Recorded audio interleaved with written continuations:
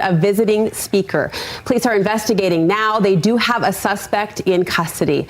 We can tell you political analyst Charlie Kirk was there speaking today. We have a witness joining us on the phone. This is Taylor Birmingham from the campus of UVU. Taylor was there as the shot was fired. Taylor, can you hear me? Yes, I can. Tell us what you saw, what you experienced today. It was just shortly after he had started his second speech. Everything was going great. Everyone was, getting along and happy and everything. And then we just heard one shot. It didn't sound like it was a very high caliber. It sounded like a smaller one. But my wife immediately fell, but I saw him, and he definitely got shot. It looked like roughly in between his neck and like his collarbone area or somewhere in the neck. Taylor, what it looked like, but there was a lot of blood. Taylor, can you set up the scene for us inside the arena where that speech was taking place as this was happening? What can you tell us about what was going on around you? Everything was great. Everybody was getting along, and there was two crowds there that were from a different perspective or view that were screaming and yelling a lot, but.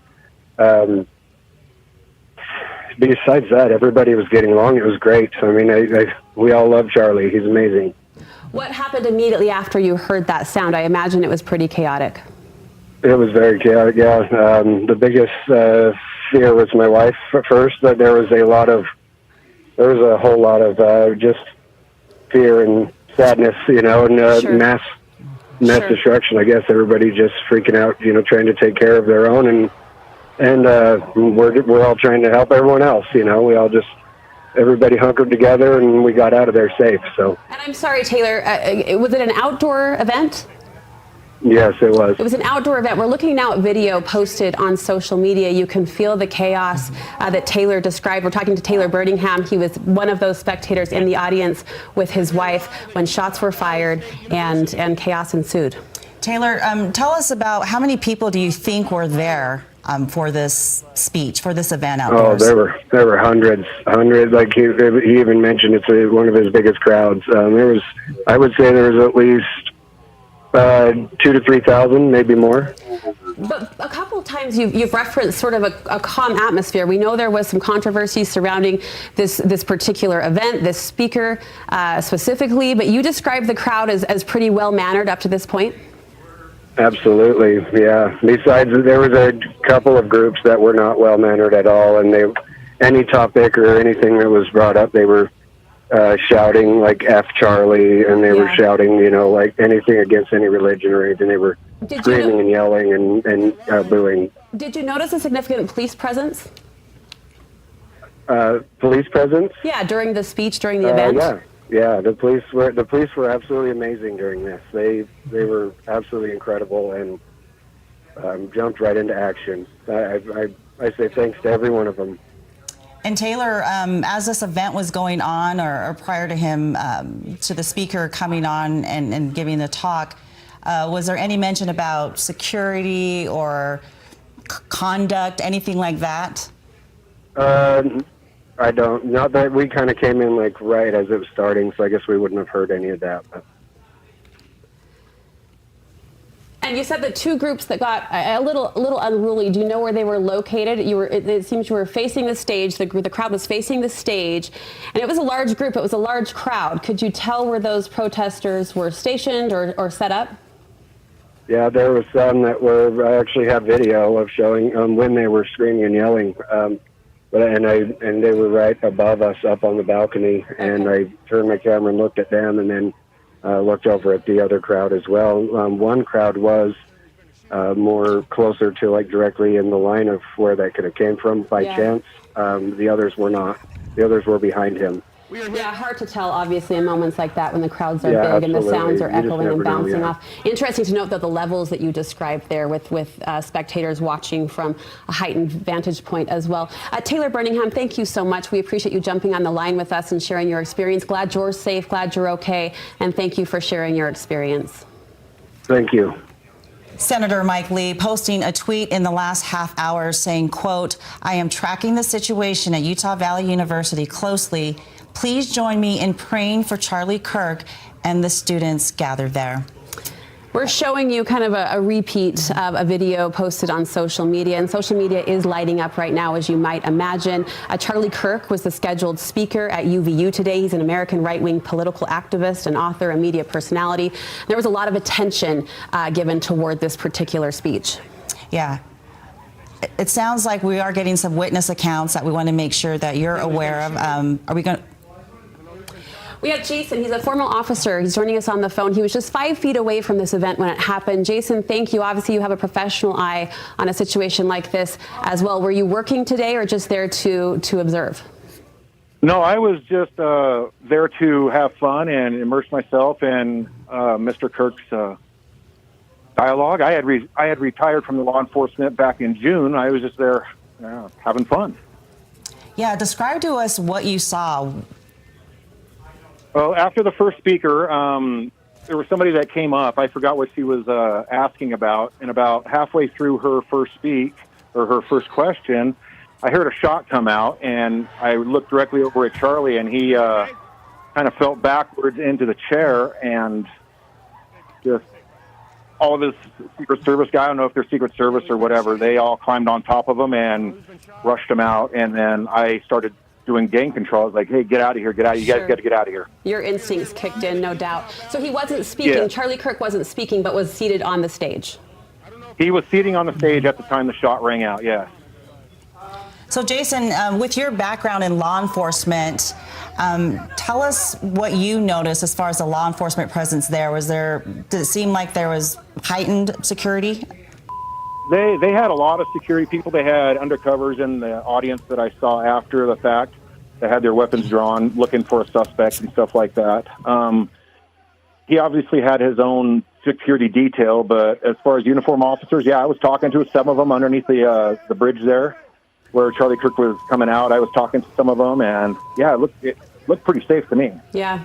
Well, we mentioned your instincts kind of jumping in, and your sharp eye took in a lot. We're seeing video now of a suspect who was arrested. It would appear that happened fairly quickly. Can you describe what happened after those shots rang out? So there was only one shot that I heard, the one shot, and I did see that same guy in a blue shirt in handcuffs over by the north side of the complex where it was. So I did see that same guy in custody. I don't know if that was the shooter or not, but it sounded like the shooter was pretty close to the front row. Yeah. How would you describe the mood prior to that shot? Oh, the mood prior, before everything happened? It was absolutely amazing. The crowd was very cheerful, very positive. It was doing just like a normal Charlie Kirk rally.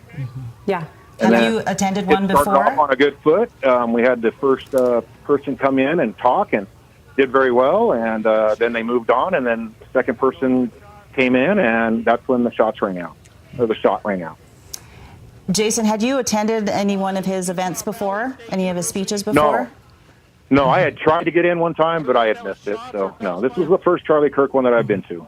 Well, Jason, we appreciate it. Thank you for jumping on the line with us. That's Jason, a retired law enforcement officer who was there as just a spectator taking in this Charlie Kirk speech, this event at Utah Valley University.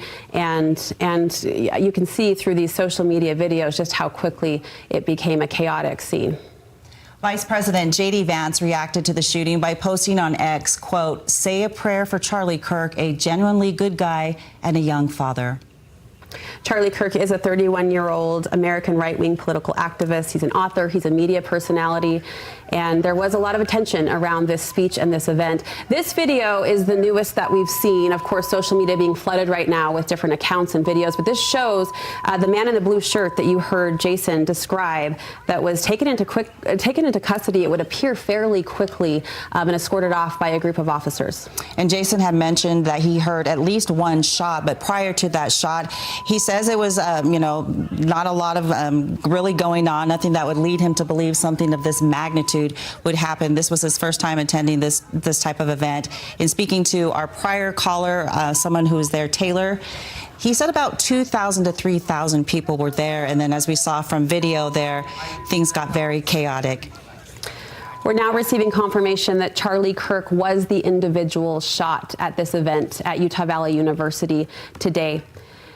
Turning Point USA confirming that is a company owned by Charlie Kirk, so we can take that as reputable information. It's what everyone assumed. Now we can confirm. We don't have an exact timeline. Obviously, this is just unfolding in the moment. However, we're told that the shot rang out during the first speech. Charlie Kirk himself had not even taken the podium. He was seated on the stage, and someone was introducing him when that shot went out.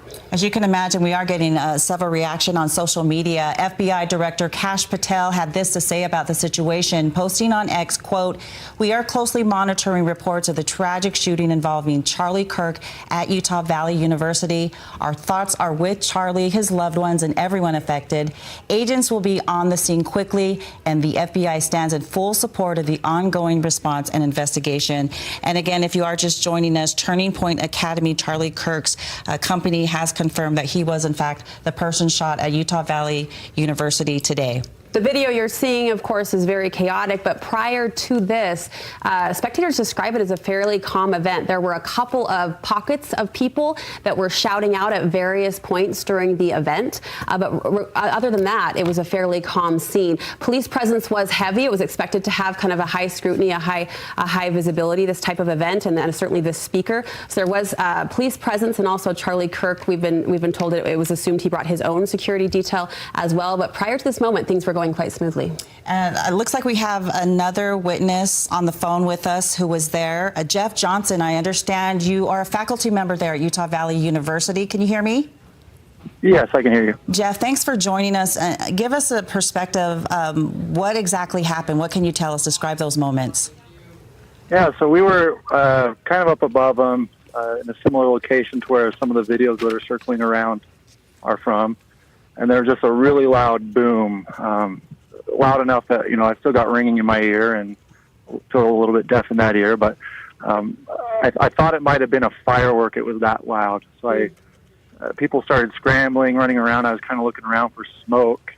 And it wasn't until I looked down and I saw them on top of Charlie Kirk that I kind of realized what was happening, and was able to see them pick him up and carry him out by his limbs. So at that point, kind of realized what was going on, and we got out of there. It seemed like undercover officers started kind of revealing themselves and telling us to get out of the area. But that was kind of it. It took about, unfortunately, like 30 minutes to get any notification from the school to get out of there, and about 45 minutes before they told us to get off of campus. But that's kind of what's happened from my perspective. Yeah, the area had already cleared, I imagine, long before that. As a faculty member there, can you tell us about the temperament toward this event? It has received a lot of attention. What was the vibe going into this particular speech? It seemed overly supportive. Most of the people around him, it's kind of a closed-off area, a little amphitheater, and everybody kind of in the amphitheater seemed really supportive. There was a group of protesters up above him and to his right, not in the area that the shot came from.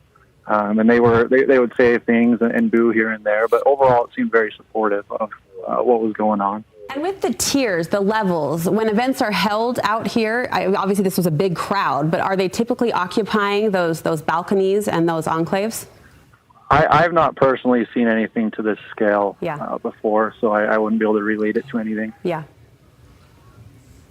Okay, well, we appreciate your insight, Jeff. Thank you so much for joining us and jumping on with us for our call.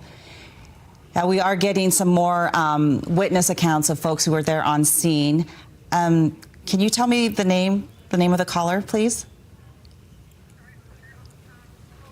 We don't have a caller at the moment, Tamara. I do want to mention, though, Brooke, I'm just reading this now. President Trump has just addressed the shooting on his social media site, Truth Social, saying, quote, "We must all pray for Charlie Kirk, who has been shot. A great guy from top to bottom. God bless him." We're hearing a number of reactions like that on social media. The latest from President Trump, as Tamara said.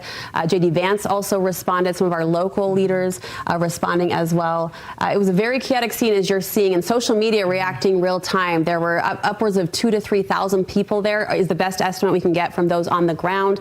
And all of those people flooding social media with their experiences, their pictures, and their videos. Yeah, and based on one witness account, we understand there was a speaker that had just gone out. Charlie Kirk hadn't even spoken yet. And so we're taking a look right now on your screen here. We're getting more video of Utah Valley University at this speaking event. right before the shooting. One witness had just told us on the phone here that he heard one shot rang out almost as if it was a loud boom, a firework, a firecracker. Response was immediate. Charlie Kirk did hit the ground, we're told, and security detail appeared to immediately protect him, climb on top of him, and you imagine how quickly people then scattered just as a result of that single shot, that single sound. But we're told the police presence was quite significant, both uniformed police officers, but also those who jumped into action after this particular event, helping to clear the area, helping to get people to safety. So the response itself seems to be pretty quick. Yeah, an earlier video showed too that there was a person that has been arrested that was being escorted. We haven't gotten confirmation that a suspect is in custody, but that's the part of the video that we have been seeing, that someone in fact has been arrested. Yeah, we have told the suspect was in custody, and we're seeing now the video there of the man in the blue shirt. And spectators say that attention immediately went to this individual. Obviously, it's hard in a situation like that with a crowd of that size to determine where certain sounds come from or how those sounds reverberate or bounce around the area. But one individual we talked to, Jason, he was a retired law enforcement officer, so he had a sensibility that was quite heightened in unusual ways because of his law enforcement training. He noticed police officers immediately, he said, going toward this individual in the blue shirt, and he was shortly thereafter led off the campus. Well, this is a breaking news situation, so we are getting information pouring in as well as video, what you're seeing here. We do want to talk to another witness that was there at Utah Valley University to get her account. Can you tell us your name, please? Hi, my name's Haley Westmoreland. I'm here with Mia Callister. We were both at the school with the shooting. Okay, Haley and Mia? Taylor, yes. Haley, can you tell us what did you see and what did you hear? What happened? So we ended up getting there late, and we were coming in behind where he was speaking. And so in some of the videos, you can see that building, and that's where we were. And we just had walked in and heard the shot, and everyone turned, and they just started running and screaming. They were just screaming, shooter, shooter, run. People were crying, and... Can you kind of describe what the mood was like there before you heard those shots, before things broke out? It was so mellow, and then as we were walking out the door so mellow, you could just hear the gunshot, and automatically hundreds of kids were running, screaming, shooter, shooter, run, run, run. And as you ran through the halls, every single person just started running. You could feel it. They were crying. We are here live. So people scattered both inside buildings and outside, just trying to clear the area as quickly as possible. Yeah. There were just crowds of people trying to get out as fast as they could. Well, Taylor and Mia, thank you so much for sharing your account. We're glad you're safe, and we appreciate you sharing your experience with us. Yeah, thank you so much. We can now confirm Charlie Kirk was the individual shot on UVU campus. It was a highly promoted speech that was scheduled for this morning. Charlie Kirk, of course, an American right-wing political activist. He's an author. He's a media personality. You can see now from this UDOT camera the congestion of traffic as people obviously try to leave the area. It cleared pretty quickly, obviously, after that happened, but now cars and vehicles backed up a little bit on University Parkway as people try to leave that scene. Yeah, this was a highly publicized event. A lot of people aware that this was going to be going on. A lot of fans of Charlie Kirk who were using this as an opportunity to see him for the first time. From witnesses, they told us about 2,000 to 3,000 people were in attendance there. We know Utah Valley University homed about 46,000 students there at the time as well. And so we're getting information streaming in. Again, we can tell you that a suspect is in custody. As far as Charlie Kirk's condition, we have not been given any details or confirmation on the status of his health. A really unique venue and potentially a tricky one for law enforcement or security, where you're in an outdoor setting, and it was set up in sort of, it appeared to be a semicircular shape pointed toward a tent where Charlie Kirk was seated. He hadn't yet taken the podium. He was being introduced. The first speaker of the morning had stepped up, was introducing, I think someone said even asking an opening question, and Charlie Kirk at the time was seated underneath a canopy shaded just to the left of that podium when that shot was fired. KSL reporter Alex Cabrero is en route to Utah Valley University. He also is tracking the updated information and also the feedback as it rolls out. Alex, what can you tell us? just about to UVU campus right now, but I got to tell you, it is, as expected, it is absolute chaos here. There are cars coming out. It is almost a parking lot on the roads. They're trying to orderly get people to leave, at least where we can see. But there are also a lot of people who are trying to make their way onto campus as well, just to be a part of this, to see this or witness this or be there, because Charlie Kirk is such a large presence, has a lot of fans. And so we're just in the middle of that right now, trying to make our way into the area where we can at least start reporting on television. It's interesting, Alex, because social media obviously reporting real time and seeing the videos that are being posted, you can feel the chaos. You're now experiencing the aftermath of that chaos with the traffic congestion as people try to leave campus, and political leaders responding really quickly in support of Charlie Kirk, sending prayers, President Trump, J.D. Vance, local leaders as well. But we don't have a current update on the condition of Charlie Kirk. That's right, yeah, and I haven't heard anything myself either, and I haven't seen any of those videos yet myself. We were down at another event in the Pacey Santaquin area when we got the word, from our news desk about what happened, and to try to get there as quickly as we could. So I'm still catching up on the information that has been released at this point, but it's a sad day. No matter which side you're on, no matter which side you believe, Yeah. We're working on that right now.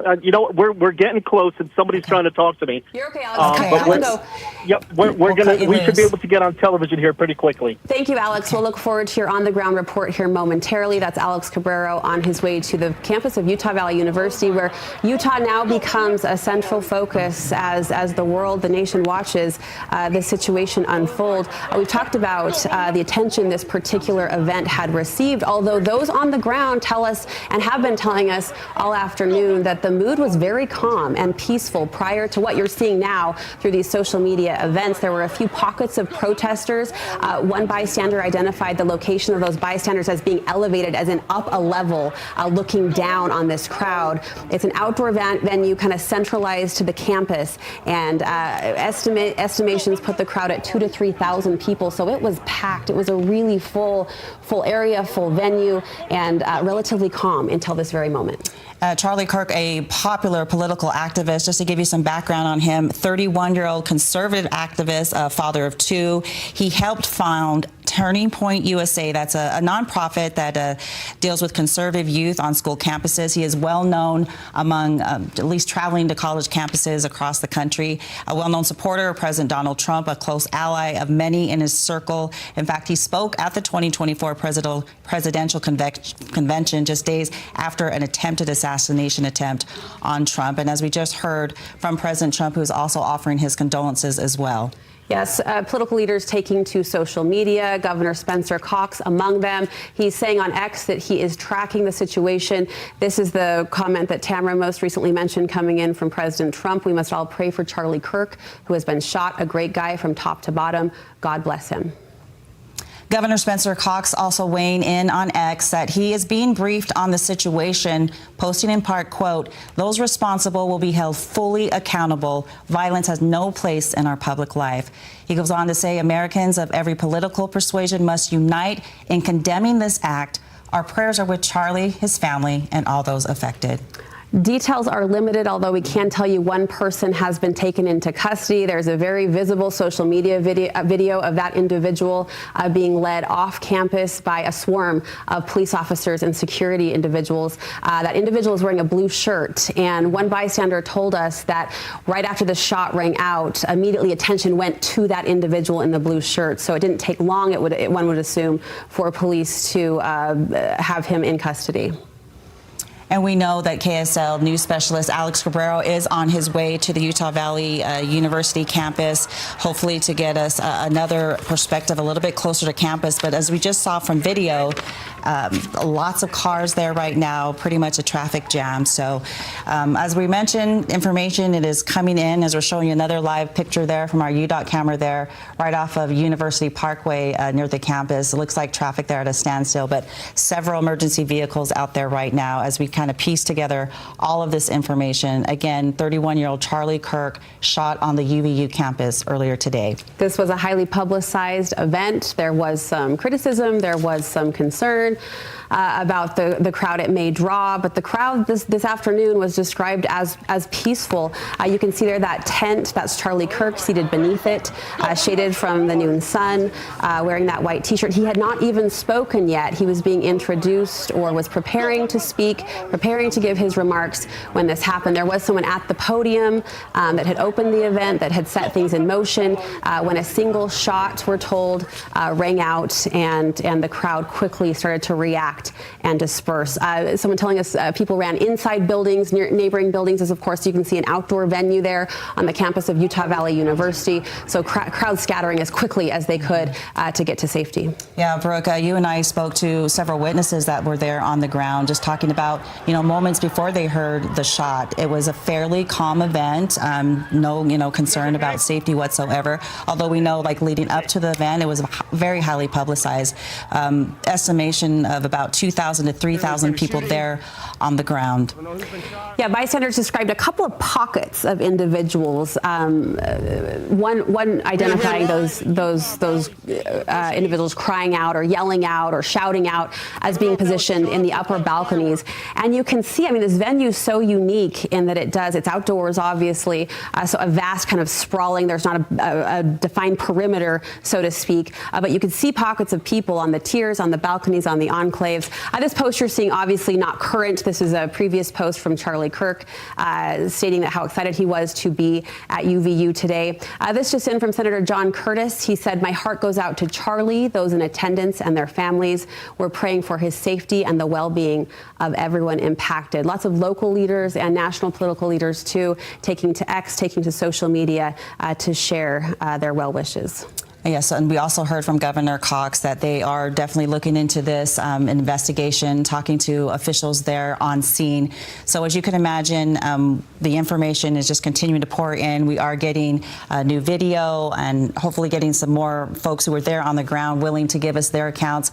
Again, as we mentioned, KSL News Specialist Alex Cabrero is on his way there to the scene to Utah Valley University as well. We heard a couple bystanders immediately praising the reaction from law enforcement. And of course, our current climate demands a presence of security and attention to politically oriented events like this. But a couple different witnesses we spoke to praising the reaction of law enforcement on the ground. It took about 30 minutes, we were told, for UVU to officially send out a text or a notice to clear the campus, although at that point, of course, as you might imagine, people had cleared the area and it had been cleared for quite a while. We also heard from Vice President J.D. Vance as well, offering his condolences. We also heard from FBI Director Kash Patel, who, quote, said, "Our thoughts are with Charlie, his loved ones, and everyone affected." Patel also wrote on X that agents will be on scene quickly, and the FBI stands in full support of the ongoing response and investigation. So in addition to the local police enforcement who are there, as well as the private security detail of Mr. Kirk, the FBI is going to be investigating. It was Turning Point USA that first officially confirmed it was Charlie Kirk that had been shot. Of course, that was immediate suspicion just based on the event and the featured prominence of this particular speaker. Charlie Kirk serves as the executive director of Turning Point USA, so his own company confirming about 20 minutes ago that he was shot. Bystanders telling us a single gunshot is all they heard, though they described it as a firework popping. Someone saying his ear was still ringing after hearing and experiencing that sound. Okay, we want to go right now to KSL's Alex Cabrero, who has made his way to Utah Valley University. Alex, what can you tell us right now? That's right. Yeah, we just got here on campus to one of the parking lots. And as we mentioned just a little bit ago when we were talking to you over the phone, is that there were a lot of students and people trying to leave the area, a lot of students and people also trying to come in to be a part of this, just to kind of witness this for themselves, to be a part of this. Of course, Charlie Kirk, a very popular activist, a very popular speaker who's been going to campuses all across the country, encouraging debate on either side, on both sides, just trying to spread the message and the word of what he wants people to hear and hear kind of the other side of the story often. Join me here now is Brendan. He's one of the people who was here when all this happened. Now, Brendan is not a student here. He came all the way from Clearfield just to be a part of this and to see this. And Brendan, you were telling me you were right there when this happened. Yeah, so I mean, it was pretty packed when I got here. It took me about 30 minutes just to find parking. When I finally got there, there were thousands of people, I would say. He was kind of like in a pit almost, and we were kind of gathered up like some stairs. I kind of moved my way closer. I was about 15 feet away. He was actually just talking about mass shootings too, which is crazy, with the trans shooting that just happened recently with the trans shooter. And as soon as he got done answering the question, we heard a loud pop. He got hit in the left side of his neck and dropped. We all dropped. His security dragged him out of there, and we just ran. So, you know, it's crazy. I can't imagine. This is probably terrifying. You're there just to hear the debate, to be a part of this. You hear the shot. You said you hit the ground. Yeah, obviously, because at first we didn't know what it was. You know what I mean? Right. Once we figured it out, I was more angry, I would say, than terrified. You know, we hear all the time that we're the problem, we're the violent ones, we're the issue.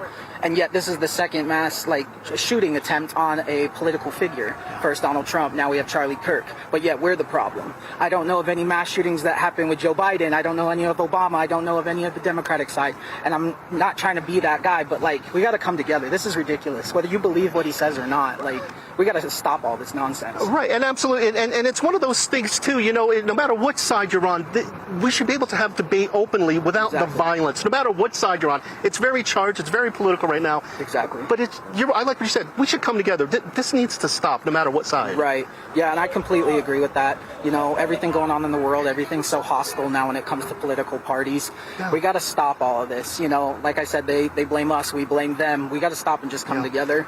We got to stop having a political agenda and get them to turn us against each other like they are.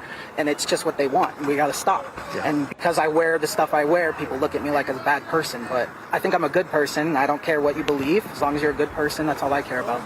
Brandon, thank you so much for your time. Sorry, because it's chilling. When you see the videos, it's chilling. Sorry you saw this, but I know you're probably heading out and trying to figure out, you've been chatting with your friends, so it's just one of those things, just figuring out what next, Brendan. Absolutely. We'll be all right. Thank you for your time, man. I really appreciate you. So Brendan's story is one of several that we've been hearing just to hear the debate, to be a part of this, and was there when the shot came out, and you heard Brendan say he hit the deck, he hit the ground, not sure what it was or where it came from, but immediately we saw some videos of people just starting to run, and there are people just, there are students here. Mark, if you take a look at the traffic, this is just some of the traffic line we have of people just trying to get out of the area, but also come into the area. We've heard from UVU Public Safety and Orem Police to try to avoid the area if you can. There are some roadblocks in the area, but I mean, even just around here, just students milling around who were witnesses to this, trying to make sense of it, trying to come to terms with it. Whenever you deal with something, you know, like this, there's that adrenaline, and as it starts to go away, that adrenaline, you really do feel it. It's numbing. It's scary. It's all the emotions that you can imagine after witnessing something like this and being a part of something like this. And then, as you heard Brendan say, you could tell he's a big Trump fan, big right side, Make America Great Again hat. But even he says this is too much. And no matter what side you're on, we shouldn't be having this stuff. That's what Brendan says. And even he said it. It would be nice if we could come together. I don't know if this is going to be the spark that brings people together. We've seen countless examples of this throughout the country in recent years. And you wonder at what point do we realize enough is enough. So that's something we'll be chatting with students about, trying to get their perspectives on all of this. And as we gather more, we'll certainly pass it along to you. Yeah, Alex, thank you. You characterized, I think, the raw emotion really well. And it is a sad day for us in Utah, but everyone across the country for all of the reasons that you described. This speech, this appearance was part of the American Comeback Tour. Charlie Kirk was expected to live debate people who would pose, lines of thinking or questions. And so it was a live debate. More than 6,000 people did sign a petition protesting against his appearance. He was, interestingly enough, scheduled, I believe, to appear at Utah State University later this month as well. So he had plans to stop twice here in Utah as part of today's tour. All right. Well, we want to get some insight from our colleague, Chris Bertram, a former police chief. Can you hear me, Chris? Yes. We appreciate your time with us on this tragic day. We want to talk a little bit to you about the venue where this is taking place, Utah Valley University. Viewers are looking at the video right now of Mr. Kirk in the tent, as well as about 2,000 to 3,000 people. Can you kind of talk a little bit about the law enforcement side of things when dealing with an event like this in this type of venue? Yeah, when you have an event like this, I mean, you're going to, pull in a lot of resources. There's a lot of pre-planning to go to keep not just, Charlie Kirk and his people safe, but everybody attending safe.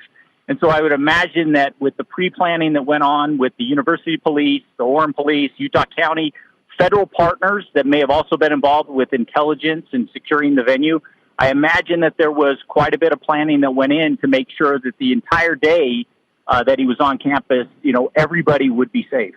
And Chris, one has to assume with an outdoor venue that provides some specific trickiness in terms of crowd containment and also security control. It does. And it's one of those, again, going back to the planning, where the event is being held on campus. Are you securing the event, directly around him or including the buildings and other, open spaces?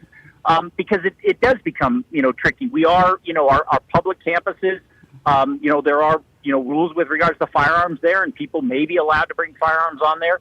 If you are locking the area down, specifically with magnetometers, that again adds another, layer of security. But again, what do you mean by that? How you want to do and how you want to secure the venue. Chris, elaborate on that. What do you mean locking it down with what? Well, in some cases, we have secure venues where we're not going to allow anybody into the specific areas, kind of those rings of security. We may, have magnetometers and we may search bags and things like that as we get closer. But as you get further out, it may be a more open, movable. I mean, this is a campus. People are going to class. There's other things going on during the day that they may not want to interrupt for this one event. That makes sense. And we've noted that a couple of bystanders who were on the ground level of this event, so in the grassy field just in front of the speaker's podium, they described kind of the chaos or the shouting out and ultimately the gunshot coming from upwards. Like there's levels that we're seeing here with different buildings and different balconies, and that just all goes into the complex planning that you described that's required for an outdoor venue like this. Absolutely. When you have elevated positions around where the venue is being held, it becomes, again, that extra layer of security as to what you're going to do or not do in some cases. There's decisions made based on, the amount of personnel, the amount of money that you're going to spend, the amount of, in some ways, the amount of restricted egress and ingress of how people are going to move around. On campuses where we're believing in the First Amendment, we've also got, it's a public campus, so the Second Amendment may apply. We may not want to impede on students and visitors, moving around the campus. On the other hand, if this is an event that we're going to secure that area, again, you're going to move further out and people may be restricted in how they move, which then, impedes on, the educational process and impedes on people's daily learning. We're not locking the campus down for the entire day during this event, it sounds like. And I find myself thinking there's really only so much you can plan. Like, as you described, the detailed planning that is just ultimately required in a climate like ours, in a day like ours, there's only so much you can forecast and can foresee. And all of those variables become, potential safety pain points that unfortunately we're seeing play out today. I agree with that somewhat, but I also disagree. We are, with an event like this, I imagine that there was a lot of security planning going on, a lot of intelligence planning going on. You're right. We can't predict, what we used to refer to as black swan events, things that you just couldn't imagine happening, and you can't lock that down. But there are a lot of things that can be done when we have things that are predictable.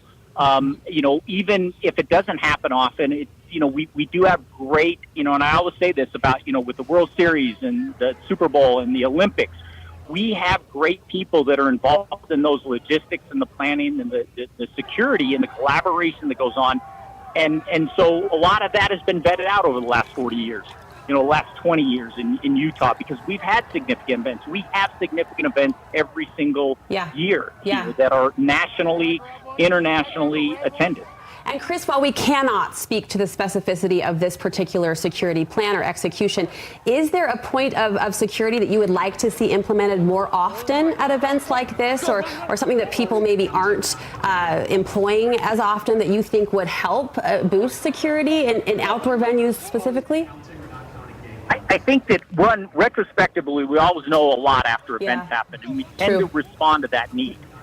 On the same time, we have a lot of lessons learned from the past, both here in Utah, nationally, internationally, that we put into practice. And I understand that we can't completely lock down, everything that, i.e. when the president comes to town, we lock down a lot.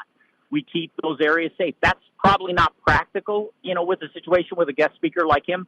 But because of, the emotion going on, surrounding, again, Charlie Kirk and other people in similar on both sides, it does require us to be prepared and make sure that everything has been done. I do believe in this case that a lot of planning, a lot of right-minded peoples in collaboration went into planning this. Retrospectively, we're going to know, how that was and if there were any gaps.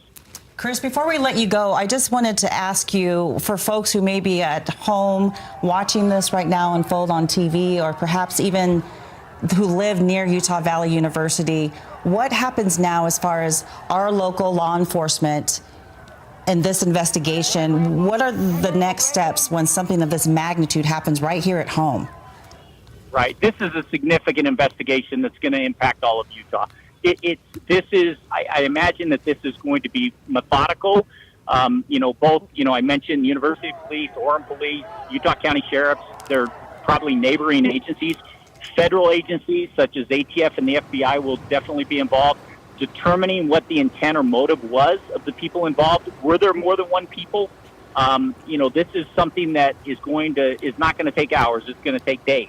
And there's going to be a lot of effort put into this investigation. All right, Chris Bertram, thank you so much for your insight and professional perspective. We always appreciate what you have to say and add. Local alerts going out to elementary schools in the area, prompting a shelter in place. Moms, dads, parents getting alerts as we speak, as security measures kind of unroll as a result of a shooting that happened at Utah Valley University. We can confirm Charlie Kirk was shot, as you've likely heard, expected to speak at noon today. We don't have an exact timeline or a breakdown. This was a highly publicized event. There was a petition that had gone out ahead of this event. Less than 1,000 people signed it for the UVU appearance. He was expected to speak at Utah State University later this month, and 6,000 people had signed a petition protesting his appearance later this month at that campus. You're looking at a live look now, a live picture from Chopper 5, the aftermath of this morning's really unfortunate and tragic event. And we have been showing you videos that have been circulating online of the event. And we actually have KSL's news specialist, Alex Cabrera, who's there on campus at UVU, who has been speaking to some of the folks who attended that event. Alex. Yeah, just still a whole lot of shock and unbelievable sense of what happened. Why did this happen? There's you can still see the traffic here, people trying to leave campus right now as we speak, just because the investigation is beginning. The police, law enforcement, they would like to be able to screen those leaving the event, try to figure out exactly what happened. Did this one person that we hear is in custody, did that one person act alone? We're still trying to determine that ourselves. And we've been chatting with some people who have been here during this event, noticing what happened. Everybody just telling the stories, catching up and such. Joy, can I chat with you in 1 second? We're just live on TV here. Hold on 1 second. But here is Kim, her daughter Bentley, and Wes. They were just here for the debate themselves. Not students here. You said you used to be a student here, but you didn't hear the shots, you said, Kim, but all of a sudden you saw people running. That had to be terrifying. Yes, but we were heading to the event, and all of a sudden there were just a group of people just running down the hallway, and they're like, shots have been fired, there's gunshots, run. So I grabbed my daughter, and we just booked it out of there. It was scary because you don't know if it's real, if it's not, but you just have to go with your gut and get out of there. But it was scary. The adrenaline shot up through my body, and I chills, and just we were freaking out. Yeah, and we always hear about this. This always happens somewhere else, but when it's happening right where you are, all of a sudden it's as real as it gets, and you freeze. What do you do? I didn't really understand what was going on, and we just heard gun, and I was like, what's going on? So I tried to alert other people. My mom was like, Bentley, run. So we just ran and found the nearest door to exit out, and it was just terrifying. You get chills and like you kind of freeze, but you're like, I have to save my life and everything. So that's just, yeah, it was scary. It didn't feel real. Yeah. So.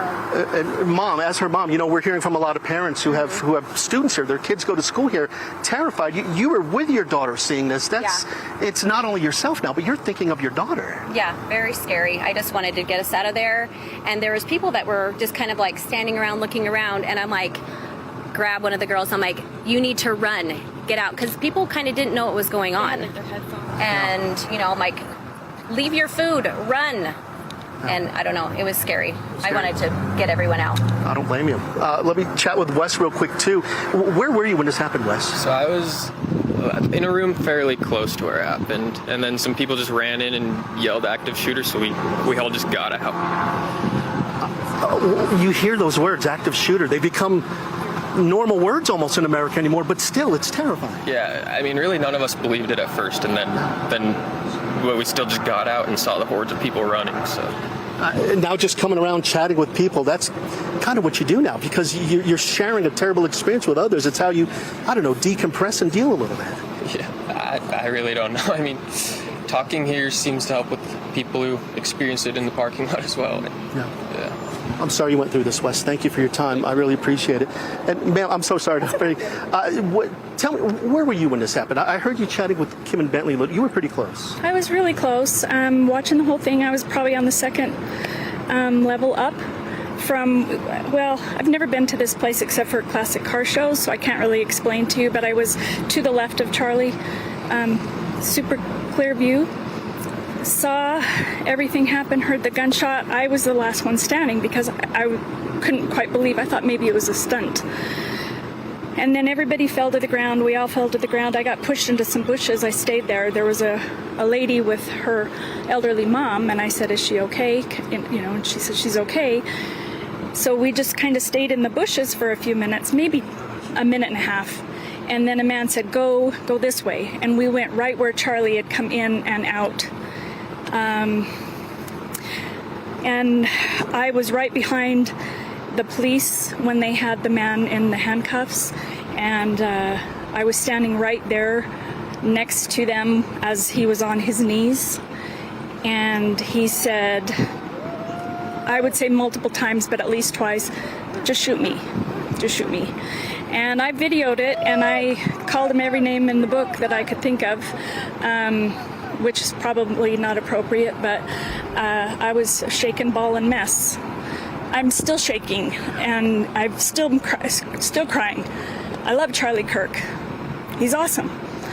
And I pray for him and his family. And I pray for everybody that was here to witness this. It's awful, and I don't understand why we can't have something like this that is truly innocent. There were the non-believers, the ones that didn't like him, and that's fine. But to shoot him, he doesn't deserve this. That's the part I keep hearing from a lot of people, too, is like, look, no matter what side you're on, this shouldn't happen. Never, never, ever, never. And I will always help anyone. I don't care if they're a Democrat, Republican, conservative, it does not matter. And I asked a girl, hey, can you tell me what building this is? And she looked at my hat and she said, not with that fat hat, no way. And I was like, okay, well, that was rude, but whatever, to each their own. But it's sad. It's really sad, the America that we have today. I don't know. People keep saying, how do we fix this? And you keep thinking, is this tragedy going to be the spark that gets us back together? Because something is wrong, and we need to come together. But how? I wish I had that answer. Oh, gosh, that's the multi-billion-dollar question, isn't it? I wish I knew. Pray, stand up for your beliefs. Don't back down. Don't listen to the propaganda. Do your own research. Don't take one person's opinion as fact. Look into things for your own. I don't know. you're still shaking. I am. I'm shaking just talking to you. But one thing that hit me when you were talking is you saw Charlie get shot. Yes. And then you were waiting because I think you don't know where it came from. You don't know how many people there are. You don't know what's going. That's terrifying. Right. And like I said, I wasn't sure because he was literally talking about how many mass shootings from trans people. That's literally what they were talking about when it happened. And when I saw him get shot, I like I said, I was probably the only one standing still for a minute because I was like, what the heck just happened? I thought maybe it wasn't real. And unfortunately it was real.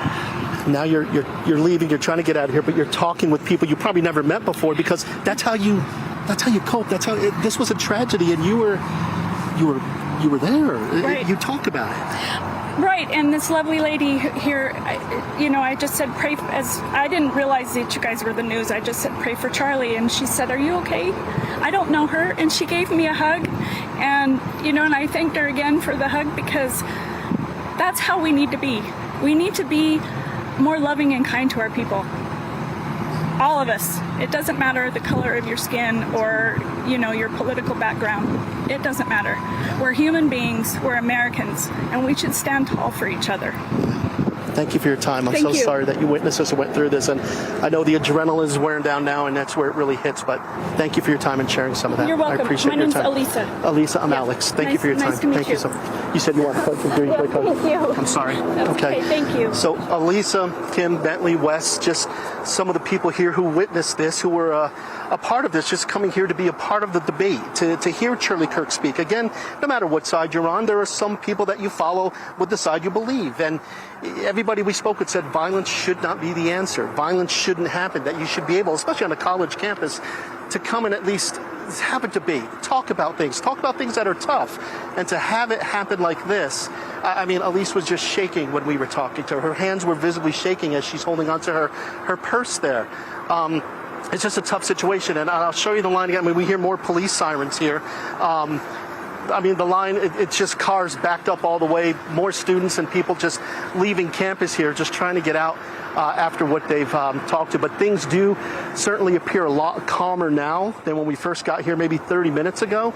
We saw some people running when we were pulling into this parking lot here at UVU, and now it looks like people are just casually walking. But it's a sad day. Again, no matter what side you're on, this stuff, people saying shouldn't happen, and they're sharing their stories with us. So let's send it back to you for now. Alex, thanks for catching and carrying that emotion in such a compassionate way. We appreciate it. We appreciate it. This was part of the American Comeback Tour by Charlie Kirk. It was a stop at UVU. There was a planned stop at Utah State a little bit later. The plan was to set up a Prove Me Wrong table there under that tent where people from the crowd would pose questions or challenges that then would, play out in a live debate. That event had not even really gotten underway when this particular event happened. Charlie Kirk shot this morning on the campus of Utah Valley University. All right, we want to check in with KSL News specialist Daniel Woodruff, who is also on campus. Daniel, we were just speaking with Alex Cabrero, and emotions, as you can imagine, running very high. Describe to us what you're hearing there on campus. Yeah, definitely high emotions, Tamara and Brooke, and we'll talk to some other witnesses in just a minute. But first, I want to show you where we are. We are on the west side of the Utah Valley University campus, and as my photographer shoots in here, you can see the tent that says "Prove Me Wrong," and that is where Charlie Kirk was speaking when he was shot. And you can see behind there's an area where all of the spectators were gathered to watch his speech and to witness exactly what happened. I'm joined by 3 Utah Valley University students. This is Isaac. I'll start with you, Isaac, and you're from West Jordan, I understand. Yeah. You were in the crowd. Tell me what you saw. We were just in the crowd, and you can hold it. Okay, yeah. We were just in the crowd, and we were just watching him do his debate. Nothing was crazy was going on. Wasn't any crazy topic he was talking about. And immediately we were sitting next to each other. We just heard an immediate pop. We're like, what's going on here? And then after that pop, we just saw him in his neck. We saw him fall backward, blood shooting out of his neck, hit the floor, and we just had to bolt it out of there immediately. We got all soaked, running through the water. It was actually surreal. We didn't actually know what was going on. We just kind of were like, oh, like this might be like some skit. What is this? And we had no idea until everybody started running out of the way, and we're like, oh, this is one of those scenarios where you're actually in like a school shooting like position. You're like, holy then we got to get the hell out of here. So yeah, how close would you say you were to where he was speaking? Probably 20 feet, 20, 30 feet from where he was speaking. I actually personally saw him get shot. Everyone else was filming, and I was just sitting there just watching the debate, just seeing what was going on. And then I just immediately hear a pop, see him get shot in the neck, blood come out of him, and then he just hit the floor. And then I just take these guys, and we just run out of there. Chris, I wanted to ask you for your perspective as well. Were you in similar position, kind of watching? I was just right by him, and we were watching. It was kind of hard to see because everyone was like standing up. And I thought it initially was a firecracker, like a loud firecracker. Some people do dumb stuff all the time, and no, we just saw him fall to the ground, and then we all just booked it. We ran, and it was crazy experience. When you found out that he had been shot, and that as information trickled out, because now UVU has confirmed that he was shot, what did you think? I thought it was super surreal because UVU is a nice place. It's a very good place. I thought that would more happen in more crime city type places, not at UVU, Utah. But you know, it's a crazy experience. That's all it is. Erica, I assume you were with these two guys as well. What did you see from your perspective? I couldn't really see just because of all the people, but just the gunshot sound. We didn't think it was a gunshot at first. Everybody kind of stood there for a second and then hit the ground, and we all just ran out. I can only imagine that feeling when everyone starts to run and panic. Can you describe what you did next after the shots? I just ran. He grabbed my hand. I was just getting dragged, basically. I was pretty in shock, and so we ran through the water of the fountain just trying to get out of there as fast as possible. Tell me why you had come to his event and why you wanted to hear Charlie speak today. I just see him on social media and stuff. I like what he has to say, and I was excited to see the debate and hear more of what he has to say. Yeah. We hear about political violence, Chris, and I mean, you don't think of it happening here. You don't think of it happening where you are, but yet here we are. How have you been processing the aftermath of this news? To be honest, it's crazy to me because I wasn't even like that shocked in the moment. I was kind of like, did this really just happen? You know what I mean? I wasn't like frantic or anything. I just got out of there safety quickly, but it was a crazy experience. I don't know why or how this happened, but it's Utah. I feel like this is a pretty nice local neighborhood state, you know what I mean? So I would think that would more happen in other states, you know, a little bit more violent, but it's tragic that it happened here. Yeah, no, I completely agree, and it's actually wild that this is happening. Like, I don't even know how to describe it, but yeah, I can't believe that I was actually part of something like that. But you hear about it, but you're like, is this actually going to happen, like, to me one day? And then we were actually talking about it right before this, like, oh, the craziest part is, like, there was no checkpoints, nothing to get in here. Everyone was just able to walk in here. I'm like, I have my backpack. I'm like, if I wanted to, I could just bring a gun with me, but, like, I'm like, this is just crazy that everyone was just allowed in here and just with anything you could have in your backpack. And so I was like, and so there was no checkpoints, nothing. I just wish there was like some kind of checkpoints or something to at least check people, because if that was true, this probably wouldn't have happened. But I guess legislatively or by law, you can't have like checkpoints at some public schools. So I don't know how that works, but it's actually wild. Had you seen a law enforcement presence generally around? There was law enforcement presently around, but like the immediate response, I was like, is everyone like why are we not running more? Like, why is everybody sticking around? I was like, let's get the hell out of here. And I don't know. I just thought it was crazy. There was people there, but it didn't really. Everybody kind of just didn't know what was going on at the moment. They were just sitting there, like, watching it. Like, oh, did he really? I'm like, yo, dude, he got shot, dude. Get out of here now, dude. Like, what are you doing here? Yeah. And I heard you on the phone earlier sharing, I don't know if you were with family or friends talking, but I imagine you've probably got a lot of people hitting you up to make sure you're okay. Yeah, no, totally. All my friends like, oh, dude, are you okay? Were you there? Like, what's going on? I'm like, yeah, dude, it was crazy. I'm good. Like, don't worry about it. Like, I'm fine. But it was wild what happened. I saw him get shot, and I just immediately, we got out of there, bolted out of there. Cops are good now. I mean, they evacuated everybody, which is great. But it's just surreal, really, being in the moment, because you're like, this could never happen to me until it does, you know. And I think it's surreal, and I think many would say it's sad that at an event where you come to hear political speech that this type of thing happens. Yeah, it's crazy because Charlie Kirk, I love the man. He's a great guy, and I don't know why anybody would feel a certain type of way to shoot him. It's just a debater. Like, who cares? You're just a debater. Like, you're not doing anything or harming anyone. So why shoot anybody? Like, let's just talk. If we're gonna be in this environment, let's just talk about stuff. You know, I don't know why we have to like become violent about it. So I don't know. It's kind of crazy to me, but. Yeah. Isaac, Chris, Erica, thank you very much for making a few minutes. Glad you're okay. No, Thanks for. I will let you on your way now. Appreciate it, guys. So yeah, obviously these were some tense moments for those students that were here, and now we're going to show you here with some law enforcement walking by. with weapons with them here on the west side of the UVU campus. Lots of law enforcement. I mean, where we are, I see law enforcement from Provo, from Orem, from UVU. We've been told the FBI is here. We've been told that other federal agents are here, and it's quite a scene. I mean, I've not seen anything like this. Certainly, I'm from here, grew up a couple miles to the east, and have not seen anything like that here, certainly at UVU or in this area. But you heard those witnesses here. I have one more individual who wanted to share a little bit more about what they saw. Tell me your name. I'm Wesley. Wesley, tell me what you noticed. You were inside there for this. Yeah, so where I was at the line, I guess this side to the right of him, and I was just there to ask a question. I was there with a lot of my friends, just having a good time. We saw one person question him, just seemed business as usual. And then when the second person came up, he asked an interesting question about whether transgenders are disproportionately represented as mass shooters. And then I heard the shot, I looked over, I saw what I thought was smoke, and then I got out of there. And yeah, I think it's really interesting that the person asking the question was asking about shootings right as the shooting happened. A tense moment. What did you do in the aftermath? Because I know everybody started to run. Yes. Well, there was too much of a crowd, to sprint, because, it's a big crowd. So I just act calm. I walked out in that underpass at the pace I could. And then the police, first they said they wanted to interview me, and then as things took a while, they were just like, hey, just give me your number. And then sent me on my way. So pretty.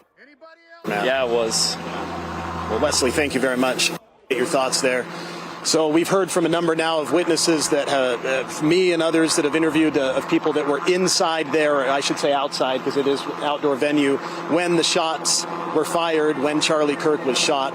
That's what we've got here from the west side of UVU campus. We'll continue to be here, but we'll send it for now back to you, Brooke and Tamara, in the studio. Daniel Woodruff reporting live from UVU campus, where earlier today Charlie Kirk was shot. And we are hearing from the AP, who has confirmed that Charlie Kirk is in critical condition at a hospital, again, after being shot at this event held at UVU. And though we don't know any other medical details on that, I think that's an exhale for a lot of people right now to at least hear the initial report of critical condition. The shot was fired. He recoiled. Bystanders describe him recoiling and immediately falling to the ground. It was quite a visually traumatic scene. But that's the latest update we can give, is that he is in critical condition. Dan Rascone is live there on the campus of Utah Valley University. Dan, orient us as to where you are. Yeah, pretty incredible scene out here as far as talking to students. But let me give you a little idea as to where we're at here. Many of you, of course, know where the UCCU Center is at. We're just north of it right here. You can see all the traffic here, people trying to get out of this location, traffic completely backed up, a lot of cops, a lot of officers from a variety of different agencies all out here trying to be able to kind of lock down the campus, of course. And we've been hearing from students all along here. Many of these students right here, all these students have their own story. Let's start at the end here and kind of get your reaction. It's Ike. Yes, Did you sir. say, okay, Ike, tell me a little bit about where you were at, how close you were, and what you saw. Yeah, so I was about 20 yards off the right-hand side of Charlie. Obviously, it's a traumatic thing. Nobody should have to see that in their lifetime. The taking of a life is hurtful and hard to see. But, we were talking about, he was having a conversation with somebody about gun violence, actually. And he was hit in kind of the left upper neck area, kind of in the carotid artery area. And it was just a traumatic thing to see. I feel bad for all these wonderful students and alumni that were present and had to see that. It's a tough thing to see, but obviously it's a very serious thing that we need to all be able to work through and work through together as a community and come together and really rally around Charlie and his family. Nobody should have to worry about their father or husband going out and doing the things that he loves, and that's a tough thing to see. How many shots did you hear, and what happened right after he was hit? What was the mood of the crowd? Yeah, one shot rang out. From what I heard, I don't know if anybody else heard different. One shot rang out and hit Charlie, struck Charlie, and I don't know if it's angels or good bystanders who jumped in and stopped more shots from coming, but I'm grateful that if somebody did, they deserve high praise. One shot hit Charlie, one shot rang out, lots of chaos, lots of panic. It's hard to stay cool, calm, and collected in those in those moments. And so, yeah. Thank you so much. I really appreciate that. Stick around for just a minute if you don't mind. Your name and just what you saw, where you were at, what you heard. My name's Kaya Meek, and then we were just about 50 feet from the left of him. And then I just remember he was on his second conversation, and then that's when the shot came, and then we just saw his like head jerk back and shoulder, and we immediately just turned and dropped to the ground, and then saw people start getting up and running. So we followed in with that, and were able to get to the apartment buildings and get in with a really kind girl that started driving us. And then How scary was this? What was the mood there? it was just really terrifying. I mean, I was kind of in shock, like, because I was like, no way that just happened, you know. But I'm definitely very grateful that there was only like one shot and stuff, or else I think that a lot more people could have been injured. Okay, thank you very much. And where were you at, and what did you hear there to see? Yeah, I was with Kaya, and we were just like 50 to 100 feet to the left, and just heard a shot, and then just saw his head fly back, and he just slumped in his chair and saw blood coming down his shirt, and then this like people just yelling "get down," and then just see a flood of people going throughout these doors, so just ran and followed them. Wow. You know, we hear about school shootings or university shootings, those kind of things. To actually be in there when it's happening, your thoughts about that? I mean, you just never expect it to happen. You're just going to this event. You're not expecting anything to happen. So it's definitely shocking when something happens like that. Tell me about why Charlie Kirk. What was it about? You wanted to go hear him, or what happened there? He's on social media. I've seen a lot of him do a lot of debates. We just thought it'd be cool to come see him debate a couple people. Okay, thank you very much. And share with us where you were at and kind of what you saw. Yeah, I was about 50 feet to his right. And I want to say that, like, he only got 1.5 questions in. The first question, he was very graceful when confronted about comparing Mormons to Protestant. And then the next question, right before he got shot, was asking about transgender mass shooters and the DOJ wanting to take their guns. And then he got a few words in, and then I heard that one shot rang out, and then he fell over to his left, and everybody panicked. Okay. Man, thank you guys very much. I appreciate that. And boy, what a traumatic experience for all of these students here. Again, we're on the north side there of the UCCU Event Center here. Again, let me just kind of show you just traffic right here. You can see traffic completely still backed up. Everybody's still trying to get out of this location here. But you heard the stories there, you know, one after another. Just these are students that are just right there in the middle of it, and all of a sudden to have something like this happen right in front of them and witness something like this, just a very traumatic thing. But again, trying to get out of the north side here of the campus, boy, it is just a parking lot here. This, of course, happened, you know, about 12:30, right around there, a little bit after, and still here we are with traffic just really congested and everybody trying to get out of this location. We'll go ahead and send it back to you guys, and we'll continue to get more information out here and come back to you as soon as we have some more. All right, Dan Rascon reporting live from the Utah Valley University campus there. And just to update you with the latest information that we've received, the AP reporting that Charlie Kirk is in a hospital in critical condition at this time. The AP also reporting a few more details at the moment of impact. They described Charlie Kirk reaching up to grab his neck, right hand grabbing left side of the neck. There's quite a bit of blood. People describe it as very traumatic. He slumped to the floor, recoiled and slumped to the floor, and his security detail immediately assumed this scene. We have Jody Reynosa live on the campus of UVU. Jody, what can you tell us from where you're at? Let me show you what I'm seeing here. You know, people keep mentioning the traffic as students, faculty, people try to get out and off of campus. But right down here, you can see just the line, the very long line of traffic. And then with people trying to get out of, you know, this exit area, it's just taking them a very long time. Some tense moments in the aftermath of this horrific shooting. Now, I'm here on campus just outside of the Wolverine services, and I also have, now there's probably about approximately 50,000 students that attend UVU, and I'm here with Marta Villa. She's a third-year student, and she wasn't there at the event, but she was in class, and still some very tense moments. Marta Villa, tell me, what was that experience like for you? I mean, it was terrifying. None of us knew what was going on. I was just in class. Someone heard a stampede of people running down the hallway. They checked it out, and immediately they locked the doors, just go in. there's been a shooting. How are you feeling in those moments? I think we were all terrified. I mean, yeah, I was very terrified. I didn't know what was going on. I just wanted more information. Now, there are people who have talked about, I wish there were metal detectors and, maybe some more safety measures going on. One thing that terrified you were telling me earlier, is that the doors wouldn't lock. So tell me about that experience. Yeah, we tried to lock the doors, but we were having issues with that. So the boys in the class, the men in our class, just were guarding the doors. So they barricaded themselves across the door, basically, to help people. Yeah, they were just standing by the doors just to make sure no one came in. You hear about all these things happening across the nation, and folks here in Utah, they don't think it's going to happen here in Orem, Orem Provo area. What are your thoughts on that? Have you ever experienced anything like that? No, I have not experienced anything like that. And I think no one would have thought this was going to happen, but unfortunately it did.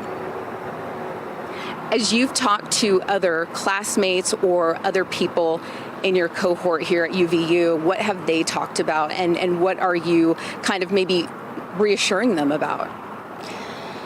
I haven't talked to anyone really except my family, and they're just asking me what's going on, if I'm okay, and I think everyone is just wondering if he's okay and if the shooter was detained, which I found out he was, and so that was good news. Any fear to come back on campus? No, I think we have this under control, and I think our police are doing a good job of detaining and making sure everything's under control here. Thank you so much, Marta. So as Marta was saying, there's a heavy police presence here, armed. You can see their rifles out. A lot of them have been in unmarked vehicles. So there is a, heavy law enforcement presence because they want to assure that, everybody's going to stay safe. Nothing like this happens again today or in the future. And so you've heard it from Marta, her experience, and how nerve-wracking to have the doors in your classroom not lock. So you can, we'll be having more information unfold as we get more details, but I'll send it back to you. Jody Reynoso reporting live for us from Utah Valley University. Appreciate the update there. Let's go ahead and check back in with Daniel Woodruff, who is also there at the UVU campus. And Daniel, you've been able to talk to folks there on the ground as well, getting their perspective of what happened at this event. As we know, the UVU campus has since been closed, but still a lot of people trickling in and a huge police presence. Yeah, we're here on the west side of the Utah Valley University campus, and campus has been closed, as you said. Classes have all been canceled for the day. People have been asked to leave. As we got here, we saw a very long line of vehicles trying to get out, so there was a major congestion due to that. But campus is closed here at UVU due to the shooting of Charlie Kirk. And I am joined now by Sarah, who is originally from Draper, a Utah Valley University student. I understand you were inside, and it's been a traumatic thing to witness. Tell me a little bit about what you saw and how you've been feeling. Yeah, so it's been a little bit over an hour since it's happened, and my heart is still racing and I'm still shaking a bit. It's definitely scary. Basically, Charlie Kirk came out at about 12:06, and everybody was super excited to have him there, and the first student stepped up and they had a conversation about Mormonism and Christianity. And then after that, they had another student step up to talk about transgenderism and the violence and gun violence that's been surrounding that recently. And that is when Charlie Kirk was shot. It was in the neck, and I watched the blood just spurt out all over his body as he slumped over and fell down. I believed that he was dead on impact, but it sounds like he is in critical condition. So big prayers going out to him, hoping that everything is okay. After the shooting, everybody was kind of shocked, and everybody fell to the ground. Everyone was screaming and really frantic.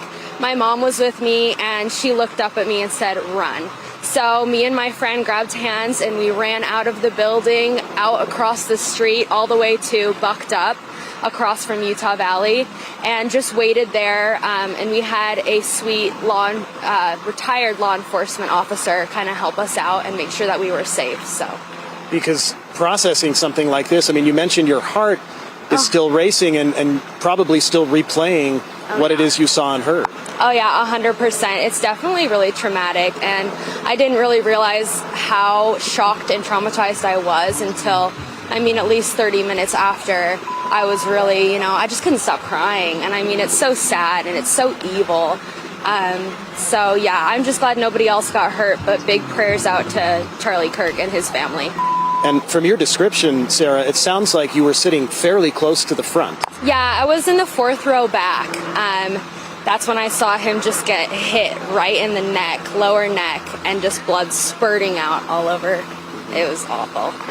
You had come here to this event to hear him speak. Why did you want to come, and what were your thoughts about him as you made the decision to be here on a Wednesday morning? Yeah, so I have classes today, or did have classes. I had my morning class, and afterwards I went to see Charlie Kirk. He's an awesome guy. I agree with all of his political stances, and I was really excited to see him, especially at my own university. So yeah, just going out there to support him before my next class, and what a traumatizing experience it was. So. Yeah, and I think a lot could be said for the fact that at an event like this, something like that happens. Have you been thinking about that since this occurred? Yeah, definitely. I thought it was really ironic that he started talking about gun violence right when he was shot. It's just awful. And honestly, Charlie is a hero. I truly believe that, and I believe his family are also heroes, and I wish the best for them. And finally, Sarah, what about you personally? Because witnessing something like this, I can only imagine. I have not witnessed something like that. And so where do you go from here, and what do you think about as you process this tragic day? Yeah, good question. I'm definitely going to be seeing my counselor. I will have a lot of therapy, and honestly, I think it's just going to bring me closer to God. And through the whole experience, just lots of prayers, and yeah, it's going to be a lot of personal work. Sarah, I really appreciate you spending a few minutes. Thank you. Best to you and your mom. Thank you so much. So here on the west side of campus, it's just yet another voice of someone who was at this event, and the event happened just right behind us. In fact, I'll step out of the way and let photographer Ray here zoom in again just to show you, and I know we've seen a number of vantage points of this, but that tent in the distance, just past that overpass, is where Charlie Kirk was speaking, and then all of those bleacher type places in the foreground or background, I guess, that is where people were sitting. In fact, from this distance, I can see a lot of personal items that were clearly left behind in the mayhem of the shooting. And now a lot of law enforcement are on scene, and there is crime scene tape up around the area. This is about as close as we can get from this particular vantage point, but we see police from just in this area, Utah Valley University, Provo, Orem, and then other agencies as well have responded in addition to federal agents. And so this is now sort of eerily quiet on the west side of campus. A lot of people have moved on, left campus. We're just seeing some stragglers walking through, but it seems like everyone who walks by was there. They heard what happened or they saw what happened, and then many of them ran in the aftermath of the shooting. And as you heard with Sarah there talking to me, her heart's still racing. This was a terrifying, scary ordeal for her to witness and to process, and certainly that's only just beginning for her to deal with the feelings and emotions of what she's seen. So that's the latest from the west side of the campus. We'll send it back to you for now in studio. Daniel Woodruff, we appreciate that. I can't imagine for those folks who were there describing that traumatic scene. Absolutely. Let's go to news specialist Alex Cabrera. He's at another vantage point on campus. Alex, you've been talking to people. What are you hearing now? Right. We've been in a parking lot here for about an hour or so, chatting with some people, some students, some others who just came here for this debate. And you can still see there is still a little bit of traffic as people continue to leave this area, trying to get back to wherever they're going to. But I'm going to interview somebody named Taylor Westmoreland, and she's special to me because this is actually my niece. I've never really interviewed a family member before, but Taylor was on campus when this happened, heard the gunshots, and so I found out she was here. So that's kind of terrifying when you have a family member here. But Taylor, tell me, what did you tell everybody? What did you hear? You know what I mean? What did you hear, and then what happened? Yeah, my friend and I got there pretty late, and so when we arrived, we were right in the building behind him, and we just heard a gunshot and everyone just started screaming. It was really chaotic. And we just ended up turning and running. There was just crowds of people screaming, and then just like shooter, gun. And then we ended up getting outside, but it was chaotic for a really long time, really scary. Yeah, it's just one of those things. Like, what do you do when you hear that gun shots? Yeah, you freak out. But I was kind of like in disbelief for a second, and when everyone was running, and then I just started booking it. My friend threw her drink, and we just got out of there like as fast as we could. But this is always something that happens somewhere else. Yeah, no, it's odd to be a part of something like this. It's horrible, of course, and really sad for him and his family, but yeah, it was really scary. I'm glad everyone got out okay. Okay, Taylor, give me a hug. I'm happy you're doing okay, that we met up and that you're doing well. Hey, thanks, Taylor. Didn't mean to put you on the spot. No, you're Thanks, good. Taylor. Thank you. So that's, again, I know that my niece is a student here, so I heard that she was here and kind of like wasn't answering her phone at first, and hoping everything is okay, and I'm happy she's okay. But just one of the many people here that just came out just to hear a debate, to be a part of something like this. Charlie Kirk is a big personality. A lot of people like what he has to say. A lot of people don't like what he has to say, but either way on a college campus, you think this is something where you would maybe hear something you don't believe in or something that you do believe in, and then something like this happens. So it is sad. A lot of people witnessed this. I heard one of the interviews I think my colleague Daniel Woodruff was doing where one witness said he saw the blood, and that's just, it's sad. You know, how do you decompress from something like that? You know what I mean? And that's what a lot of students are doing right now, just decompressing from something they saw today, and it's just an unfortunate situation. But traffic moving along, people continue to get out of here, and we will chat with some more students about their thoughts on this whole thing as we continue our coverage here. Back to you. Well, Alex, we appreciate that. You know, there are so many students on campus right now for that event. It's hard when this hits home and it becomes then one of your own family members who is there at the event, and you're worried for her safety, of course, and glad everything is okay. Thank you for that report. And we are continuing to get new information about Charlie Kirk being shot. AP reporting that Charlie Kirk is in critical condition at a local hospital. And this is something that we are certainly going to continue covering. We do have several reporters out there on the UVU campus. We do want to go ahead and check in with Andrew Adams. Andrew, as we've been hearing from Alex and Daniel and Dan, there are folks still trickling in, although campus is closed right now, giving us their perspective of just how traumatic that experience was. Well, an extremely traumatic experience for a lot of people, especially when there were deep feelings about Charlie Kirk. A lot of people love Charlie Kirk, and to see this happen in front of him was just unbelievable to them. Getting in and out of campus is pretty wild right now, with the campus essentially being evacuated after this and the school being closed for the rest of the day. You have a lot of traffic backup migrating out. These two students here decided to chat with us for a minute. They're just waiting out the wait, which is quite long, and I appreciate you being willing to talk with us. Austin Watson, Sierra Arbonne, you were there this afternoon. Just tell me how it went down from your eyes. I mean, it was pretty chaotic with all the people. There was hundreds and hundreds of people in attendance that were just listening. I mean, he had a huge support here. Everyone was cheering for him. There was obviously some protesters too, and then it was honestly pretty hard to hear. So I guess what had happened was someone asked him a question about gun violence, and then we heard a shot, and for a second it was like it didn't even feel like it was like actually happening. It almost sounded like a firecracker. And then from where I was standing, I wasn't right up next to him, but I saw him double over, and then everybody like went down to the ground, and then after a few seconds it was just like a sea of people just trying to get out of there. And yeah, there's videos you can see online. There's just everyone's coming out full speed, and there's phones on the ground, AirPods, like everything. Everyone's just leaving all their stuff, and it was pretty chaotic. So it was crazy. Sarah, you were watching that. What went through your mind as this was just happening? A lot of things were going through my mind. I was thinking about how I wasn't supposed to be there today and how I was supposed to be at work, but then it got canceled. And I was scared. It was a scary situation, but kind of along the same lines as Austin. I thought at first that it was a firecracker, and then I realized that was a gunshot, because I'm short, so I didn't see above the crowd. I couldn't really see Charlie when it happened, but yeah, it was scary.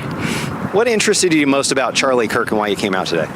Well, I would say he's just an interesting person. I honestly haven't listened to a ton of his stuff, but I knew that he is like a pretty strong conservative Republican figure, and I lean more that way. So I just was interested to see what questions other students at UVU had to ask and what his response would be to them is really it.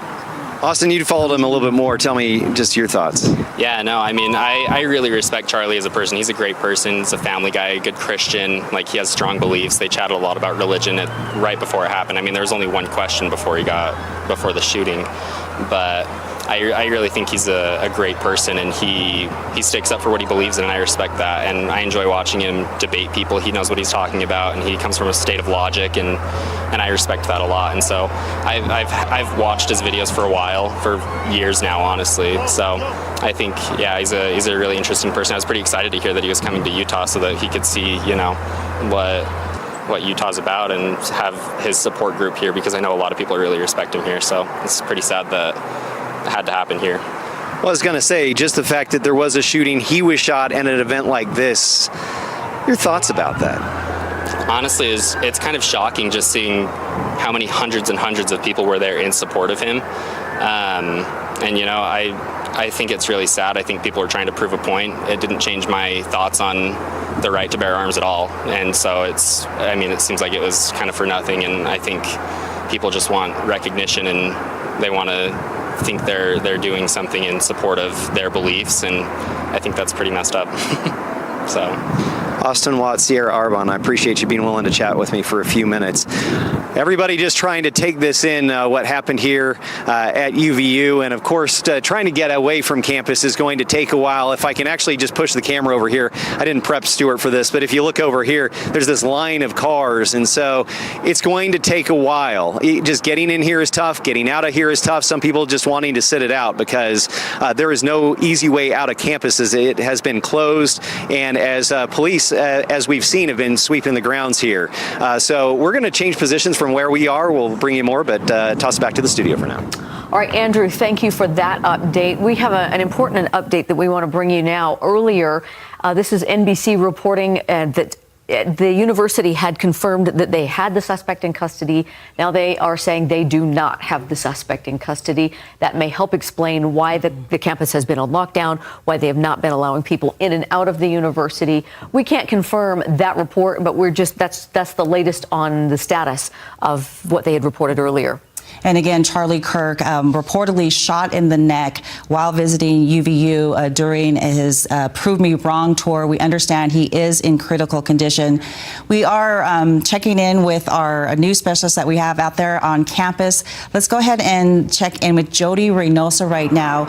You are in one of the parking lots near where this event was taking place and had a chance to talk to some folks who were there and witnessed this.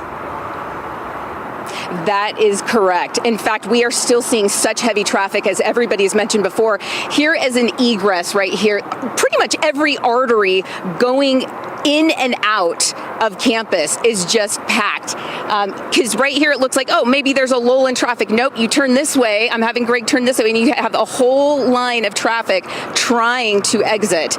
And parking lots right now, I'm seeing they're packed because of some students just wanting to kind of, wait it out, see what's happening. Now, let me point you to the direction. Students are telling us that in between these buildings, so you see on the right side, there's like these little pyramids on the top of that roof, and then you see the building to the left. Well, the venue was right between those buildings. We're not able to go close at this point, but that just gives you a perspective as to where the venue was. And as you mentioned before, I do have two students. These are unique students in that they are high school students, okay? They are at Cedar Valley in their senior year. They were just here on campus, though, to take a test. So I'm here with Ryder Warner and Kylie Stoffer. Okay, Ryder, let's start with you. Tell us, what was going on, because you were there at the venue when it first happened. Yes, ma'am. We were driving past it. So when we passed it, obviously you have all the news cameras, all the cameras pointing towards them, all the students rushing in to go and see what's going on. So we got to witness that, and just a normal talk by Charlie Kirk. It was kind of cool to see Charlie Kirk here. We watch him on TV a lot, watch his clips a lot on YouTube, whatnot. So it was cool to see that. I was in a rush for a test, so I didn't get to stop and see, but I did get to see the venue. It was super pretty. Whole student body was there. It was super pretty to see. Got here and it seemed like everything was in chaos. They were super hesitant about letting us test. Before we get to the test, though, I want to just take us back to where you were in the venue, because you said you actually witnessed the shooting. Yeah, so when they shot, it was, I wasn't actually there. I just saw it afterwards, the aftermath, the cops rushing up, the helicopters flying in. I just saw videos afterwards. It was probably 2 minutes after I left that I actually got to see what happened. So when you got video from a student, another student, because you said it was very gruesome. What do you mean by that? Yes, ma'am. The video I had showed the side camera of it, so it was him getting shot in the neck, and you can just see his neck go limp and all the blood come out, stuff like that. Super gruesome scene. I'm super glad I didn't see it in person. Did you, at that moment, did you go to, like, what is going on? I mean, what were you thinking at that point? Definitely panic mode. As soon as I saw that, I knew, well, I'm here on campus. I don't think they're going to let us test, and sure enough, they didn't. Obviously, super panicked. I felt for him, watching him for years. I definitely felt a little bit of sorrow for his family, too. But yeah, state of panic and definitely just a little bit hurt for him and his family. He is a dad of 2 kids.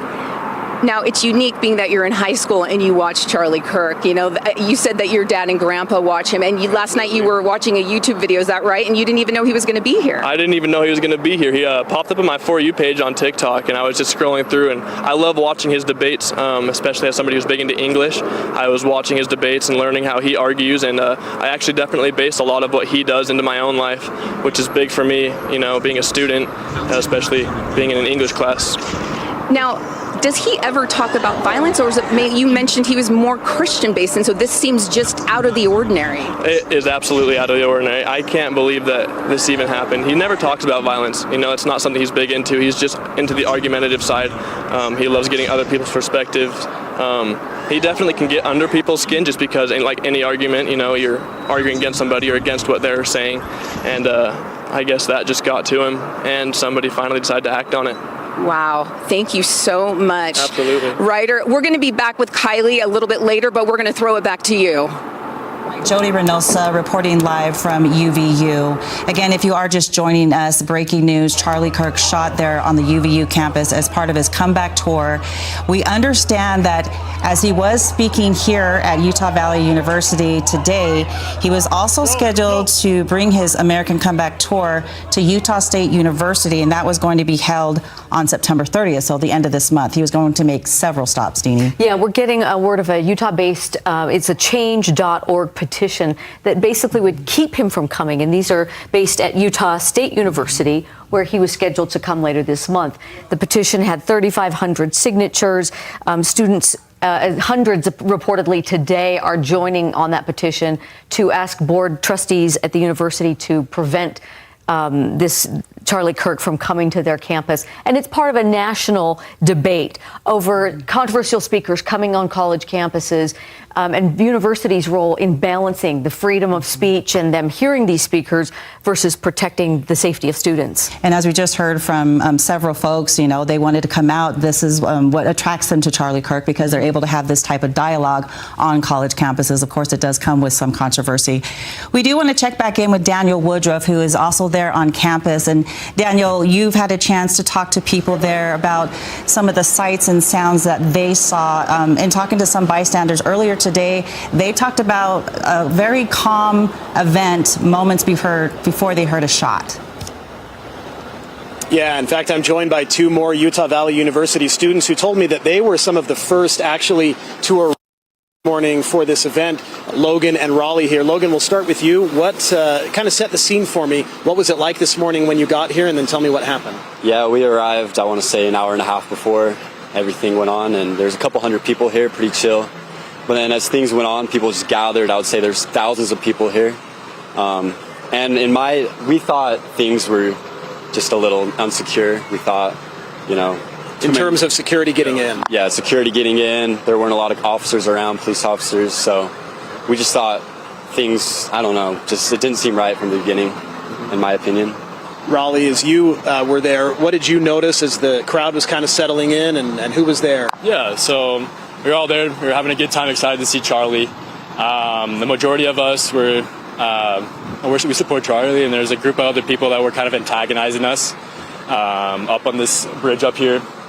And I don't know, there's definitely some kind of bad feelings towards each other, but we didn't think much of it. Like, we thought the security was a little bit off. Like, there wasn't many people looking around to see if anything suspicious was going on. But I don't know. It's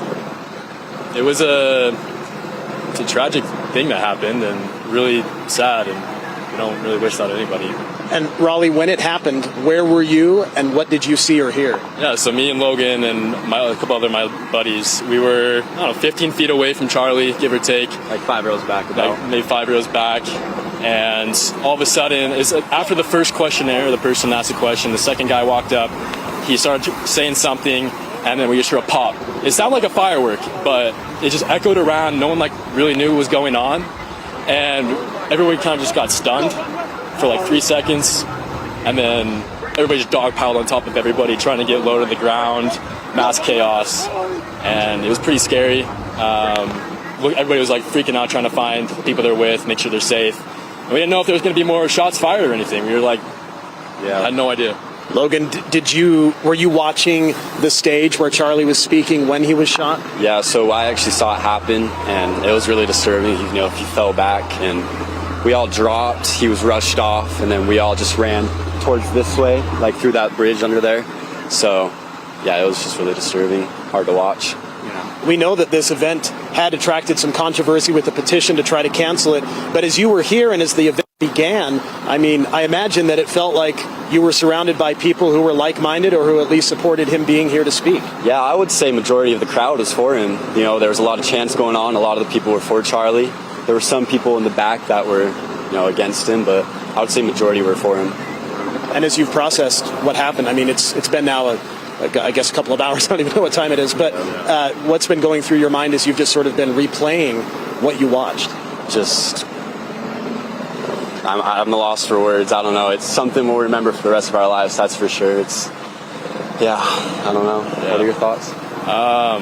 Obviously super sad and tragic, and I think it's sad that we can't even have a civil conversation anymore. Yeah. It just turns into stuff like this. He has an open mic. If you disagree with him, come talk to him. But apparently that's not what some people want to do, and they want to just have violence and lash out instead of talking through things. And we love Charlie. We hope he's okay. Yeah, we're praying for him, and we hope everything's all right. And in terms of engaging with him, that's, as I understand, the point of the tour, correct? Is that he'll answer questions and that it's a back and forth engagement. That's exactly right. So if you disagree with him, he welcomes you up, and he'll try to be respectful. Some people aren't respectful to him, and it kind of gets heated sometimes, but he's open to discuss things with you, and he tries to keep an open mind. So I just think it's sad that other people won't give him the same kind of courtesy. Well, you guys are students here. You're from Utah County. Any final thoughts you'd like to share? Just prayers out to Charlie and his family, and stay safe. Yeah. Well, Logan and Raleigh, I appreciate it. Thank you for spending a few minutes. Thank you so much. Thank you. So some more perspectives here from the west side of the Utah Valley University campus. And the campus is closed now as a result of this shooting for the rest of the day. No classes are being held. I did want to note that I got an alert from BYU, which is not too many miles from here in Provo.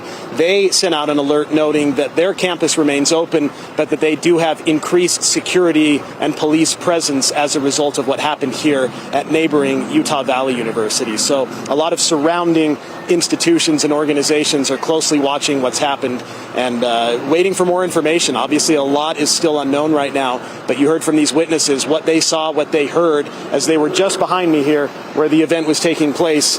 The tent where Charlie Kirk was speaking is literally a few yards away from where we're standing right now on the west side of UVU. Back to you. Yeah, Daniel, that was some really stark testimony and things that they witnessed today. I had another thought as we were seeing the video from Chopper 5 of those bleachers, an event that had been full just moments before and was now, you see, littered with backpacks and with water bottles.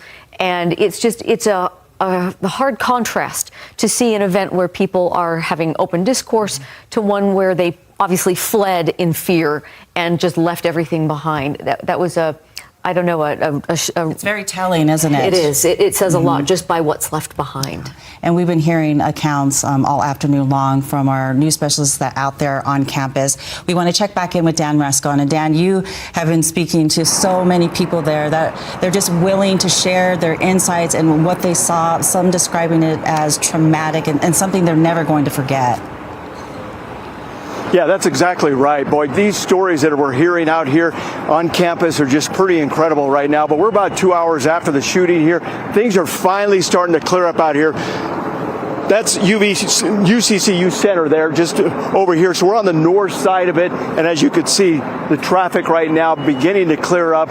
It's pretty much opened up right around in this area also. So it's finally starting to kind of get that congestion out of the way here. But we're going to bring in Gordon Ramses. Now, Gordon, you were actually there at the event also. We've been hearing a lot of stories from people that were there at the event. You were kind of behind the event, and as far as like some windows were right there, and then you were seeing. What did you see exactly from your vantage point? So, like you said, I was like in the Hall of Flags building. I was behind the window. When I heard the shots, I didn't see where the shot came from.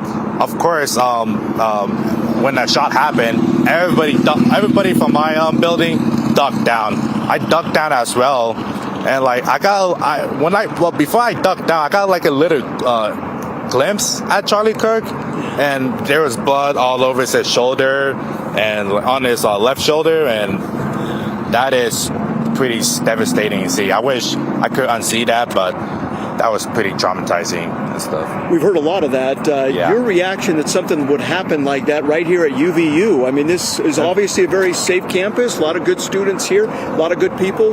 Your reaction? Yeah, no, like you said, like there's a lot of good people, like friends, professors. This UVU is the place for you, and like so far, like it's been an awesome experience. For something that to happen, it's just really devastating, and I can't believe it happened right here.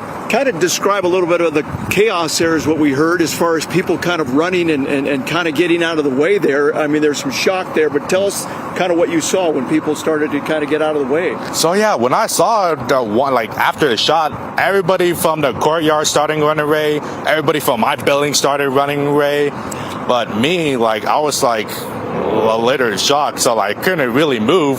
So I was just standing in one spot, ducking my head down. For some reason, I don't know why I didn't run away. I was just like, oh my goodness, is this really happening? So at first I was like, is this really happening? And yeah, so then like after like everybody was cleared out, I finally got up and looked at the aftermath, and it was pretty devastating. And tell me a little bit about coming back to school now. Of course, campus is closed right now. Yeah. Your thoughts about coming back to school? Is that going to be a little traumatic?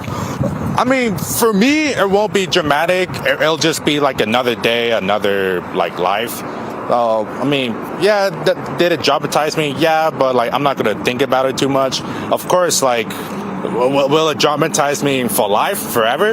Yeah, it will, but all this is like keeping positive, having positive minds, and like having like Jesus and God on your side.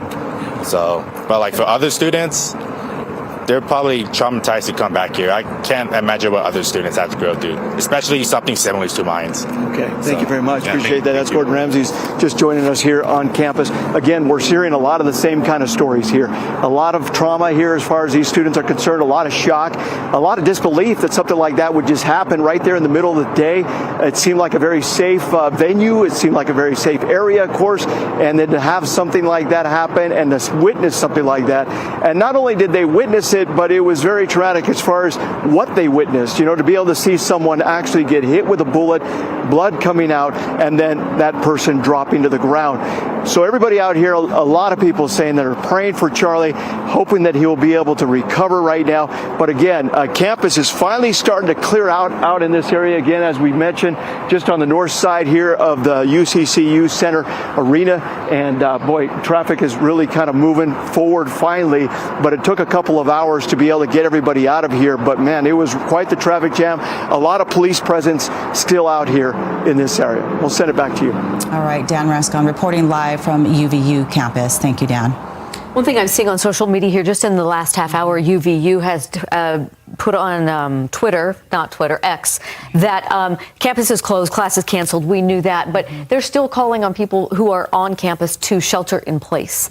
That coincides, with information that we've learned that the university has now said they do not have a suspect in custody. So just keeping you up to date, we can't confirm the suspect of the status of the suspect, but within the last half hour, the university is still urging people to secure in place until police officers can escort you safely off campus. Let's go now to Alex Cabrera, who has been on campus. Alex, what are you hearing out there in your vantage point now? Yeah, we made it a little further onto campus from where the parking lot was, and you just mentioned that police are asking those still inside the school to shelter in place until an officer can maybe escort them to a parking lot or to their car. And that's what we've seen a little bit here and there. A lot of police officers here near the UCC Center, and then right behind us over here, I mean, there are several police officers from all sorts of different agencies, not only in Utah County, but I've noticed a few from outside of Utah County as well, just all helping to be a part of this. And just a few seconds, up there you can see the DPS helicopter, Department of Public Safety, up in the air as well. Now, one thing, hearing that maybe a suspect is not in custody at this point. Originally, we were hearing that there was a suspect in custody, and it kind of let a lot of people here on campus that we saw students leaving the area maybe think a little bit like, okay, let's just leave, everything's okay.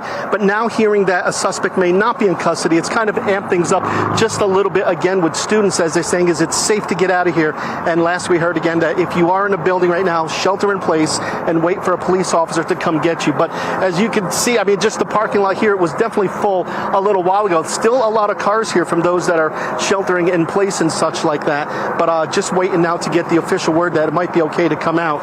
And here you can see a police officer right here, armed and just making sure everything is tip-top on this end before maybe letting some students that are still in the building out of the building. So we'll continue to stay here. In fact, I was just chatting with an employee, a source of mine, somebody that I've known for a few years, saying that they were inside their offices right back in here.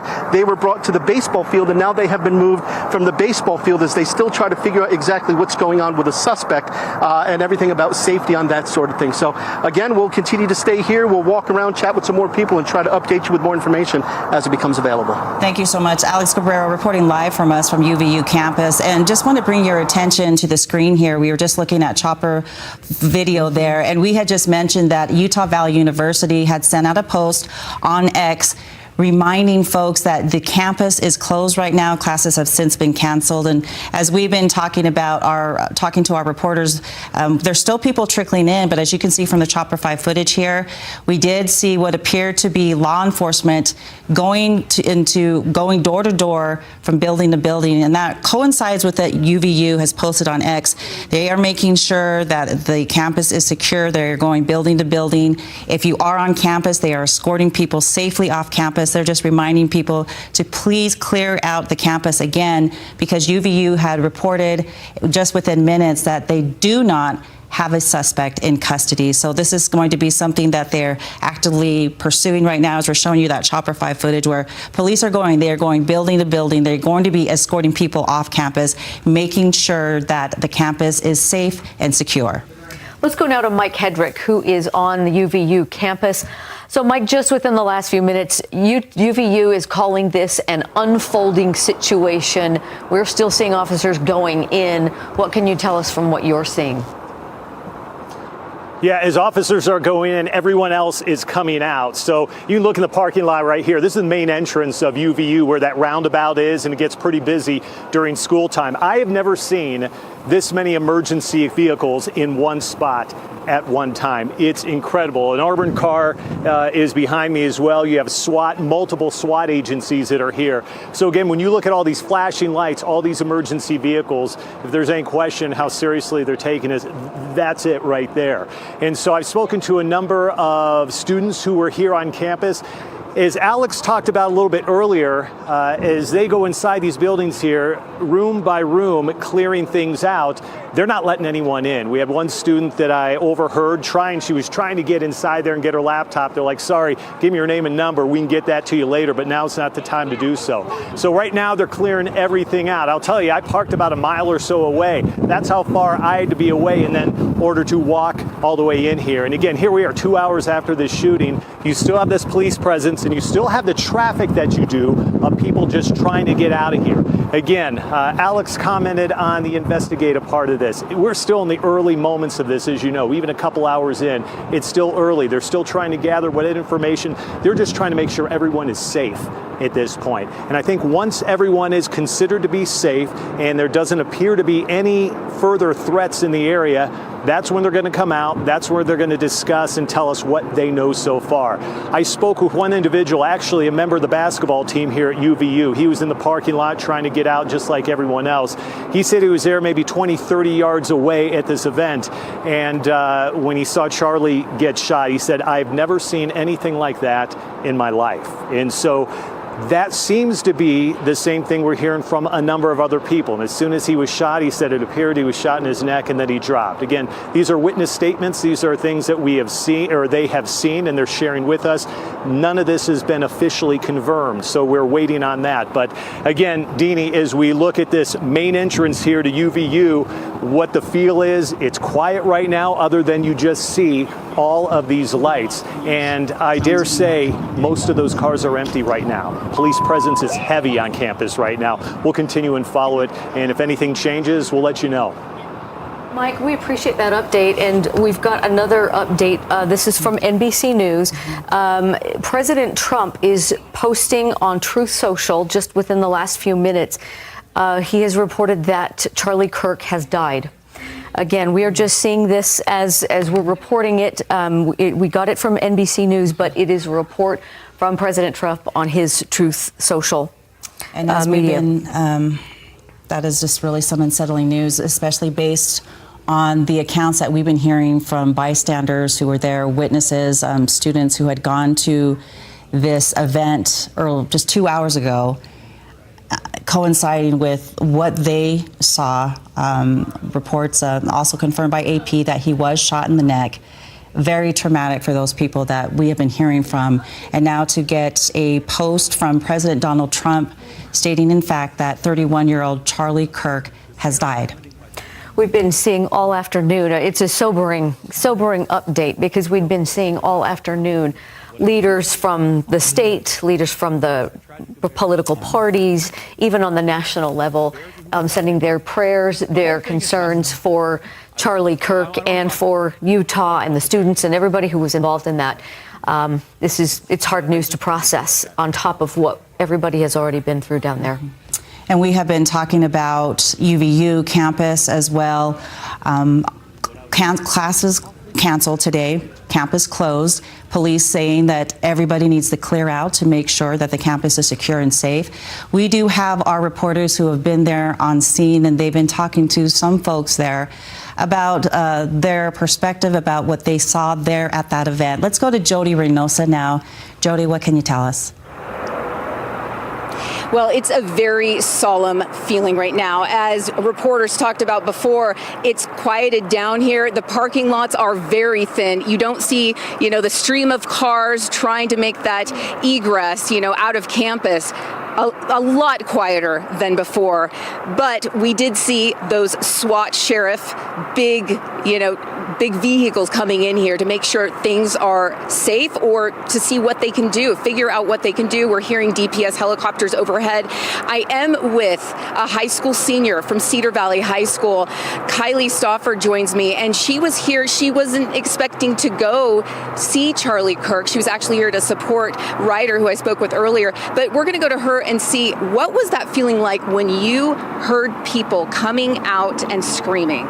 It's a very surreal, scary moment, not knowing what's going on with everybody around, and it's like, where are they? That's the scariest part, not knowing where they are and wondering if you guys are safe and if, everybody else is safe. And you happen to be here to give support to Ryder, who was taking a test, correct? Yes, ma'am. Tell me, what is your family, your friends, is there a flurry of text messages coming in saying, are you okay? So many text messages, are you okay? What's going on? I heard it on the news. A lot coming in. What is your feeling, though? I mean, not too common that this happens around these parts. No, it's very scary, especially it's very shock. I feel like we're all still in shock. Like it just hasn't set in all the way because we're all just hearing everything as it's coming in. And now hearing that Charlie Kirk has passed from this horrific shooting, what are your feelings? Super sad. I don't even know what to feel at this point because it's all just happened so fast and just very sad, feel bad for his family and everybody else. Any of your actions or your path forward in your mind, has that kind of changed, or has the trajectory changed being that this happened? I mean, you're in high school. I mean, are you thinking about, okay, what precautionary measures do I need to take if I decide to go to college around here? Yeah, it really makes you realize that the world is very real. We're not going to be protected much longer as we're in high school. Realizing that I need to look at things when I go to college like that and realize there's a world out there. What are the drills like at Cedar Valley High School for something like this? I don't know, just locked down in our classrooms. We actually had one a few years back, so just kind of staying put until we get there okay. So you had one at the school not too long ago, you said? Yeah. Okay, and then now this. What is your take on everything? If you could talk to the people who can't be here right now, maybe high school students across the country, what would you tell them? That's a loaded question.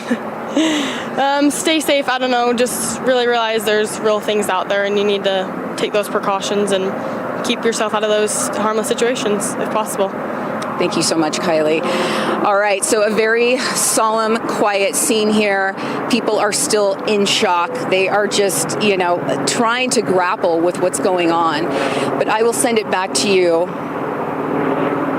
Reynosa reporting live for us from the UVU campus, talking to folks there. Again, just getting the news moments ago. President Trump posting on Truth Social that Charlie Kirk, 31-year-old Charlie Kirk, has died. Yeah. We just are seeing also a post on social media from Governor Cox, who says he just got off the phone with President Trump, working with the FBI and the Utah law enforcement to bring this individual to justice after this tragedy. He and his wife, Abby, are heartbroken.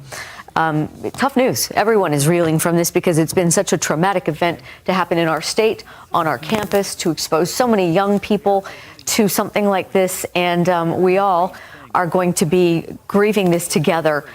Let's go to this special report from NBC for a moment and see what they are reporting at that level. Life. That someone who engaged, exercised his democratic rights, both encouraged and provoked those to share ideas, and violence has apparently taken his life, according to President Trump. Tom? Yeah, Kelly, we have covered politics, you and I, for a while now, and I don't know if we have seen, as you described it, a season of political violence like this, starting in Butler with the assassination attempt on President Trump that came so very close, just inches away, as we all saw in the photos and the video, and as the president has described, a second assassination attempt on his life. What happened just recently in Minnesota with those lawmakers assassinated literally on their front doorstep. And now you have Charlie Kirk, who was never elected, never held office, a political activist, a young man, now shot in cold blood in front of a very friendly crowd from the eyewitnesses we have spoken to. In a very sick type of irony, Charlie's group was called Turning Point because he thought there was a turning point now in politics with President Trump and where the Republican Party had gone. And Kelly, you wonder if now in his death, there may be a turning point when it comes to politics in this country. I mean, how will political activists, any type of political speech now, happen in America, right? When you have something like this happen in a place where someone thought he was speaking to a friendly crowd. Well, certainly it was a largely friendly crowd. I mean, Utah, which is certainly conservative, a university-based, the kind of group of followers who would know who Charlie Kirk is right off the bat, a figure who lived on their phones and in their social media, ever present in those ways. We have seen over time, when there are these wrenching moments of political violence, there are waves of what happens. Initially, there is the shock. There is bipartisan or across the spectrum condemnation of political violence. There are inevitably questions about the availability of guns and questions of security. Obviously, our elected senior leaders have intense security around them, but on a campus, a political actor like Charlie Kirk, you would have basic security, local law enforcement, campus police, that kind of thing. You would not have the kind of screening that would prevent weapons. We're also talking about an outdoor event where you could have long-range kind of ability to assess a situation on the part of a gunman or gunwoman, a shooter. And so there are so many questions to be filled out. But I think there will certainly be a moment to again address what is the place of violence. Are our politics so poisonous that people cannot control the impulse to act out? Those are societal issues. Right now, we're still in the early fact gathering. There'll be a period of acknowledging his life, those who will grieve his memory, and then what are the next steps? Yeah. Kelly, stand by for us. I want to bring in former White House Deputy Press Secretary Hogan Gidley, a friend of Charlie Kirk, who was just texting with him yesterday, and he was on the House floor moments ago during a moment of silence. Hogan, first, I am so sorry for your loss. You knew Charlie. Talk to me about what you remember about him and what this moment means right now. It is so incredibly sad for those people that were close to Charlie Kirk. Yeah, thanks, Tom, for having me. I remember working in the first Trump administration in the White House, and Charlie would come by, and we would all kind of look and say, "Who is this kid? What does he think he's doing?" He's so ambitious, and he's so talented at this young age, and we all kind of gravitated toward him. We watched what he was doing with the youth across this country, not afraid to go into hostile areas and have a debate over ideas. No violence, altercations other than verbal, because that's what the country is all about, disagreeing. And he built a brand, he built an entity, he built a movement based on the ability to come together and have these sensible, honest conversations with statistics, with data. And just watching him do that, it was just awe-inspiring for someone like me who's been in this movement for such a long time, and to watch him at such a young age be able to capture the hearts and minds of so many across the country really was a blessing to me. I will tell you, we were texting just the other day, as you mentioned. He was supposed to go speak at my alma mater at the end of October at Ole Miss, the University of Mississippi in Oxford, and I told him I saw that he was coming, and he knew I went there. He said, "Oh, you have to come to that. We're going to have a great time." And so I was trying to plan a trip down to Oxford to be with him. And now this happens today, and I'm so sad to think of his wife and his children who were left behind after this tragedy. But I'm also filled with rage to think someone would do something like this simply for disagreeing with somebody politically. We don't know the motivations yet, but obviously they didn't like Charlie. But there's no place for political violence in this country. The shooter is grotesque, is vile, is a disgusting person, and as Kelly said, as you said, we're going to wait and see more information as it comes out. But right now, I think a lot of people are in shock. A lot of people are angry, and a lot of people are sad at what just occurred. Hogan, you can never get in the mind of somebody who would want to assassinate a political figure, a public figure, right? Likely they have some type of issues. What was it you think about Charlie that would compel someone to do this, in the sense that he, like I said to Kelly, he was not elected. He had never held political office, but he had a huge platform, millions of followers on social media. But he's not a household name. If you're not really into politics, you likely don't know who Charlie Kirk is. And maybe even if you're not into Republican politics, you have never heard of him. We know him because we work in this space. You work with him closely, as you had said. But what do you think it was about Charlie that would have prompted somebody to do something as vile and as violent as this? Well, there is nothing about Charlie that would, should, or could push somebody to do something like this. That is unacceptable, regardless of your thoughts of his policies or his positions.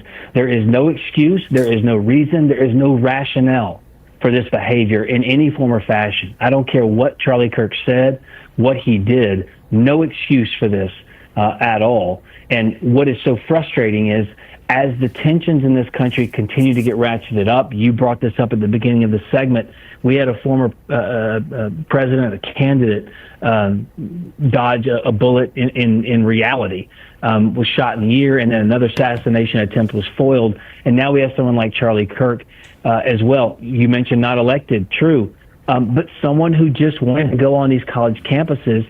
And as they used to be places we could share ideas and debate ideas, it seems like they've become petri dishes or cesspools for silencing and censoring voices that differ with your opinions. And so there is no reason for anyone to want to attack Charlie Kirk. There is no reason that is legitimate by any stretch of the imagination. We don't know this person. We don't know the motivation, as you said.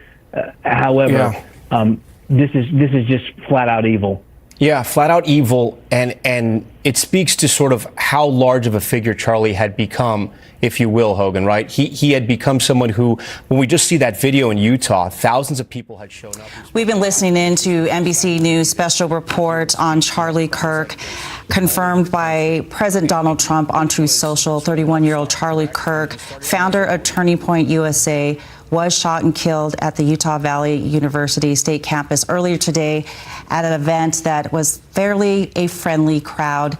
As you know, if you are familiar with Charlie Kirk, he is on this America Comeback tour where he travels across the nation to different college campuses where there is debates and political discourse.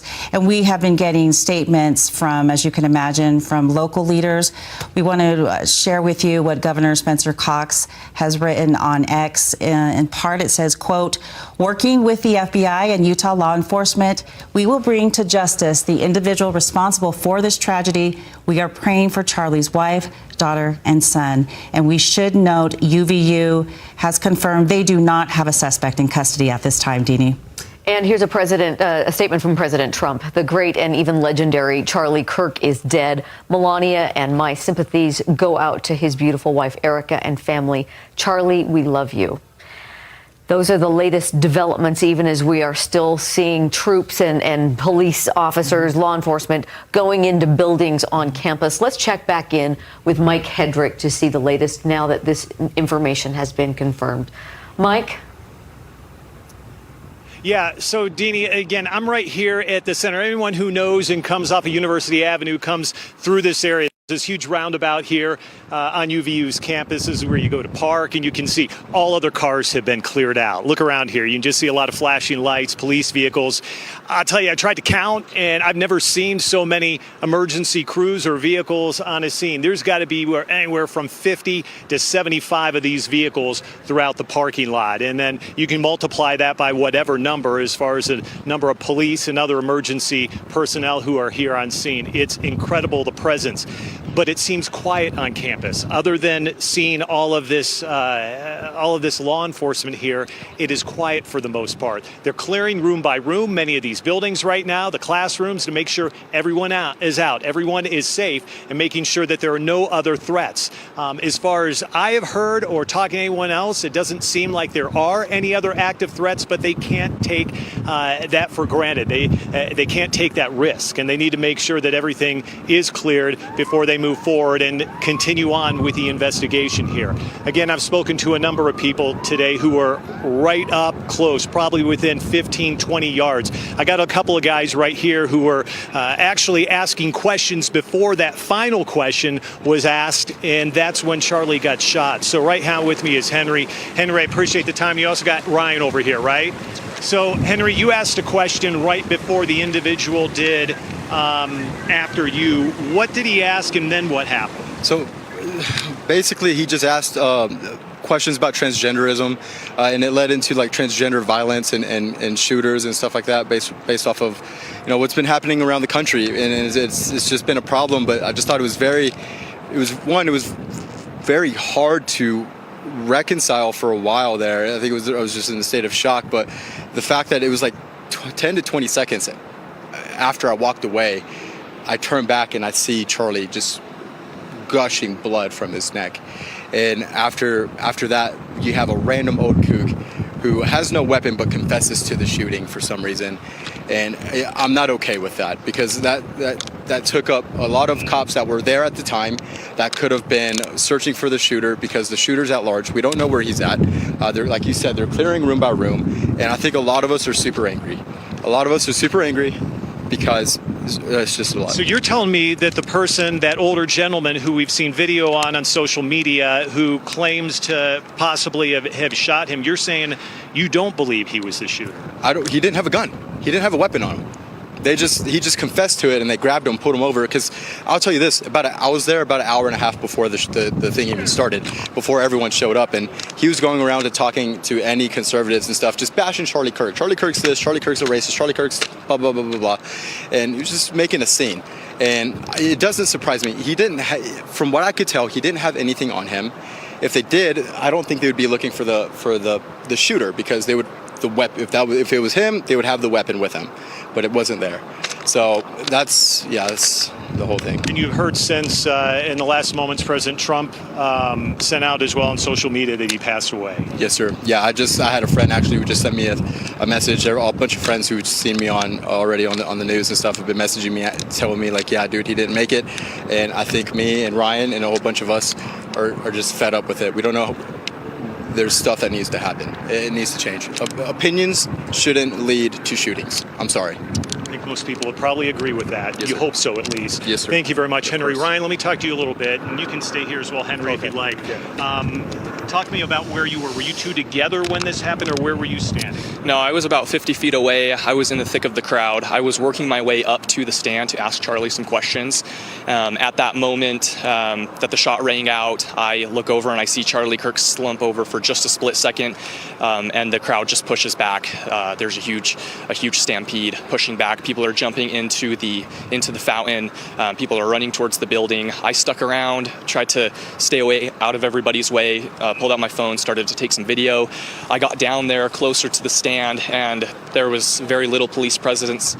However, at that time, I believe that was when they had taken Charlie away. That's when they had already taken the alleged suspect away. But as Henry mentioned, with that suspect, we were talking to somebody from Deseret News who said they recognize this individual, and he goes to political events. He goes to a lot of events with news and with media, and he tries to stir contention. Yep, he tries to gain attention, tries to take credit for what's going on, and here he is jumping up right after the shot saying he did it. So that's really concerning to know, and I mean, hence the police presence that we see here today. It looks like they have not apprehended the actual shooter. Did you see the shot fired? I didn't. It did sound like it came from the right side of me, and I tried to look, but I was getting pushed back by the crowd. I was talking to a professor who works here, and he said with the view that anybody could have had of Charlie, it could have been from 200 yards away. So I think that's why we're seeing drones in the air. That's why we've got helicopters in the air. We have a SWAT response. We're seeing snipers. So I think they're still trying to figure out really where the shot came from. Last thing I'll ask you, you described the chaos. What were you feeling and thinking in the middle of that chaos immediately after shots were fired? I was thinking there is no way that this can be real. Being here in Utah, where it's relatively safe, at UVU campus, where there's a lot of like-minded individuals, you always hear people say you never think it's going to happen to you. I have a different mindset. I think of always being prepared, and it's not a matter of if, it's a matter of when. And I hope that everybody who's seeing this event unfold, I hope that this is their call to action, to speak up, to stand out, to make change, because this is unacceptable. We can't live like this. And I'll ask you, we've heard this a lot from people about there needs to be a change, from people who were there on campus. We hear this from politicians as well. What is that change? What's going to change somebody from doing something like this? Like I said, we were speaking to a teacher earlier, and he was talking about how practically the entire university, the chair, the president, the chair, no one was informed.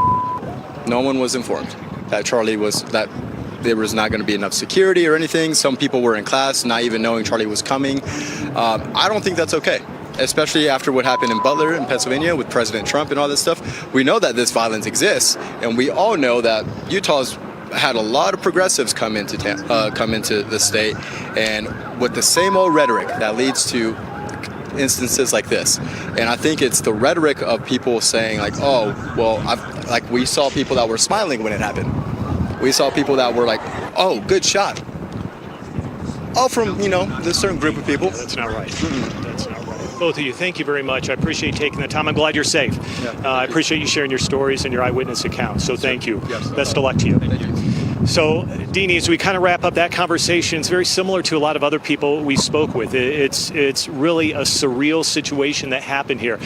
Conservative town USA, that's really what this is. And so a lot of people would not think that something like this would happen. And again, we're still trying to figure it out. Police are still trying to figure out. You still wouldn't have this presence out here if they weren't still trying to figure out exactly what happened. So we hope to get some of those answers at some point today, but I think it may take a while. Back to you. It's disturbing to even hear that kind of testimony and those kind of interviews from students, from young people who had to witness that kind of stuff.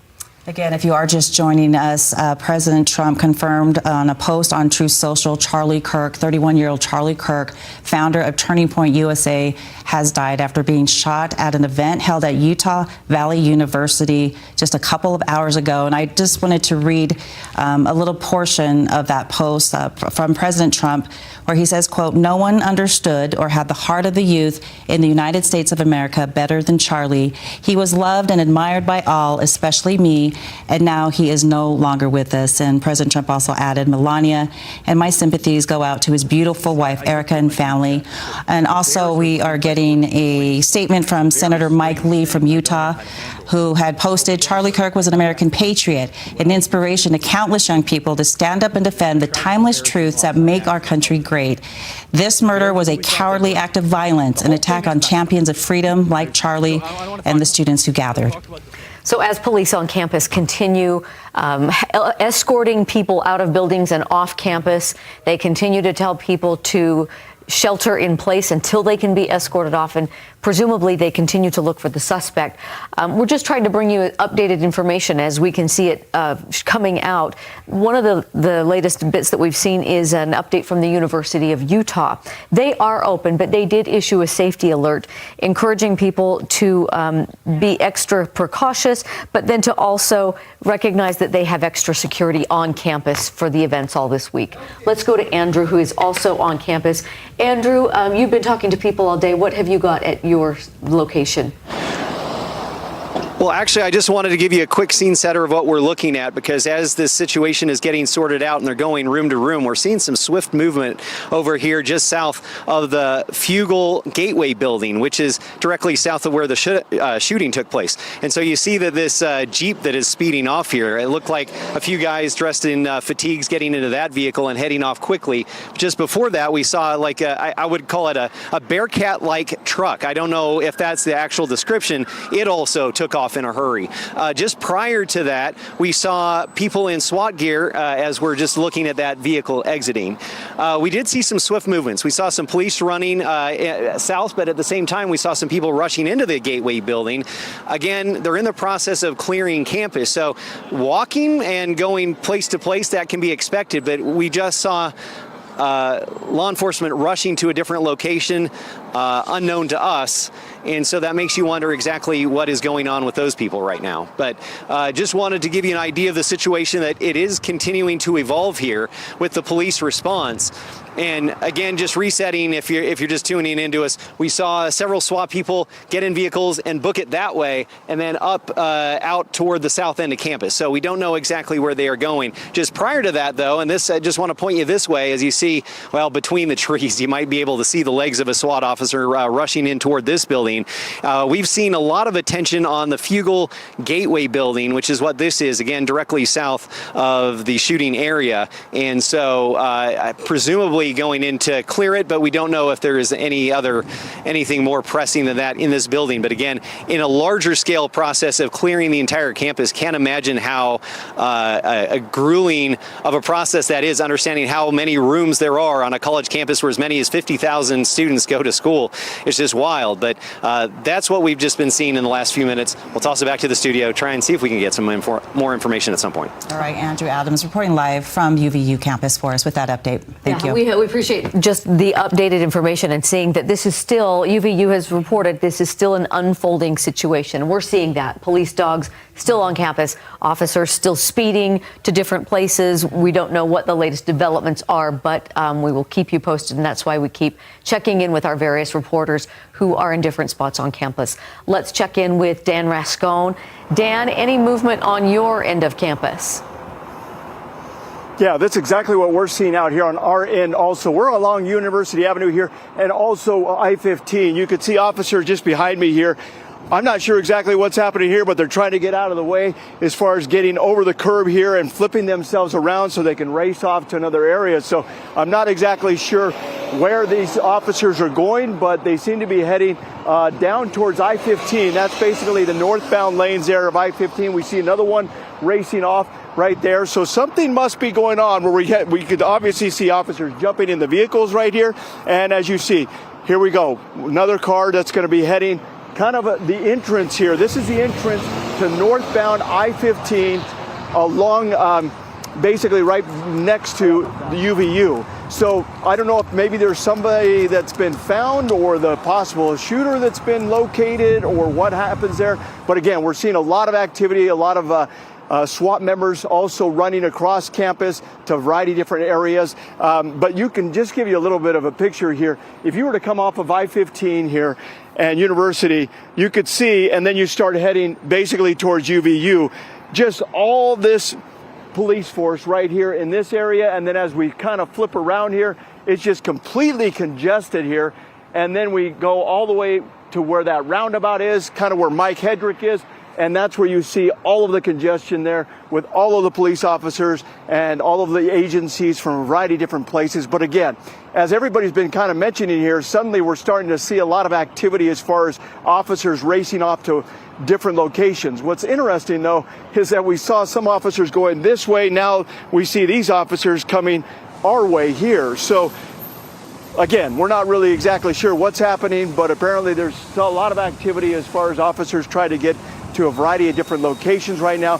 But the stories have just been horrendous to be able to hear some of these students describe exactly what they saw out there. We've been hearing all day long here, one story after another, about the trauma that they experienced as they saw Charlie get shot there.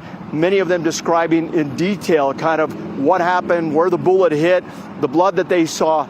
So many of these students are saying it's going to be difficult to get back to campus here. And that's going to be one of the big questions here, is trying to get back to campus and trying to get back to reality again as far as getting back to their studies. This is an experience that many of these students told us time and time again that they will never forget, that this is something that they'll never forget in a lifetime. And so very sad, very tragic what happened here, very upsetting. But again, a lot of police activity kind of happening here and there behind us. Another vehicle here, another city police officer from Orem trying to get out to get to another location. So again, we're just seeing this kind of spread out as far as officers trying to get to different locations.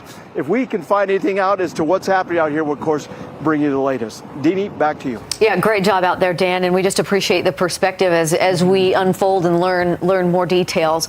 And to that end, we just got a statement from Utah Valley University, still offering a phone number to students or anyone who might still be on campus if they need a police escort out. So as recently as within the last few minutes, they're encouraging people to call a number so they can get escorted out of a building or off campus. And that is an active situation for people who are still on the campus. And Deanie, we are continuing to get reaction basically from the death of Charlie Kirk. I'm just receiving one here from State Senator Mike McKell here from Utah, who posted on X, Charlie Kirk was a father, a husband, a family member, and a friend to many. This violence needs to stop. I'm praying for his family. This loss is immense. Well, let's go check back in with Daniel Woodruff, who is also there on the UVU campus for us. Daniel. Yeah, so we're on the west side, and if you look just over there, that is where the shooting of Charlie Kirk happened. You see a tent. On the outside, it says, "Prove Me Wrong." That was the name of his tour, and he was speaking in that tent on a chair. We've seen from videos on social media, and there were people on those bleacher-type areas watching and listening when the shots rang out. We've seen police officers over there. In fact, a little bit ago, an interesting sight, there is a walkway, a sort of a sky bridge just before the tent, and we saw a number of SWAT officers running. And that's kind of lines up with what Dan has reported and Mike, that there seems to be this activity on campus as there is confusion and uncertainty about exactly where the shooter is or shooters. We don't know a lot of information. As we know, UVU initially said a suspect was in custody, and now reports from NBC News and others say that a suspect is not in custody. And so some of us in the media have been just talking among ourselves about wondering about, where we're located and what else might be going on here on campus. I also want to have my photographer pan off to the right there.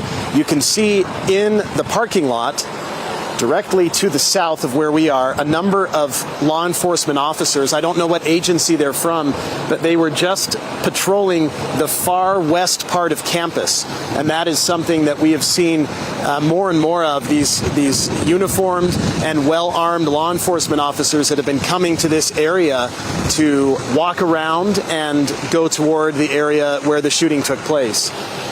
We've also been hearing from people who, in fact, let's look over at the building there. It looks as if law enforcement officers are actually escorting some people out of the building there. It looked to me like they were students, but we've been told that UVU has given people a number to call if they were still on campus. People have been told to shelter in place, and I'd like to actually run over and see if I can talk to them, so I'll send it back to you for right now, guys. Okay, Daniel Woodruff reporting from us, UVU. Obviously a very fluid situation. As we were looking at Chopper 5 footage too, showing the police presence there, as we've been telling folks at UVU, the campus is closed and they are escorting people off campus. And let's go ahead. And that's actively happening as we see it. Okay, yeah, see, we are seeing law enforcement in what looks like tactical gear escorting people off campus, I can't tell if they're going into a building or out of one, but they're still a clear presence on the campus, and they are still issuing phone numbers from the university that if you need to be escorted out, stay sheltered in place until someone comes in to get you out and off campus. And it looks like they're going into that building just to either carry some of that out or to investigate. Yeah, there's still ongoing information that we don't have, but things happening on campus. And we've been getting different perspectives from our reporters who are fanned out across the campus there. Let's check back in with Alex Cabrero. Alex, tell us where you are and what you've been able to witness right now. Yeah, we are right at the main entrance to UVU, just off the main highway right here by the Chevron station. And you've seen it from Mike's vantage point and my colleague Dan Rascone, police officers pretty much everywhere.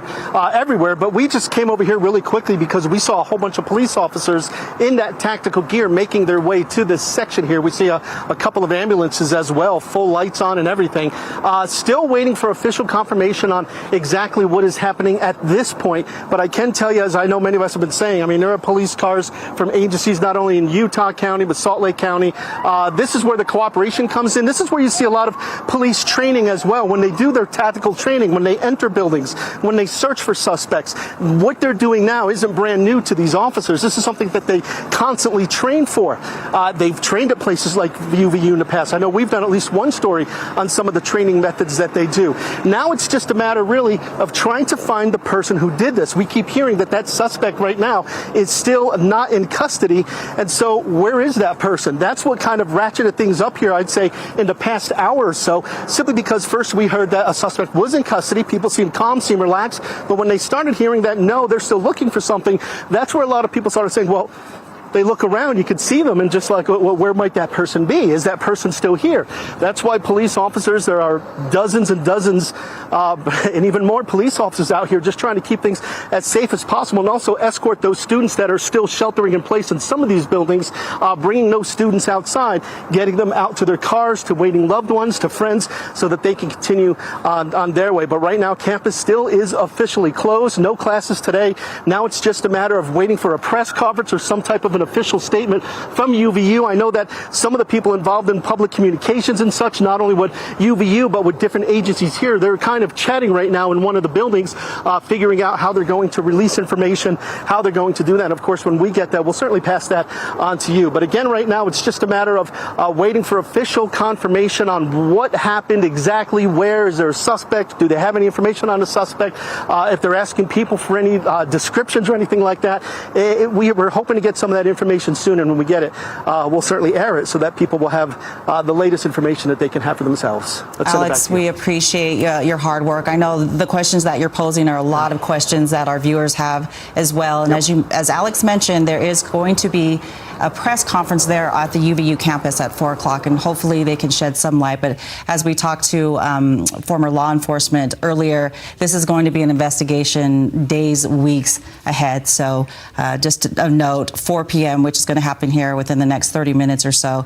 We should hopefully learn a little bit more, as that suspect is still at large. Yeah, and in the circumstances of that, we're also seeing that there has been notes of a vigil tonight, 7 o'clock, for Charlie Kirk at the Utah State Capitol Rotunda. You know, hundreds, maybe thousands of people witnessed this. Many people just are shocked by this information and that it happened here in Utah. And so there is a chance here to go connect with people and to talk about it and to show your respects tonight at a vigil, 7 o'clock at the Capitol. Let's go to news specialist Jody Reynosa, who is on campus. Jody, what are you seeing from your vantage point? So we've moved locations from the Wolverine Services, which is the testing center, and we're in between the Clark building and the Liberal Arts building. Right here is Fulton Library, and we are seeing that heavy police presence. In fact, we've had SWAT teams, guns in hand, just, trickling in and out of buildings. At one point, I saw in front of the Fulton Library about 20 SWAT members heading into the library. So it is all hands on deck for law enforcement. I did talk to a member of the SWAT team just briefly, and he said, our directive is basically to go through all of the buildings and make sure that either people are out, or if they can't get out, they're sheltered in place. He said, we're seeing teams from Salt Lake, from Orem, from Provo, the SWAT, as I mentioned before. Now, unfortunately, it was a date gone wrong for a student that I'm next to, Nick Ekman. He was so excited to see Charlie, and, he's so sad about this news. Tell us, what were you feeling? What were you seeing when all of this happened? Yeah, honestly, the fact that it just happened all quickly, and when it just happened, everything just went crazy. People started running, screaming, shouting, yelling. People didn't know if it was them next. And honestly, for me, I was worried that, I came to see a guy, but this guy was a family man. He had kids. I loved what he was talking about and bringing up that dialogue. And so honestly, my whole purpose in being here and coming today was just to learn a little bit more. And the fact that it ended so quickly, so fast in that way, it scared me, because I felt like, what's going on? Like, what does this mean? What does this mean for students like me? Like, we can't engage in dialogue or even come to a place where we can engage in dialogue. Absolutely did not expect it, wasn't prepared for it mentally and emotionally, even physically, still shaking. A lot of people were shaky. Seeing stuff happen that way was insane. The interesting thing is you came specifically to see him. You are not even a UVU student, you're a BYU senior, and you came here for him. So the fact that all of this unfolded the way it is, or way it did, what are your thoughts? Yeah, no, he decided to come to UVU, and I really didn't care. My friends really didn't care. We wanted just to come see him, so we were willing to make the travel plans. I had a buddy saving a seat for me too, and I was super excited. And to see it end just like that, in that horrific fashion, so early in it, was unbelievable and completely uncalled for. Nothing like that should ever happen. So you were trying to find a parking spot to go in, excited to see Charlie, and then what happened? People started running out the doors. They started fleeing. People were yelling, not only obscenities, but they were yelling run, run, run, run, because they didn't know what was going on other than there was a bullet shot. And so I had people just running in front of me, running next to me, and I was super nervous, and I was like, I got to get out of here too. So at the time you were on a date, and then you were coming over here trying to find parking, so that's like a date gone wrong, unfortunately. Yes, yeah. I like I said, I was coming back from a lunch date, and I decided to come and running a little bit late, and as I was trying to find that parking spot, everybody just started running and mayhem caused.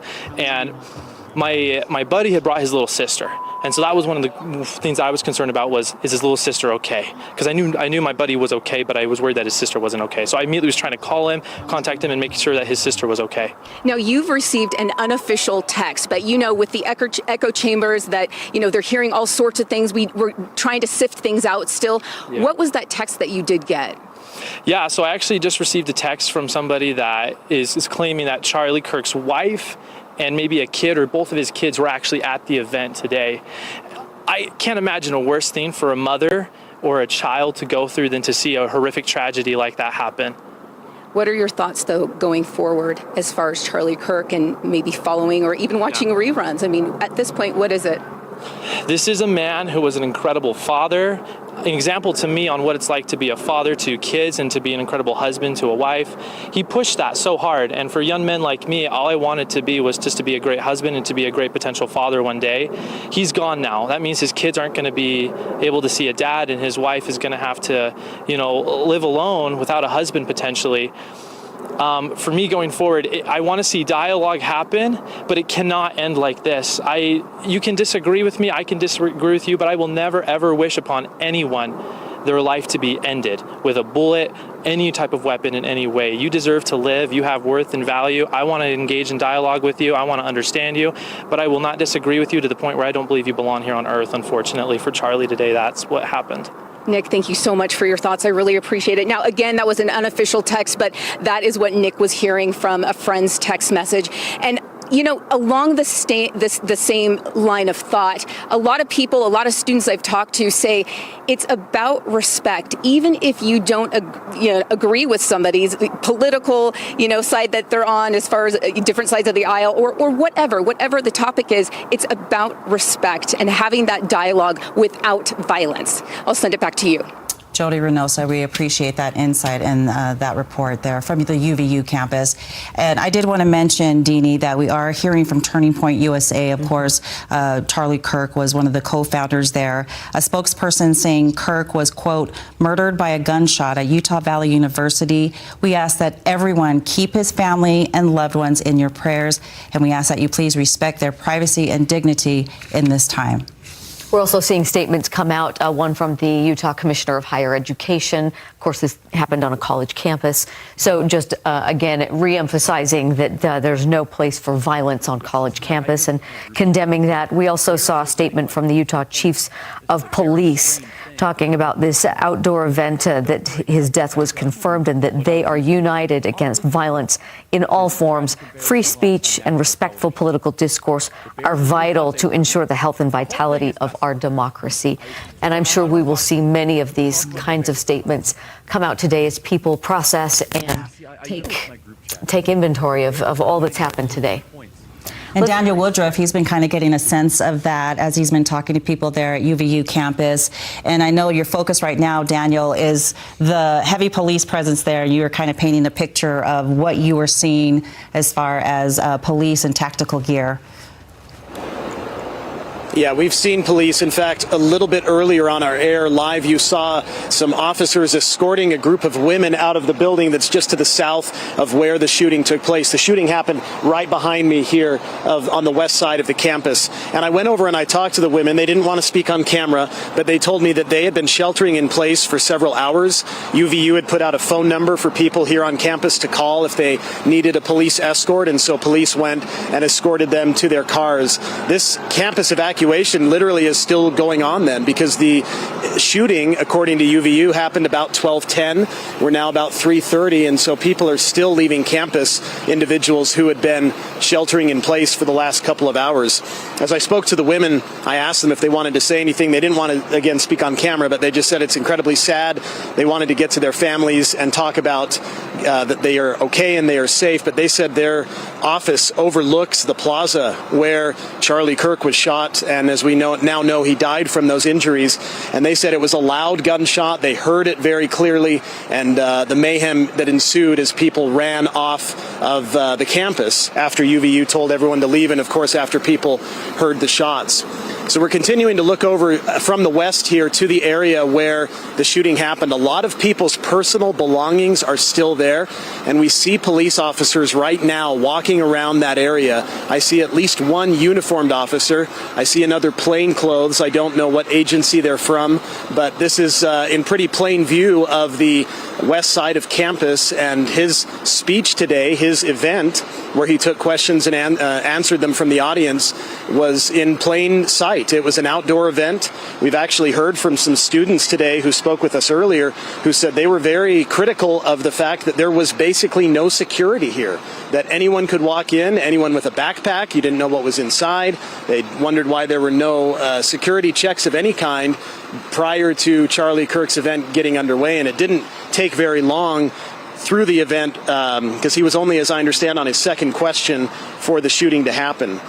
The somber mood here on campus is notable. I know we have a lot of police presence, but we've seen people here not leave campus. I know UVU's been asking people to leave. There was a group over by the trees there a little bit ago. They've since left, and one of our photojournalists approached them after we learned that Charlie Kirk had passed away, and they were crying. They didn't want to speak with us about it, but this is a very somber mood here on campus as the gravity of what's happened is sinking in, that Charlie Kirk was shot in open air here on a public university, a state university campus, and ultimately died from his injuries. And we've talked with people today who were excited to hear from him, and they were here early, they got good seats, they were up front, and they saw him get shot, they tell me, in the neck, and just the mayhem and chaos that ensued after that. So as we are here on the west part of campus, other than that, it is fairly quiet. We see occasional law enforcement presence walking through. Again, we see occasional law enforcement presence in the area where the shooting actually happened, and a lot of law enforcement over to our south, where we've already had reports from Dan Rascone and Mike Hedrick. But that's kind of the mood here, and UVU again is asking people if they're still on campus, give them a call. They'll have the police escort to get them off. Back to you. All right, Daniel, yeah, you summed up some of the people that you've seen there crying and having some real emotional reactions. And that's a lot of the things that we are seeing here on social media and hearing people communicate is the shock, the sadness, even anger that this happened in Utah, and that this would happen on a campus, on a college campus, at a peaceful event that involved political dialogue. And for that and many other reasons, some people have organized a vigil on campus. I mean, not on campus, at the Capitol tonight. It's at 7 o'clock. It's a vigil for Charlie Kirk at the Utah State Capitol Rotunda. It's hosted by the Utah House of Representatives so that anyone can go and, again, have a chance to debrief, have a chance to express the emotions of the day. It's been a heavy day, and there are a lot of people who are feeling that right now. Yeah, and we have certainly been getting a sense of that from Alex Cabrera as well as our other reporters out there. But let's go ahead and check back in with Alex. And I know the last time that we talked with you, Alex, so many questions, not getting those answers right now, but you're out there, you're able to talk to people and just get a sense of what they're going through right now with the passing of Charlie Kirk. You know, honestly, shock. They can't believe that it happened. You know, I know shootings happen often in the United States, but they shouldn't, and they shouldn't happen like this, especially when there's somebody just giving their opinion, somebody debating, somebody who's well known for traveling across the country doing these sorts of speeches and such.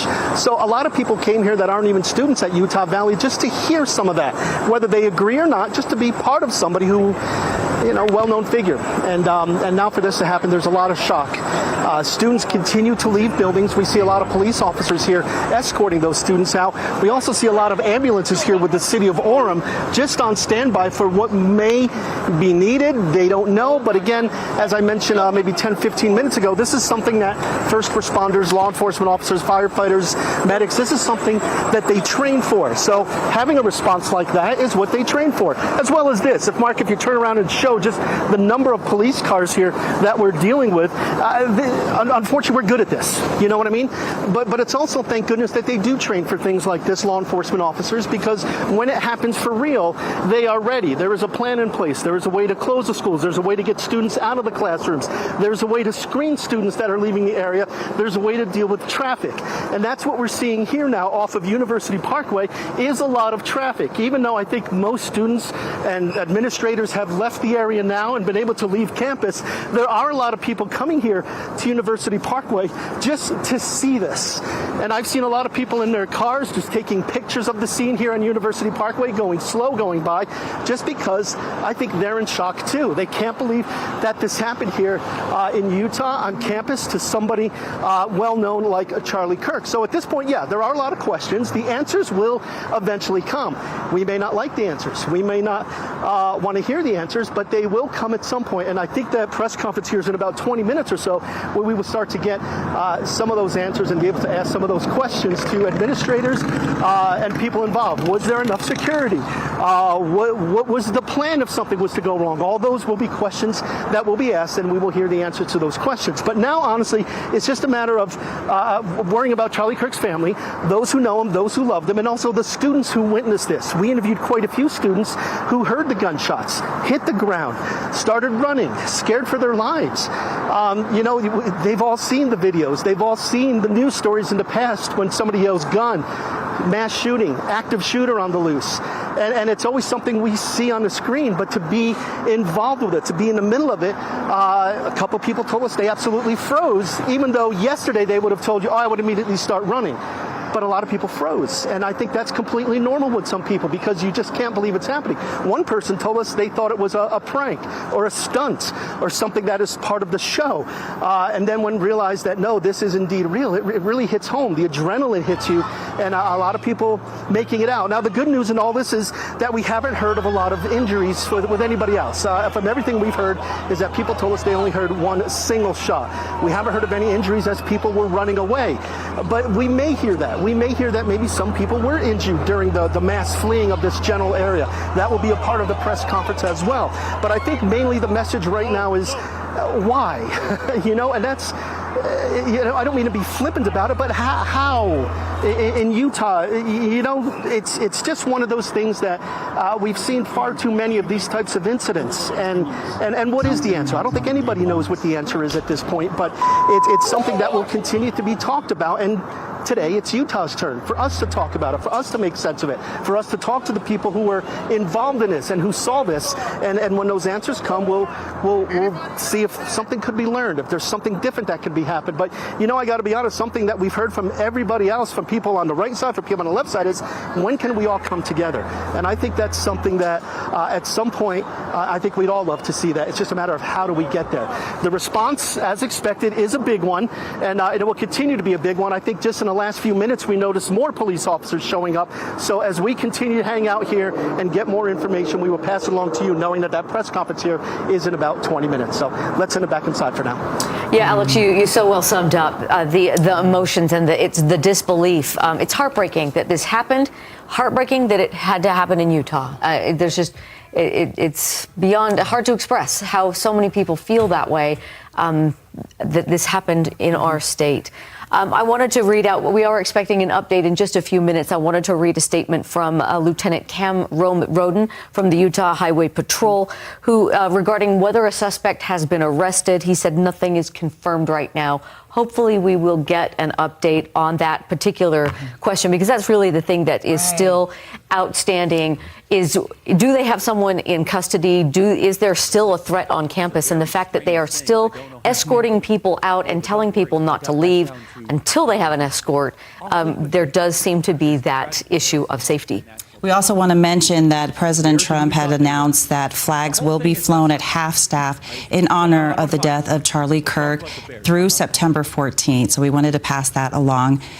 We are checking back in with our news specialist that we have there on campus. Let's go back to Dan Rascon and find out a little bit more about where you're at and what are you seeing right now? All right, Tamara. Well, we're inside one of the auditoriums here on campus where a press conference is scheduled to take place in just a little bit. We're saying we're being told right now it's supposed to be about 4 o'clock. You can see the media obviously setting up, getting ready for this press conference. But a lot of what we've been talking about here, as far as trying to get some answers, has this suspect actually been caught? What's the latest on this investigation? What went wrong here? Those kind of answers we're hoping to be able to get here shortly. It's going to be pretty much a who's who here in Utah. All the leaders. We're going to have the governor here is what I'm being told. We're going to have the FBI here. We're going to have the Department of Public Safety top brass here also. So there's going to be a lot of different people that are going to be here, the main players as far as knowing what's going on in this investigation. As we've been hearing all along, this is just devastating as to what happened here at UVU. Obviously, this is a campus that has been safe for the most part as far as any kind of activity like this or a shooting like this or anything that where they have political people come here all the time.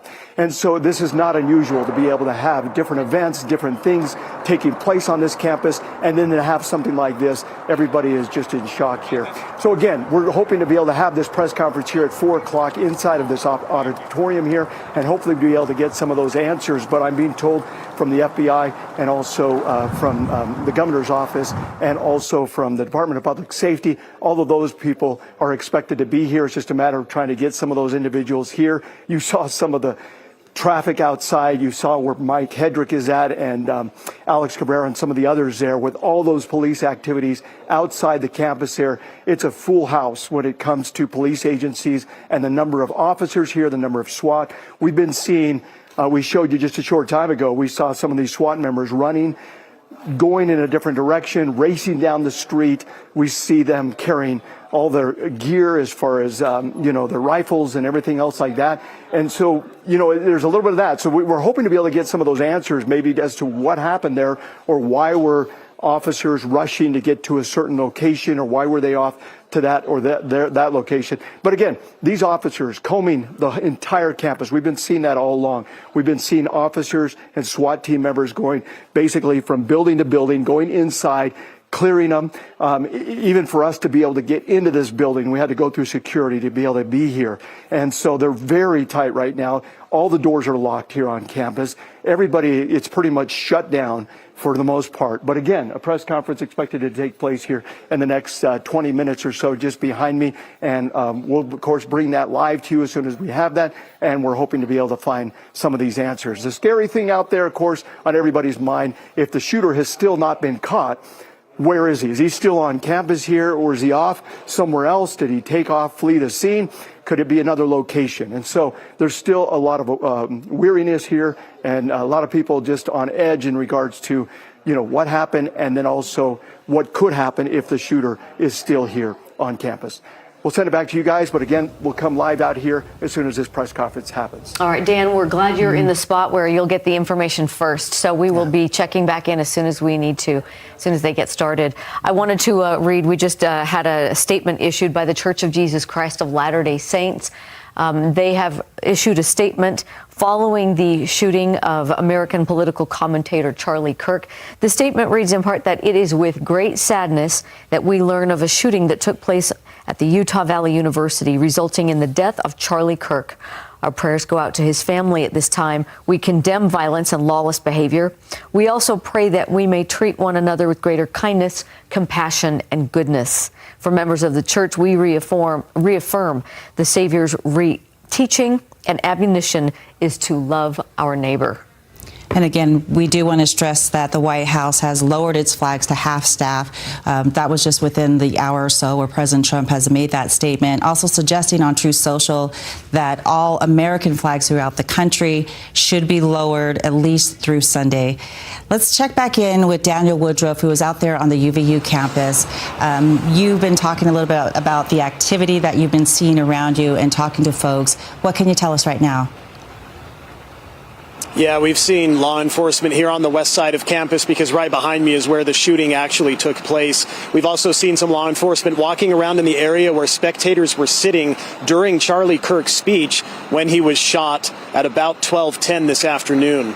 And it's been really, I think, compelling to hear from some of these people who were watching what they thought was an innocent political event, a safe event, in the middle of a beautiful September day here in Utah County, of all places, when all of a sudden shots rang out. We want to hear what some of those witnesses had to tell us just a little bit earlier.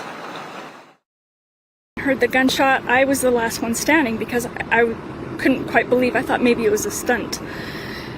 And then everybody fell to the ground. We all fell to the ground. I got pushed into some bushes. I stayed there. There was a lady with her elderly mom, and I said, "Is she okay?" Everybody kind of just didn't know what was going on at the moment. They were just sitting there like watching it, like, "Oh, did he really?" I'm like, "Yo, dude, he got shot, dude. Get out of here now, dude."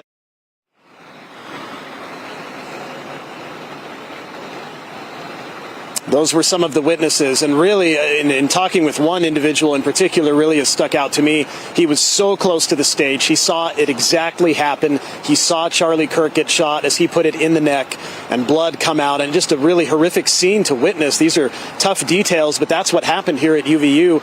And then, as they described it to me, they took off running. In fact, 3 people that I interviewed said that they ran through this fountain here behind me just to try to get to safety, because at that point, nobody knew what was going on. They thought it was a firecracker. Some people thought it was part of the show, and it turned out that it was anything but that, and Charlie Kirk was shot and later died from his injuries. I also wanted to make reference to the statement from the Church of Jesus Christ of Latter-day Saints that was read a little bit earlier. As we've been reporting on, President Russell M. Nelson of the church turned 101 years old yesterday, and as part of that, he released an op-ed in Time magazine, and actually in that, he essentially called on his followers and others on the followers of Jesus Christ and others to turn down the temperature, online and such. And nobody, of course, comes to an event like this expecting that there will be a shooting. And I think it was obviously a shock to everybody. And people have echoed today what President Nelson has said, and that is that differences of opinion, of course, are inevitable, but we cannot allow it to become violent. We cannot allow ourselves to dehumanize each other. And that's been very difficult for people here, as I've talked to them today, to think about, that they came to an event on a public university campus and ended up running for their lives because they heard a shooting, they heard shots fired, and Charlie Kirk, the speaker, the main event, was shot and killed. So a lot to process today, but it's been interesting to talk to those who were there, and they've had to share with me just what they have to now go through. The one woman, a UVU student, said she planned to go seek out a therapist and counseling because of how much she saw and what she's trying to process now. She said she'd been crying for a long time, and even an hour after the event when we talked to her, more than an hour, her heart was still racing. So a lot to unpack here at UVU campus today. Back to you. We appreciate that, Daniel, for that update. And it's so hard to watch this video because, and you alluded to that as well, to see the fear and the reaction from the thousands of students that were there. The violence, the heartache. It's a flood of emotions as you see people scrambling here, and it's really hard to watch and know that happened in our backyard. That happened anywhere, but that it happened here in Utah. Let's go right now. Who have we got standing? Oh, we got Jody standing by. Jody, what have you been seeing in your area? We're expecting an update in about 10 minutes, and there has been some police action on campus. There absolutely has been, Deanie. They just keep flooding in more teams of SWAT. They keep going into each building. Right now, I am here just outside of the Fulton Library, in between the Clark Building and the Liberal Arts Building. Now, just to give you a reference point, the Liberal Arts Building, the venue where the shooting took place, it was just beyond the Liberal Arts Building.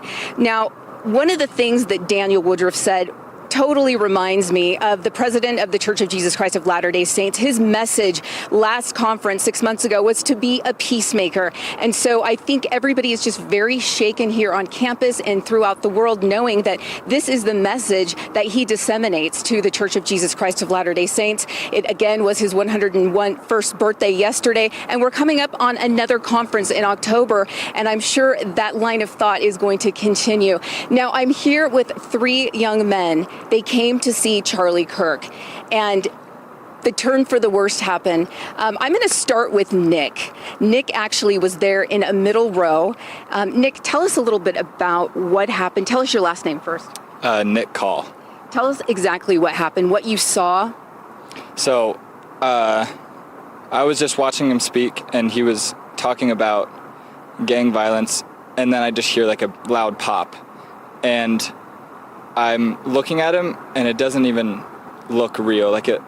I'm only 18 years old. I've never experienced a lot of death in my life, but this is like the first time I've ever seen somebody die, and my heart was just racing. It was so scary, and I was just appalled. Like, everybody just flopped to the floor, and I just tried to do what everybody else was doing. It was really scary. Oh, I can't even imagine how scary that would be. Did you drop to the ground as well? Were you waiting to see, is there going to be another shooting? I mean, what was going through your mind? Yeah, I instantly just dropped to the floor. I didn't know if he was a mass shooter, like he was there to shoot everybody there. But when I was on the floor, there were some group of people at the top. They cheered when he got shot, and I was just appalled. I couldn't believe the lack of human life that some people have. The lack of empathy there. Oh, that's appalling. I agree. Now, when you saw what you saw, did you have a certain direction that you heard the shot come from, or did you think it was just one shooter? Yeah, so I was facing towards him, and it looked like the shot came from my left, so his right, and it just went through his neck and out the other side. It was gruesome. Now that we're still trying to parse through information and we know that the shooter is at large, what are your thoughts now? I hope they catch this guy. Nobody deserves to die, no matter what your political beliefs are. And I just think that if you do something like this, you deserve to go to jail for life. Thank you for sharing. I'm going to move on now to Jack. We have two Jacks here, so I'm going to start with you, Jack. What's your last name? Jack Stevenson. And tell me, where were you? How did you hear about this? What are your thoughts now? Yeah, so I was just kind of like on the middle left, farther away from Nick. But I just heard about it through social media, and I came to hear Charlie Kirk speak just because I thought it would be interesting and see what he had to say, and yeah, so that's why I came. So now, in the aftermath, we're trying to piece things together. What are your thoughts now? Just prayers for his family is honestly just what I've been thinking this whole time. Like Nick said, no one deserves to die, especially with a wife and two young kids at home and all of his extended family. I cannot even imagine what they're going through right now. Thank you so much, Jack. All right, Jack, what's your last name? Watkins. Okay, you were there and you specifically came out to see Charlie, correct? Yeah. What were your thoughts at the time? Well, so I was with Jack Stevenson here, and we were kind of just like, we should just go like for fun, just to see. We don't really care like about Charlie Kirk, but like, you know what I mean? Just go, and just to be there, and it was good. Like it was really fun, but just like, it's just crazy that chaos just happened so quickly. And I mean, that's kind of all. I don't know. Do you have second thoughts about going to something like this in the future? I mean, I don't know. Yeah, a little. Like, it's pretty traumatizing, but I don't know. I mean, this doesn't really happen. Like, he's gone to colleges all over the world, and it's just crazy that it happened at my college. You know what I mean? Like, I just signed up to go here and just, enrolled, and it's crazy to see that, like, the one thing that I go to, something has to happen, and it's just horrible, but I don't know. Thank you, gentlemen, for sharing your thoughts. So as we just heard, a traumatic experience for them and for, students here that they know. And the fact that this shooter is at large is very, very scary. So as we have information continue to unfold, we will let you know. I'll send it back to you. It's so unsettling to hear from those college students. That gentleman, I'm just 18 years old. That student who had just signed up. Jody, thank you for that report. Yeah. Okay, again, we are waiting for an update in about 5 minutes. In the meantime, we have some updated information. Let's check in with Sarah Martin, who is at the Timpanogos Hospital. Let's find out what information are you hearing there at the hospital, Sarah?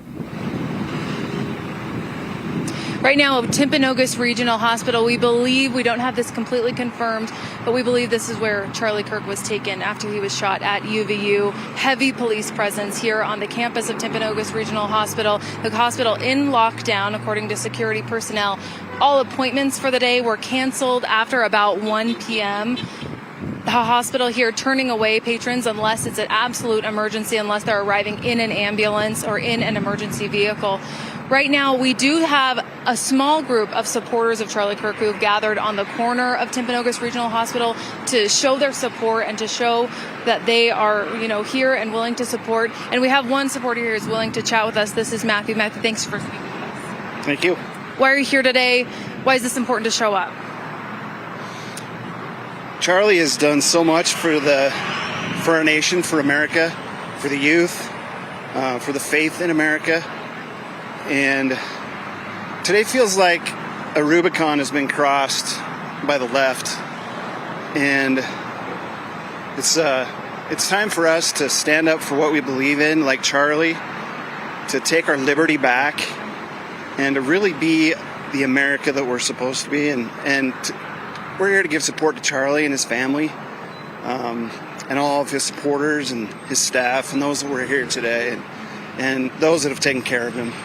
You've been here, it's pretty warm out here. You've been here in the sunshine for about an hour that we've been with you, and we've seen a huge number of cars drive by and some very vocal. Has that been a positive experience for you so far? What have you seen? Mostly positive. There's been some negative.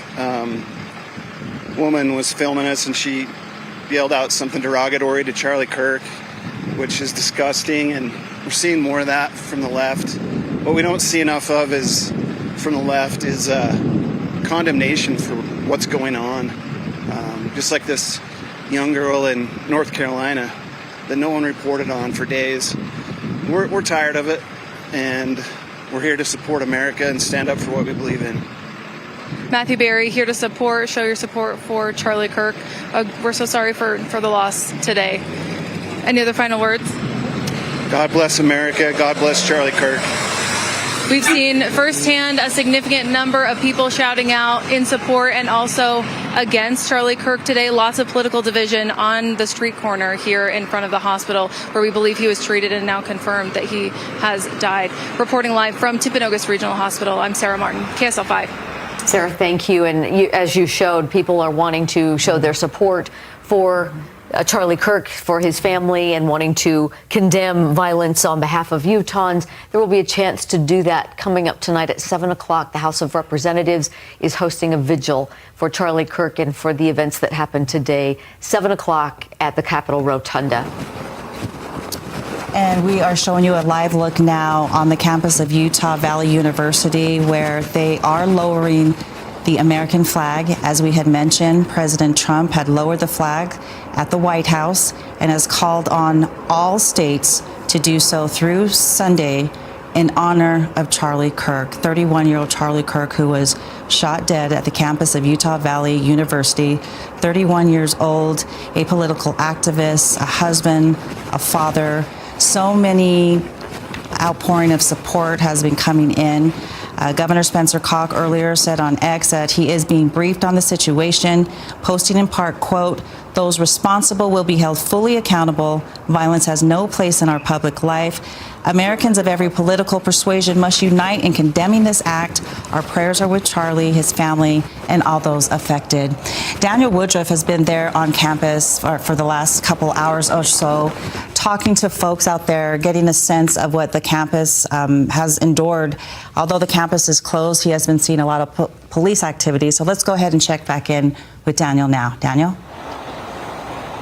Yeah, Tamara. So here on the west side of campus, it is very quiet. Really, the people that are left are media and law enforcement. And we know that law enforcement has a major presence here on the campus of Utah Valley University as they have evacuated the campus, told people to go home. Law enforcement has been escorting people out. We saw that a little bit ago. Anyone who was sheltering in place here in buildings or whatnot after the shooting of Charlie Kirk. We've seen on social media so many condemnations of political violence. We've seen it for...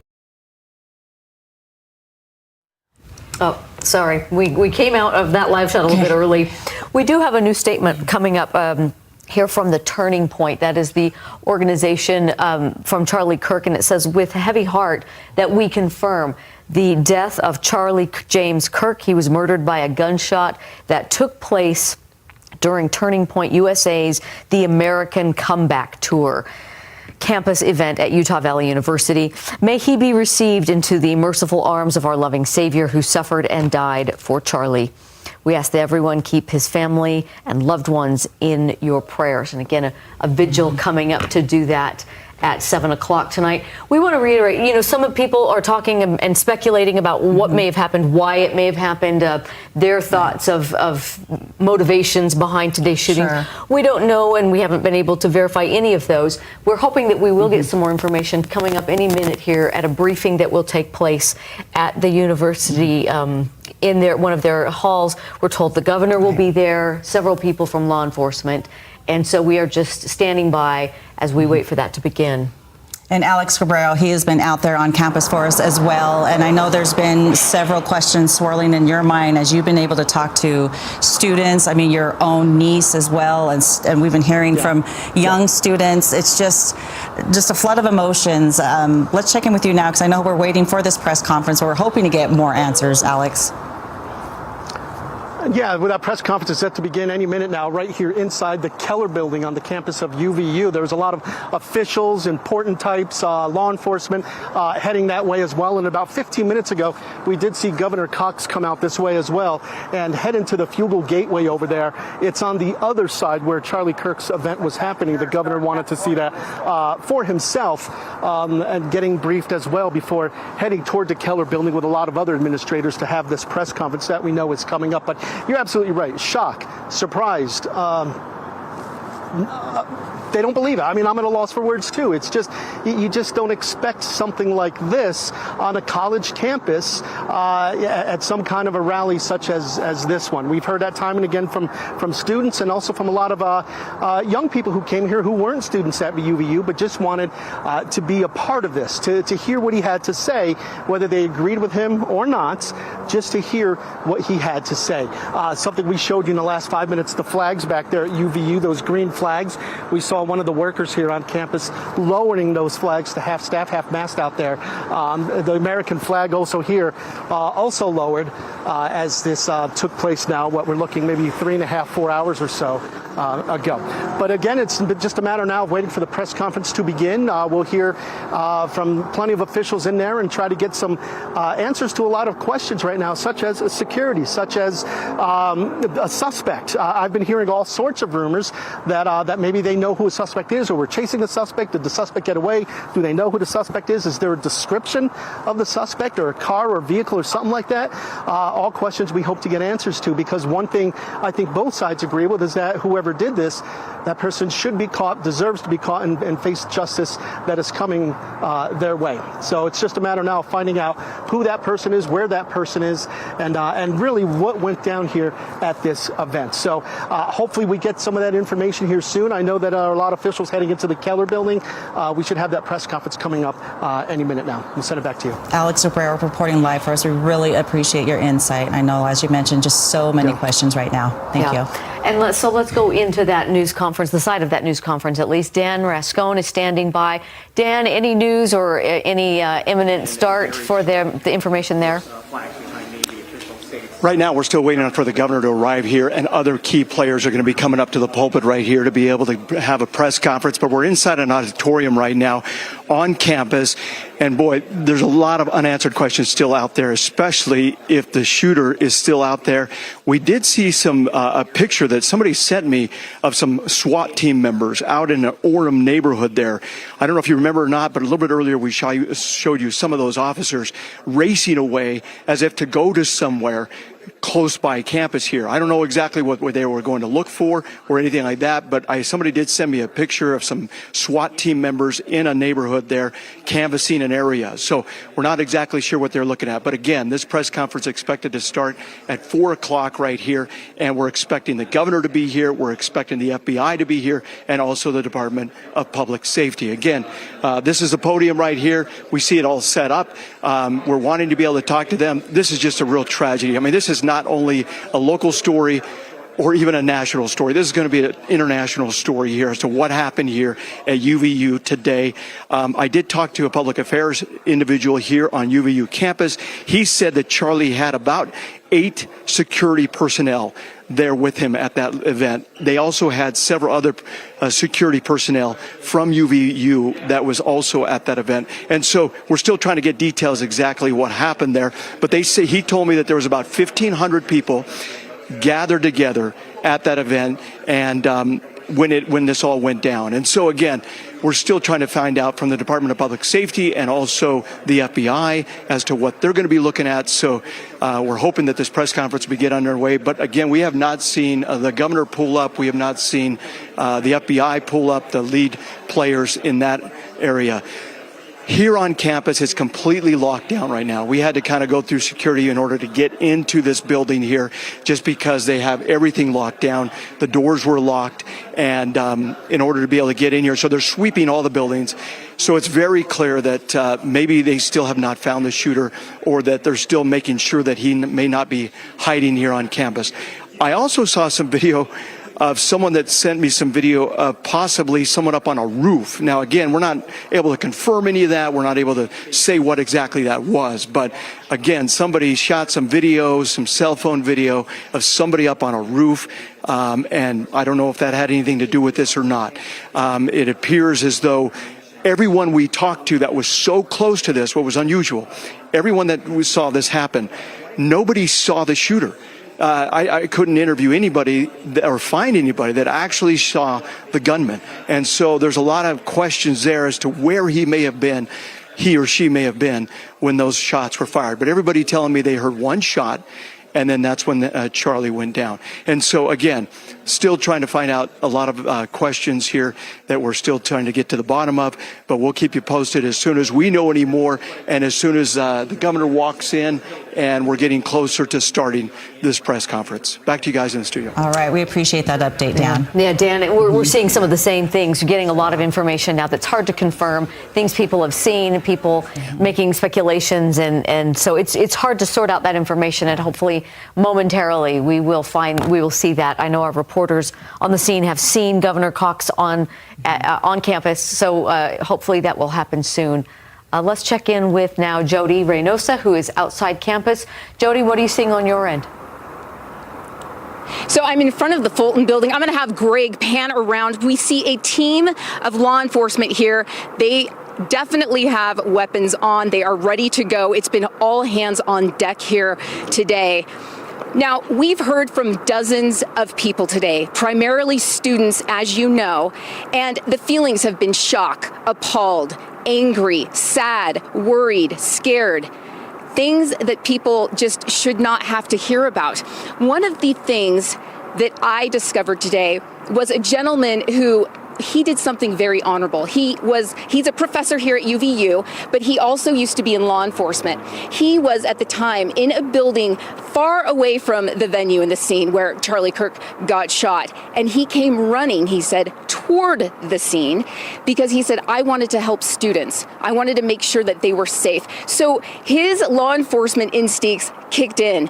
Now, I wasn't able to talk to him on camera. He said, I need to figure out UVU's protocol with the media first, so give me a call tomorrow. So hopefully we'll have him, and just kind of what was going through his mind at the time. The fact that somebody is running into danger, that's heroic to me.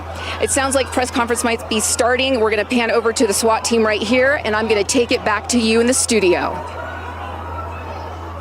Thank you for that update. Yes, we are standing by to get answers to the outstanding questions. Number one being, what's the status of the suspect? We've heard people reporting or a group of law enforcement in an Orem neighborhood. We've heard a lot of different things, and so hopefully they will let us know if they know who the suspect is. And right now they're not confirming that there's anyone in custody. All right, we want to check back in with KSL's Sarah Martin. She has been at the Timpanogos Regional Hospital, where you are telling us that they have since canceled all appointments moving forward this afternoon.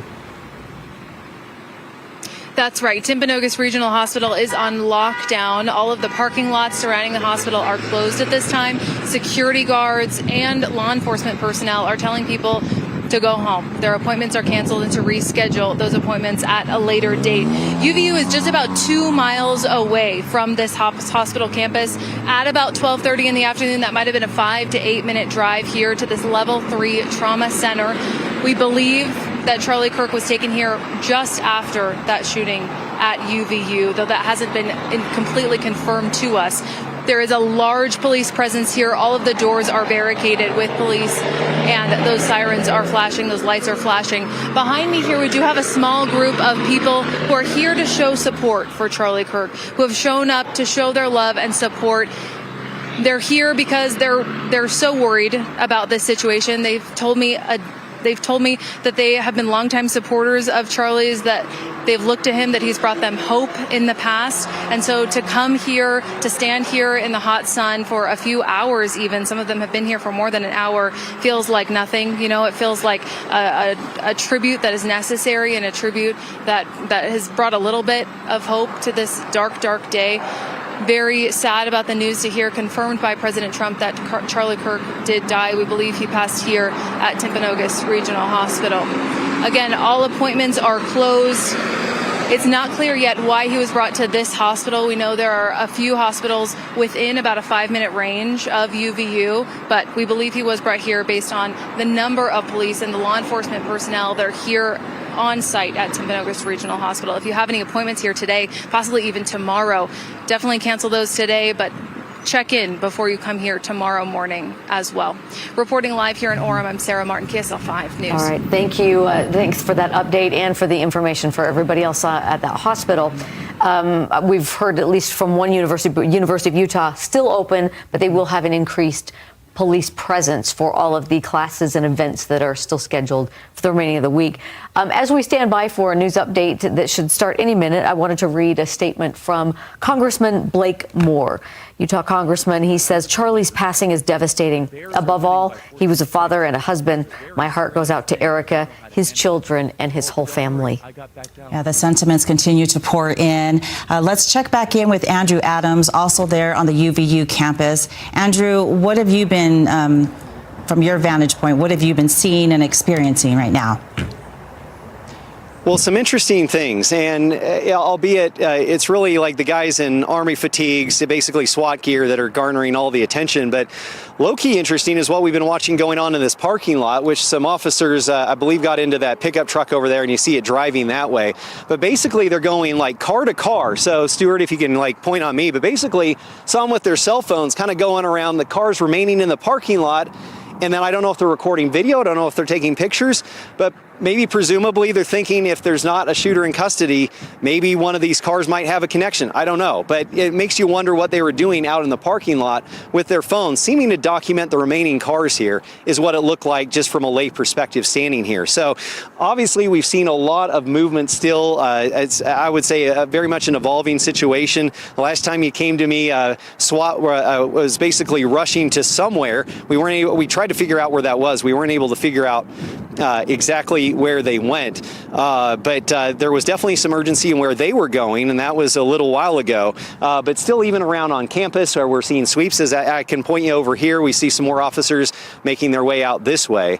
So still, I would presume an active sweeping operation going on here, and certainly was of interest what we were watching going on here in the parking lot with those cars, as it seemed that police were documenting the cars remaining here in the parking lot. Would they have a connection? Hard to say, but you know, if this goes long down the road of an investigation, something like that, even a small thing, we talk about this with even up to cold cases, sometimes the smallest clues will lead to a big break in the case. And so perhaps that's what they're hoping for. Back to you guys. Yeah, certainly a lot of questions that will be asked at this press conference that hopefully will get underway shortly. They're testing the microphones. We're keeping an eye on it, so you won't miss anything. We're keeping an eye on that situation and just trying to bring updates as we get them.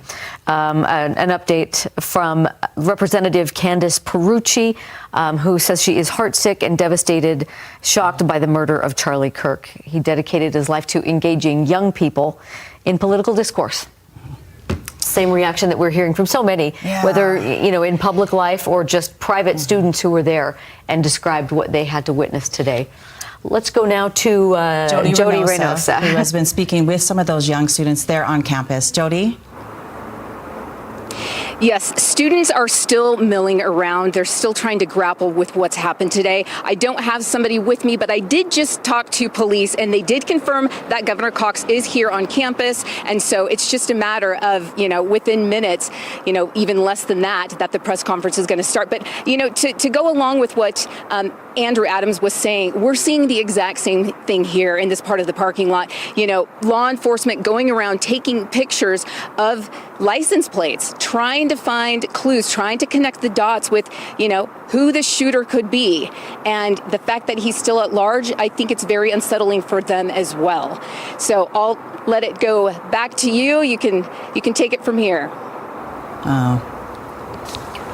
All right, Jody Reynosa reporting live for us from the UVU campus. And Deanie, we throughout this last couple of hours, as our reporters have been there on scene on campus and talking to young students who were seeing Charlie Kirk for the first time, wanting to see them here at home in our own backyard, and to go to a somewhat friendly crowd where, this is going to be a fairly cordial event. Of course, we know Charlie Kirk traveling on campuses all throughout the state where political discourse, back and forth debate, it is part of what he does with Turning Point USA. Was scheduled to come to Utah State University later in the month, interestingly, so that tour had continued. But we're hearing that they are testing the microphones, but also we will start getting updates from Cameron Roden from the Highway Patrol, Public Safety. So again, we're standing by to get more information that is updated. We've been here now reporting for a couple of hours and have heard a lot of eyewitnesses. Statements that have been heartfelt, that have been shocked, and we want to play those. I think we have some of those for you to hear. We hear all the time that we're the problem, we're the violent ones, we're the issue, and yet this is the second mass shooting attempt on a political figure. First Donald Trump, now we have Charlie Kirk, but yet we're the problem. We were sitting next to each other, we just heard an immediate pop. We're like, what's going on here? And then after that pop, we just saw him in his neck. We saw him fall backward, blood shooting out of his neck, hit the floor, and we just had to bolt it out of there. I just started booking it. My friend threw her drink, and we just got out of there as fast as we could. None of us believed it at first, and then we still just got out and saw the hordes of people running. I was in a room fairly close to where it happened, and then some people just ran in and yelled active shooter, so we all just got out. I'm still shaking, and I'm still crying. I love Charlie Kirk. He's awesome. And I pray for him and his family. And I pray for everybody that was here to witness this. It's awful, and I don't understand why we can't have something like this that is truly innocent. There were the non-believers, the ones that didn't like him, and that's fine. But to shoot him, he doesn't deserve this. Certainly some raw emotion there from supporters of Charlie Kirk this afternoon to witness such a traumatic event, a shooting there on the campus of UVU. Let's go to news specialist Andrew Adams, who has been on campus. Andrew, what's happening over that end of the campus? Well, again, the clearing seems to continue as well as evidence gathering. As we mentioned just a few minutes ago, officers were passing through this parking lot seemingly with their cell phones. It appeared taking pictures of individual cars.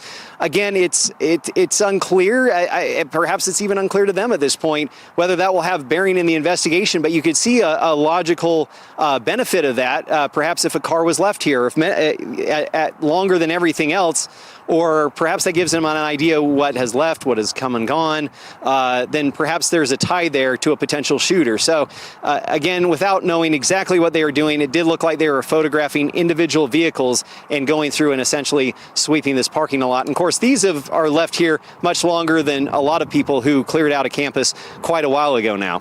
As you can see, things have quieted down here. I think we saw some students up over at this end milling around, but a lot lot of the students that were out here earlier have cleared. Understandably, it's a warm afternoon. I don't know the exact temperature, but certainly at least mid-80s, if not hotter, and that's taking a toll. In fact, I wanted to mention that a sheriff's vehicle came by, gave us bottled water. I greatly appreciate that. It is a hot day out here, but again, it's interesting what investigative steps are taking place, while at the same time it seems to be that there's an active effort going through, sweeping buildings. We've seen lots of people in SWAT uniforms going, as we understood, they were going room to room and even potentially leaving campus a little bit earlier. We saw a SWAT vehicles, something that I'm not sure if it was a Bearcat. I think that's what sometimes those armored vehicles are called, but it left at an accelerated pace, and then we saw some SWAT officers get into a black unmarked Jeep, also literally sped off. And so it makes you wonder what they were going to investigate at that time. But again, an investigation, at least to the lay eyes, leaves more questions than answers. But of course, they're doing what they can to get those very important answers right now. Well, Andrew, what you've had to report today, a gesture of a bottle of water. Hang on to that. That's the positive thing and the thing you want to keep in mind on a day like today. Thank you.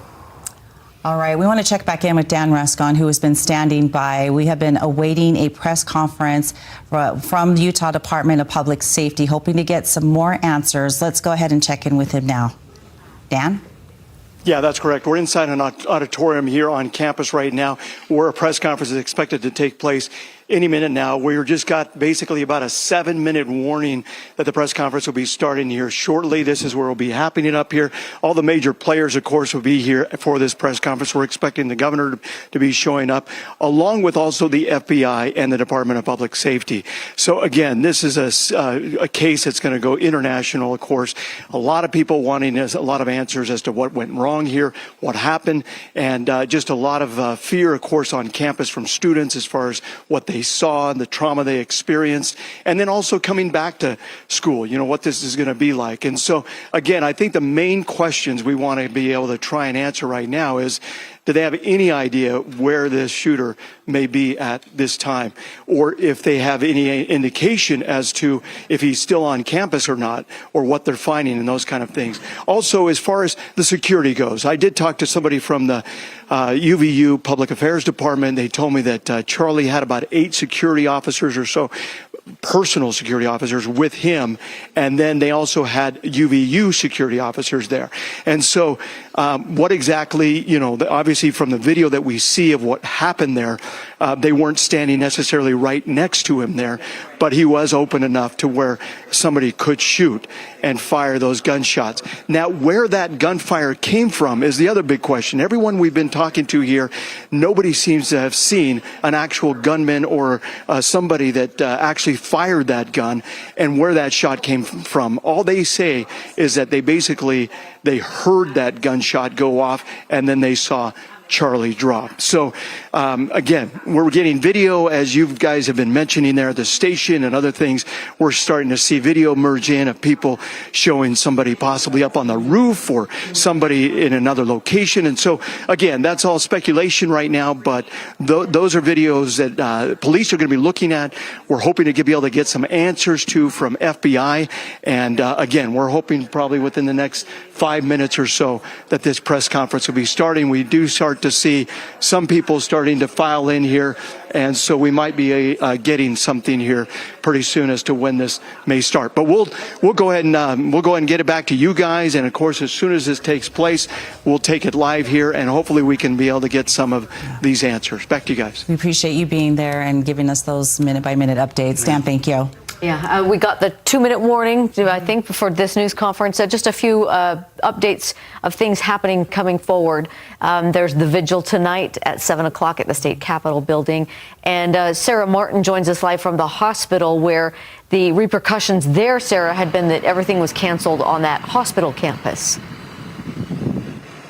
That's right. All appointments canceled here at Timpanogos Regional Hospital since about 1:30 this afternoon. So roughly maybe an hour, 45 minutes after we believe Charlie Kirk was brought here, all appointments canceled. Police and security blocking all entrances to the hospital and telling patrons to come back another day to reschedule all of those appointments. So if you have an appointment at Timpanogos, make sure you reschedule that. Back to you in the studio. All right, Sarah, thank you for that update.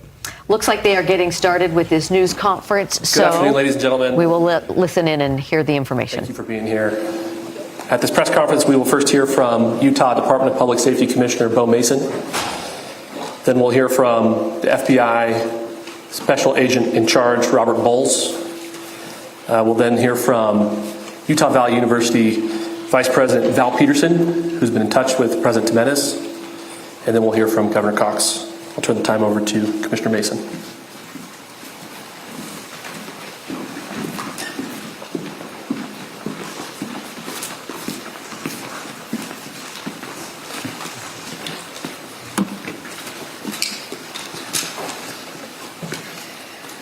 Hello, everyone. I'm Bo Mason, Commissioner for the Utah Department of Public Safety. Today at approximately 12:20 Mountain Standard Time, political influencer Charlie Kirk was shot in an event at the Utah Valley University. He was taken by private vehicle to Timpanogos Hospital, where he later passed. The Utah Department of Public Safety will be co-leading this criminal investigation to find this killer, along with the Federal Bureau of Investigation. We are working in unison with the County Sheriff's Office, the local police department, and the University Police Department, all of which have been very cooperative and fully engaged in this process. Shortly after the shooting, we did have a suspect in custody, George Zinn, but he was released from custody after we identified that he did not match the shooting suspect and was not an accurate person of interest. However, he has been booked into the county jail by Utah Valley University Police Department for obstruction of justice. We do still have an active investigation for the person of interest. This incident occurred with a large crowd around. There was one shot fired and one victim. While the suspect is at large, we believe this was a targeted attack towards one individual. This is a tragic moment in our state and in our country. As we heal, we encourage everyone who is struggling with news of the incident to call 988, our state mental health crisis line. In addition to that, our partners with the FBI will also be discussing other ways we can communicate through the public for tips and other information. Thank you. Good afternoon. On behalf of the FBI, we extend our sincerest condolences to the family and friends of Charlie Kirk. Our thoughts are also with the people who witnessed this traumatic event. We know that what you experienced was very difficult. Our thoughts are with you as well. As soon as we heard about the shooting, special agents and personnel from the Salt Lake field office responded immediately. We have full resources devoted to this investigation, including tactical, operational, investigative, and intelligence. To be clear, the FBI will fully support and co-lead this investigation alongside with our partners. We are working on setting up a digital media tip line, and as soon as it's established, we'll get that information out to everyone. I know there's a lot of questions. This is very much an active case, and this investigation is in its early stages. We are following all the leads and all the evidence. If anyone has any information, please report it to the FBI or local law enforcement. Thank you. On behalf of President Jimenez, who we've been communicating with, and she's on her way back right now, I say that on behalf of Utah Valley University, we are shocked and saddened by the tragic passing of Charlie Kirk. We express our sincere condolences to the Kirk family. We grieve with our students, faculty, and staff who bore witness to this unspeakable tragedy. He was invited by the student group Turning Point USA to speak on our campus. We firmly believe that UVU is a place to share ideas and to debate openly and respectfully. Any attempt to infringe on those rights has no place here. We do not condone any form of violence at UVU and seek to make our campus a safe place for all. Ladies and gentlemen, thank you for joining us on this dark and tragic occasion.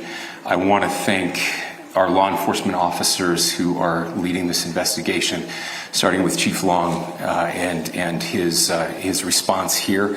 with the UVU Police Department. We're grateful for your leadership and your team. And again, to the speakers that you've just heard from who are co-leading this investigation. I also want to recognize Sheriff Mike Smith, who has been an invaluable partner as this investigation moves forward. I've been in touch with President Trump, with FBI Director Kash Patel. We are completely aligned with our state and federal partners as we work through this case. Now, this is a dark day for our state. It's a tragic day for our nation. And I want to be very clear that this is a political assassination. We are celebrating 250 years of the founding of this great nation. That founding document, the Declaration of Independence, that this great experiment on which we embarked together 250 years ago, that we are endowed by our Creator with certain unalienable rights. The first one of those is life. And today, a life was taken. Charlie Kirk was first and foremost a husband and a dad to 2 young children.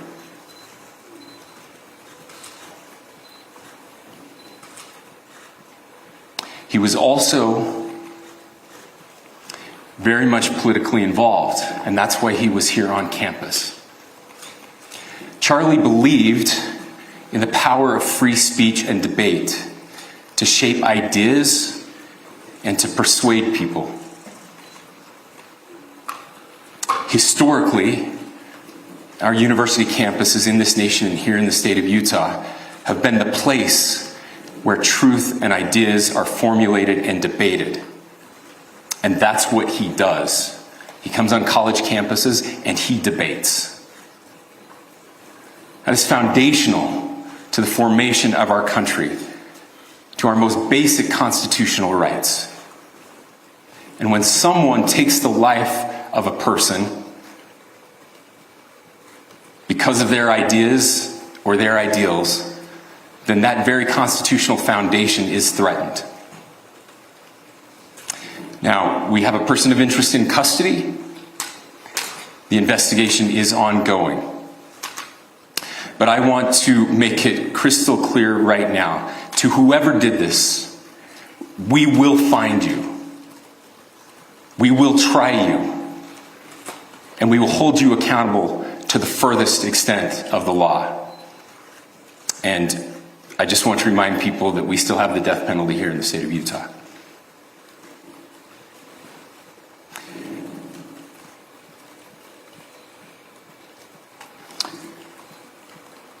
Our nation is broken. We've had political assassinations recently in Minnesota. We had an attempted assassination on the governor of Pennsylvania. And we had an attempted assassination on a presidential candidate and former president of the United States, and now current president of the United States. Nothing I say can unite us as a country. Nothing I can say right now can fix what is broken. Nothing I can say can bring back Charlie Kirk. Our hearts are broken.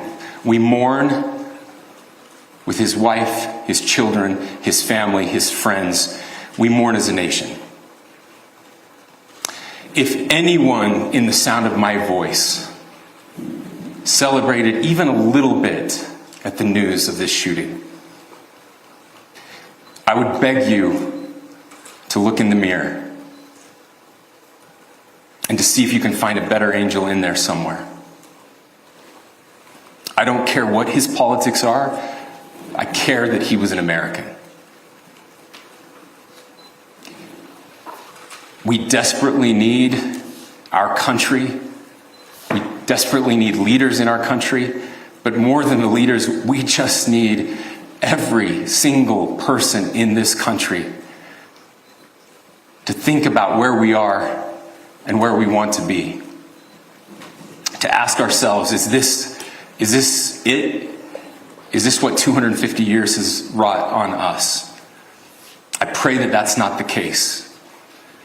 I pray that those who hated what Charlie Kirk stood for will put down their social media and their pens and pray for his family, and that all of us will try to find a way to stop hating our fellow Americans. With that, we're happy to take a few questions. The FBI director is posting that a suspect is in custody. I would just like clarification. Do you or do you not have a suspected shooter in custody? We have a person of interest in custody that is being interviewed right now. That is not George Zinn. That is not George Zinn. Okay. That is correct. Are you still searching or looking for another shooter or anybody else related to this? Yes, we are actively looking for anyone and everyone who has any possible information relating to this shooting. Can you tell us details about the suspect being taken into custody? Where? How long ago? We cannot at this point, but we will get you that information when we can. Is there believed to be a second individual involved in the shooting?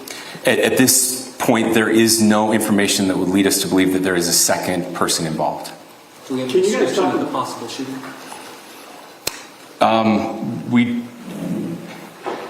Do you want to talk about what we know there? Yeah. The only information we have on the suspect, the possible shooter, is taken from closed-circuit TV here on campus. We do have that. We're analyzing it, but it is security camera footage, so you can kind of guess what the quality of that is. But we do know dressed in all dark clothing, but we don't have a much better description other than that. Where do you believe the shot came from? The shot came from here on campus, from a location at a fair roof.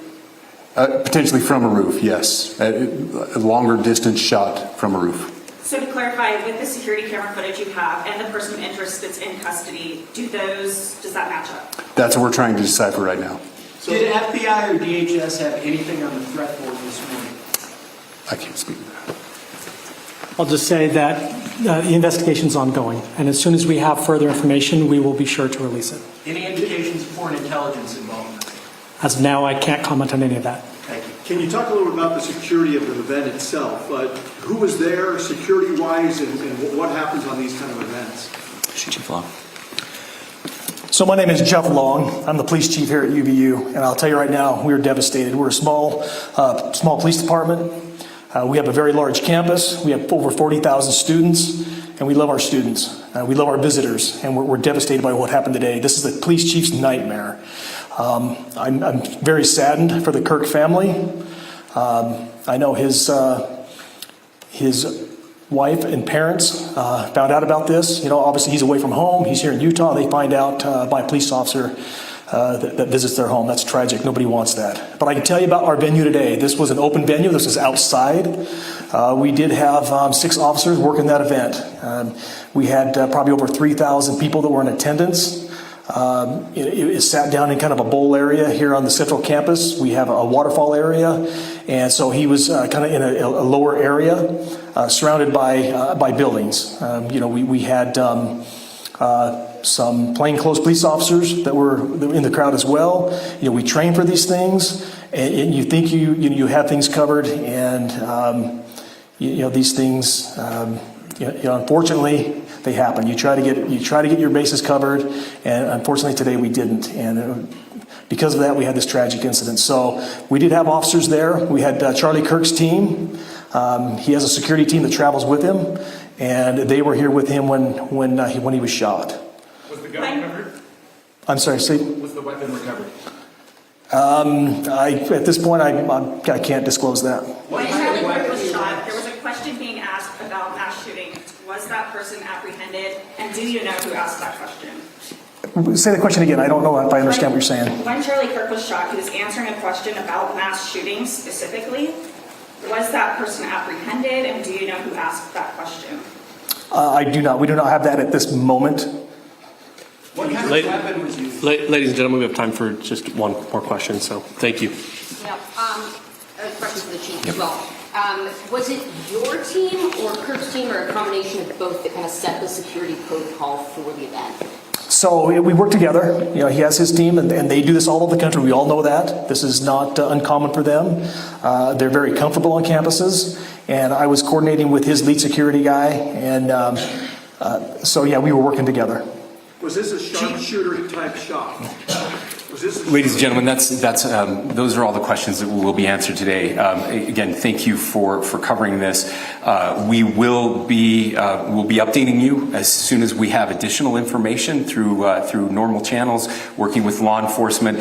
Again, our deepest condolences to the Kirk family and to the students who were there today. I would just ask everyone everywhere to please pray for their family and to pray for our country. We need it now more than ever. Thank you. That was Governor Cox wrapping up the news conference to provide some updates on the shooting that happened today at Utah Valley University. Probably the biggest information that we've learned today was from the Department of Public Safety that confirmed they do have a person of interest in custody. They don't have a reason to believe there's more than one shooter, and they talked about how they had campus security video from a roof of someone dressed all in dark clothing. They were trying to see if that matched up with the person that they have in custody. And they did talk about a suspect that they had in custody initially who they thought had matched the description, but that person has since been cleared. However, they were charged with obstruction of justice. We do have our Dan Rascon, who was there inside of that press conference. Let's go to him now live. I want to get your initial thoughts. Hearing from Governor Cox there, calling this a political assassination. Yeah, some very strong words coming from Governor Cox here in regards to what happened here. Obviously a real tragedy. He is calling this, as you mentioned, a political assassination. Somebody that came after Charlie Kirk and wanted to take him out. And so we believe right now, from what's been happening as far as what they were able to tell us, they do have a person of interest in custody. They also have another person that they're looking at, but they're not saying whether or not the two are related in the incident. So again, one person in custody here. Is that the actual shooter? We don't know, but they did say he is a person of interest. And as far as them looking for others, they say they are still canvassing the area. They're still canvassing the campus to try and see if anybody else has any other information. Now, we had mentioned a little bit earlier that we're starting to see cell phone video coming in of possibly somebody up on the roof there. Well, they did say, at least Department of Public Safety said that they do believe that the shots came from the roof. So again, was this a rifle, a sharpshooter? To be able to shoot from up there would be a very difficult shot unless you really knew what you were doing. And it hit him right in the neck and right in the fatal part of the body there. And so, you know, it's one of those situations where they're still continuing the investigation. But according to UVU's police chief, he said he had as many as 6 or more officers here on the scene, some in plain clothes, others that were armed and ready. He said they were doing the best they can to be able to control the crowd. He said they probably had as many as up to 3,000 people or so in regards to being out here. It was an open event, so it was out in the open, so people could have been anywhere. There wasn't like people had to go and check in bags or anything like that. So people could have been coming somewhere on campus and carrying a weapon or something like that, and maybe they would have not known it because it wasn't like they had to go through metal detectors or anything like that. So again, we just wrapped up a press conference right now. It was very quick. They didn't answer a lot of questions. They said the investigation is ongoing. But when it comes to the actual shooter, the person who took Charlie Kirk out, they say they have a person of interest right now. They're not saying, yes, we have the gunman. We're not looking for anybody else. They also have another person that they've taken into custody that was initially arrested, and now he's being charged possibly with obstruction of justice. And then they also have basically a lot of video coming in. They've got a lot of witnesses. They have people, as you heard from on our station right here, as we interviewed witnesses, people that were just feet away from this shooting that happened. And so you obviously have a lot of people that have had this happen or watched it all happen and unfold. So a lot of traumatization among students, a lot of difficult situation for students to be able to experience something like this.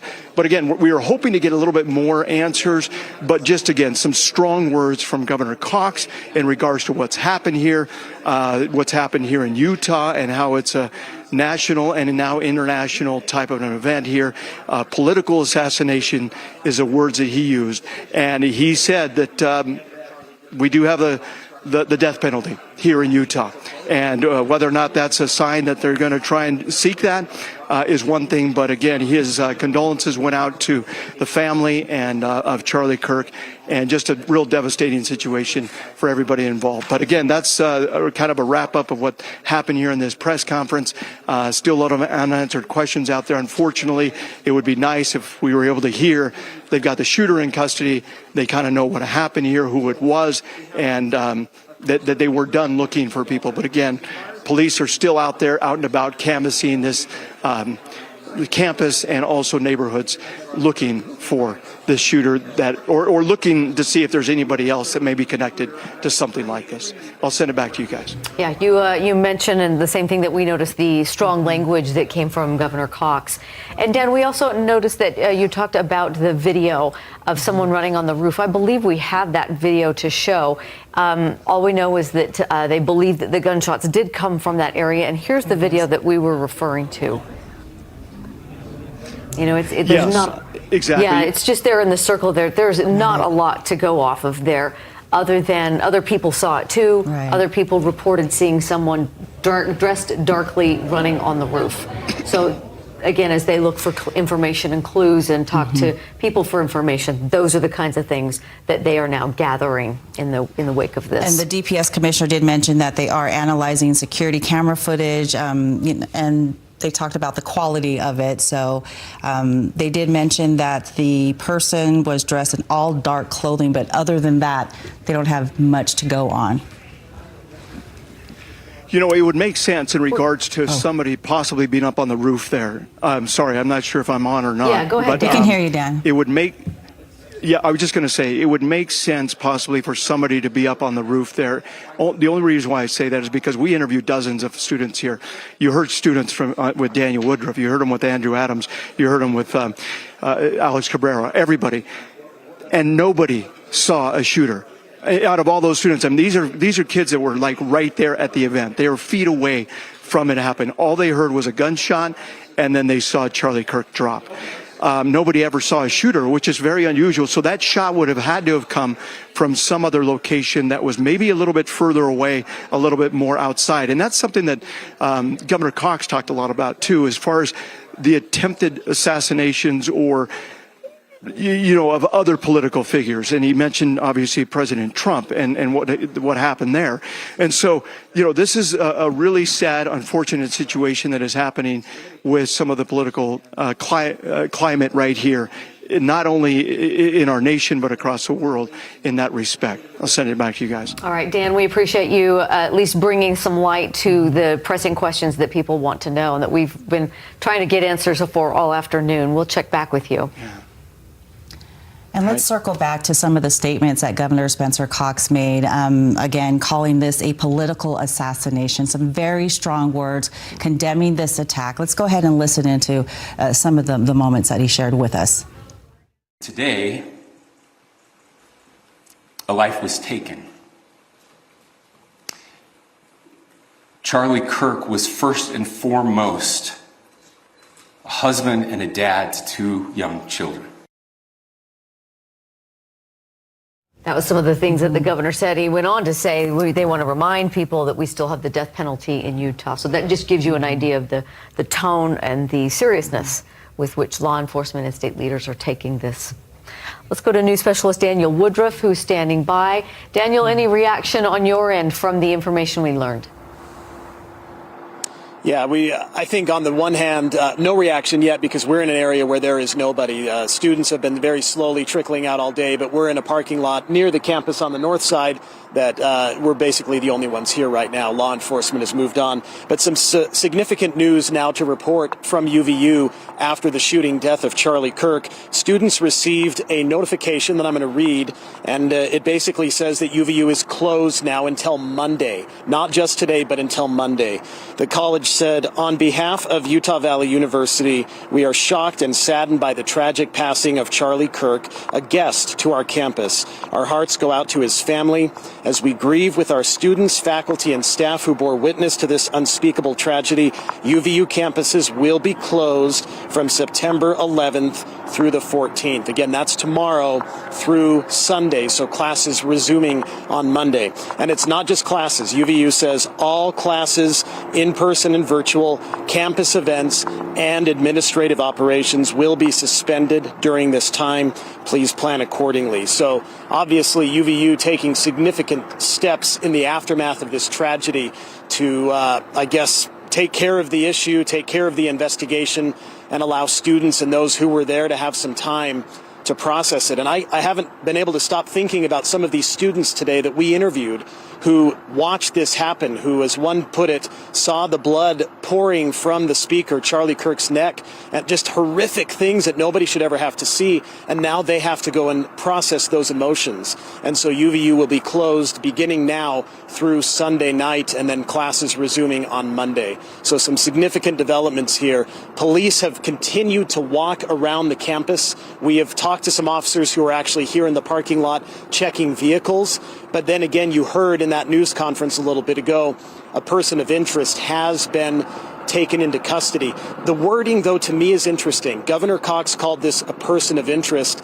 The FBI director, Kash Patel, tweeted about this, calling this person the subject, basically responsible for this shooting. So I think there's some details to sort out in the exact wording that's being used, but either way, officials telling us that there is a person of interest in custody in connection to the shooting, and then an additional individual who has been booked into jail for obstructing justice, apparently in the chaotic aftermath of all that. He identified himself or something as the shooter, and now he's been booked into jail for obstructing justice. So I think a lot of details still need to come out on this, but for now, as those details emerge, the campus here at Utah Valley University in Orem will be closed, reopening Monday. Back to you. All right, Daniel, thank you for that update. All right, we want to check back in with Alex Cabrero. Prior to the press conference, you had a chance to talk to students there on campus who witnessed this horrific event. We want to check back in with you now, Alex, now that you've had some time to listen in to some of the answers that we've been getting. We heard some strong words from Governor Cox calling this a dark day for our state, but a tragic day for our nation. Absolutely, and I think one of the things Governor Cox said that maybe both sides can agree with here is that he said our nation is broken. And he said he doesn't have the answers. He doesn't know how to get everybody back together. He doesn't know how to fix this. And I think that's something, hearing that somebody on his level saying that this is our nation is broken, that this is a political assassination, that there have been attempts not only in Minnesota, there was a political assassination there. There was an attempt on President Trump's life on the other side. I think the way he put it really hit home for a lot of people that there's something wrong. And he admits he doesn't have the answers on how to fix it. And a lot of the students we spoke with earlier today, they also said kind of the same thing, like, what is going on? This is the prime of their lives. They should be enjoying school and hearing debates and hearing things maybe they don't disagree with to get a fuller understanding of things of the world. And then to have this happen is definitely shocking to those young people that are just here trying to hear something different. So at this point, I think we heard Daniel Woodruff also say some curious wording with a suspect in custody, a person of interest in custody. What does that mean? We're still, we'll get the details on exactly why they're being a little ambiguous with their wording of this later on.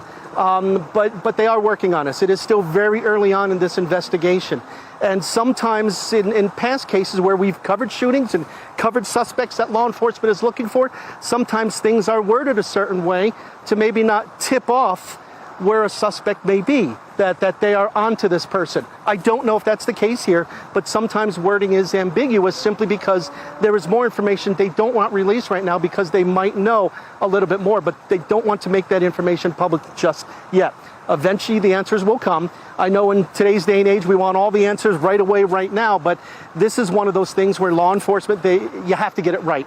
And if getting it right means taking some time to release information later on, then so be it, because we all want to see whoever did this brought to justice and to face consequences and to have to answer some very tough questions themselves. So as far as students, for the most part, the campus has pretty much been cleared except for law enforcement and other faculty and such. But students-wise, most students have left at least the area we've been in for a couple of hours now. So yeah, it is, I agree with the governor. It's just a dark day in Utah, a dark day for the country. And you just wonder at what point does this stuff stop? We'll send it back to you. Yeah, no, a lot of those same sentiments are on a lot of people's minds today, Alex. Thank you for the update out there. I wanted to take a moment to read a statement today that was issued from the Catholic Diocese of Salt Lake City. It says, "My heart goes out to the family of Charlie Kirk. He was shot and killed today at Utah Valley University. They pray for the repose of his soul, and they're also praying for those who were affected, especially those who were present at the event on campus." Yeah, certainly hearing a lot of that sentiment, as we also heard from Governor Spencer Cox as well, talking about Charlie Kirk being a husband and a father to 2 young children. We want to check back in with Andrew Adams, who has also been out there on campus there at UVU. Now that we've had a chance to get a few more details, Andrew, from this press conference about what's going on here, the latest at least, what can you tell us, and from what you're hearing, where you're at? Well, the investigation is still very much afoot, and we've talked the last 20, 30 minutes about police in this parking lot broadly going car to car, kind of with their cell phones, taking pictures of presumably license plates, sometimes inside the vehicles. But we noticed that they took special interest in this car, this SUV right here. Now we'll push in and show you that one. Spent a great deal of time comparatively next to that one, taking a look, and not just one officer, but you had 3 officers, one with a laptop. So I'm not sure what kind of application was on that laptop, but taking a good, healthy look at that and trying to figure out exactly what was going on with that vehicle. And initially there was some confusion actually that it might have been a news photographer vehicle, but that was not the case. And so they gave that a very close look and then moved on to some other cars in the parking lot. But it did seem like they took a lot more interest in this one than others in the parking lot so far. And that effort continues just it looks like a couple of rows away as they continue to go car to car. In fact, if we have a minute, Stuart, if you can just reposition and push up, you can actually see what he's doing right here next to that gray vehicle, maybe 3 rows down the way, and now he's moving on to the next car, which is more of like a teal sedan. But this has been going on here for at least the last, presumably a lot longer, but at least a half hour to hour. Police officers going car to car, now stopping up behind a blue car next to it, basically documenting what's going on in this parking lot. Perhaps that helps the investigation at some point. We'll push it back to the studio. All right, Andrew, thank you. We appreciate your update. This is an active investigation. We are going to take a 1-minute break and come back to start from the top with all that we know on KSL News live at 5. For temperature, warmer than normal. Whether it's sunny out, pushing closer to the low 90s, or a storm is moving in. In St. George, it's pretty overcast. KSL weather specialists are working for you. Forecast today does call for cloud cover with the latest changes. High pressure to the north moves off to the west. What to expect for the day. 93 to 88. And what's ahead in the forecast. Friday, we get a little bit more moisture. Stay with KSL. I believe you. Good answer. On air, online, and on the KSL weather app.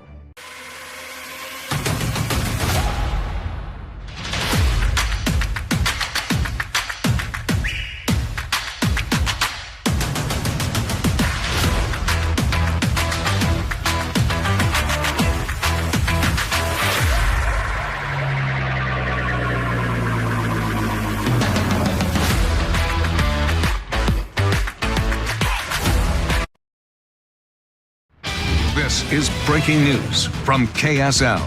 It was pretty terrifying. Probably the scariest thing I've ever been a part of. And we just ended up turning and running. There was just crowds of people screaming, and then just like shooter, gun. So I was in a room fairly close to where it happened, and then some people just ran in and yelled active shooter, so we all just got out. This is a dark day for our state. It's a tragic day for our nation. And I want to be very clear that this is a political assassination. Conservative activist Charlie Kirk is dead after he was shot in the neck at a speaking event at Utah Valley University in Orem. Kirk was speaking in Orem during the noon hour when an unknown suspect shot him in the neck. At around 2:45, President Donald Trump confirmed on his Truth Social account that Kirk had died. Reaction and condolences have been pouring in all afternoon from around the state and across the country. I'm just really shocked about what happened. I may not agree with Charlie Kirk, but no one deserves to be executed like that. We have live team coverage from Orem right now. We've been talking to dozens of students on UVU campus, police, politicians, and attendees there. What many people witnessed today is disturbing. Here is one firsthand account from an eyewitness. I was working my way up to the stand to ask Charlie some questions. At that moment that the shot rang out, I look over and I see Charlie Kirk slump over for just a split second, and the crowd just pushes back. There's a huge stampede pushing back. People are jumping into the fountain. A person of interest is in custody. Anyone who saw a shooter, no one saw a shooter, or at least reports seeing that, or anything else important. But if they do have information, there is a tip line, and law enforcement definitely wants to hear from you right now. That tip line is fbi.gov/Utah Valley shooting. The website is there on your screen, fbi.gov/Utah Valley shooting. News specialist Alex Cabrero joins me live from Utah Valley University campus. Alex, you've been there all afternoon. You talked to students, staff, even your niece who was there. Sum up what you've heard today. Yep. Yeah, it's been 4.5 hours now since this shooting happened, but I think the shock waves and the effects from this, what happened at just after 12:30 today, that's going to be felt for quite some time. Still a lot of shock, still a lot of just people saying they don't believe exactly what happened, that it actually happened. Now, when it happened, there was one single shot from what we heard from Utah Department of Public Safety. There was just one single shot, and immediately people started running away from the scene. People heard active shooter. People heard the word gun. People heard the word shooting. People started running. There were a few people who froze thinking, is this really happening? Did this really happen? And was this some kind of a stunt? Maybe was it part of the show? Not realizing that it did in fact happen. We spoke with several people, with students, and even people who came here who weren't students but wanted to be a part of all of this. Not just because maybe they agreed with him, even if they disagreed with him, they wanted to hear what Charlie Kirk had to say. That's part of listening to both sides. When this happened, they said they can't believe what happened right in front of their eyes. And I pray for everybody that was here to witness this. It's awful, and I don't understand why we can't have something like this that is truly innocent. You know, there were the non-believers, the ones that didn't like him, and that's fine. But to shoot him, he doesn't deserve this. And that's something we have heard time and time again from several people, that no matter if you disagree with Charlie Kirk, if you agree with Charlie Kirk, if you don't have a position, that something like this shouldn't happen, especially on a college campus where it is encouraged to have different ideas and different thoughts and different ideologies. It remains to be seen exactly what happened, what the motive was. We are still hearing words that, is there a person of interest in custody? We hear yes, but is it the shooter? We don't know that for sure at this point, but certainly we will get more answers on that in due time. And a big part of what we're hearing again from Governor Spencer Cox is that this was a political assassination, something we've seen far too often in the past few years in the United States. He says we don't have the answers on how to bring us all together, but that's certainly something he would like to see happen, as well as pretty much everybody here I've spoken with today. For Live at 5, I'm Alex Cabrera. Yes, Alex, thank you. Very much a fluid investigation still going forward now. Let's go live now to news specialist Sarah Martin. She is at the Timpanogos Hospital, where Charlie Kirk was transported after the shooting. And this event has obviously had a broad effect on hospital operations there. Sarah? Absolutely. Timpanogos Regional Hospital canceled, closed for the day. All appointments following Charlie Kirk being brought here. Entrances, exits are closed. Anybody coming to the hospital was turned away unless they were arriving in an ambulance, which we've been here for almost 3 hours now, has not happened. So those ambulances being rerouted to other hospitals. A growing crowd behind me. You can see people are coming here to the place where they know he was taken so they can show that their respects, they can show their love and support for Charlie Kirk and for his family who remain. Right here with me, a young woman named Lauren. Hi, Lauren. Thank you so much for being here. Lauren was there today at UVU and decided to come here this evening and show up to show her support. Lauren, how are you doing this afternoon? What did you experience today? Yeah, so me and my sister, we're Charlie Kirk fans, so we're super excited to go. And just going to his thing, just in the beginning of the first, you could just feel his spirit, and he was so happy. And it's sad and just wrong, completely wrong for someone to get killed for their beliefs of their rights and stuff like that. So after that happening, my sister and I were in the third and fourth of the row or whatever, and I didn't see it, thank goodness, but just hearing that shot, it was sort of unbelieving, how could this happen in Orem or Utah. And so it's happening to anyone, that's just wrong. And so we just evacuated and got out, and there was no direction helping us and stuff. And just after this, it's been really hurtful, and I was just down looking through different reels of just how some people are taking this as a joke and they don't care that this man this who's a human has those rights just died of this. But afterwards, when we were going through, we decided we wanted to come to here and support Charlie Kirk. We made a poster up for his family, and just being here, it's made me feel more peace and more calm, just being with people here, knowing that there's still good in this world, and that there's still humanity that cares for this man, because he truly, anyone losing that life or whatever is wrong. And I just feel so bad for his family, and just he's they're in our thoughts and prayers, and just to help them for that. So really healing for you to come here after this traumatic event, for you to come and be with others, be with like-minded people and people who are also supporting. No, yeah, for sure, which I wouldn't expect, because most of it, I'd go to these scenes, I feel I would feel I don't know, uncomfortable. Everyone's been so nice, and just just feeling super that comfort and just that healing through it. Moving forward, what about Charlie will you take forward with you? Yeah, so even though this was my first day meeting Charlie, just I've always wanted to know him, and to me, just seeing him today, just so happy and sharing his connection with Christ, I really connect with him. I love his politics too, but just his with Christ. So what I really want to take from this today is to always stand up for your beliefs, and just to know we should, as people, we should feel safe to say our beliefs and our rights, no matter what religion or what we believe in. And so he's just an example, a man for me to be courageous and brave, and to always defend what you believe is right. Lauren, thank you so much for chatting with us. A current student at UVU studying to be a therapist here. A growing crowd behind me here at Timpanogos Regional Hospital to say goodbye to the late Charlie Kirk.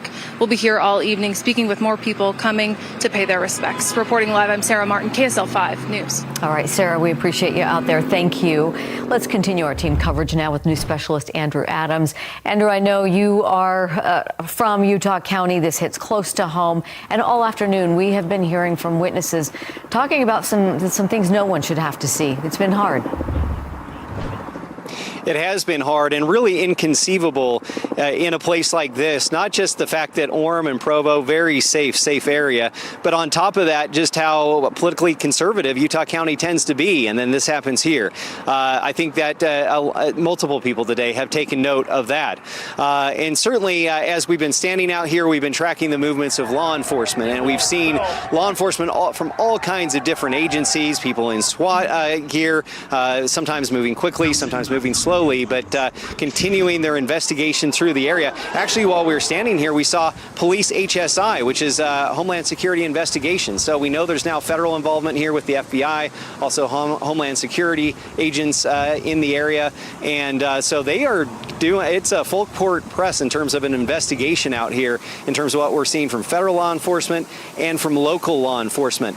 Now, we know we're in video right now, but if we could turn, I want to take a minute and just point out this car, because what we've been seeing in the last little while are police police going car to car in this parking lot, basically taking pictures of every individual car that's left out here, taking pictures of license plates. If it's a point of interest, then they'll take more interest. But this car right here, there was a little confusion initially because there was some belief it might be a news photographer vehicle. Turned out not to be the case, but police took paid extra close attention to this Chevy. I believe that's a Traverse right there. So unclear why they were interested in that. Eventually they moved on, but you had 3 officers spending a good, maybe 5 to 10 minutes taking a look at that vehicle in particular. So they are going car to car, row to row, and we'll continue to keep you updated on their movements and law enforcement movements in general here at UVU. Deanie?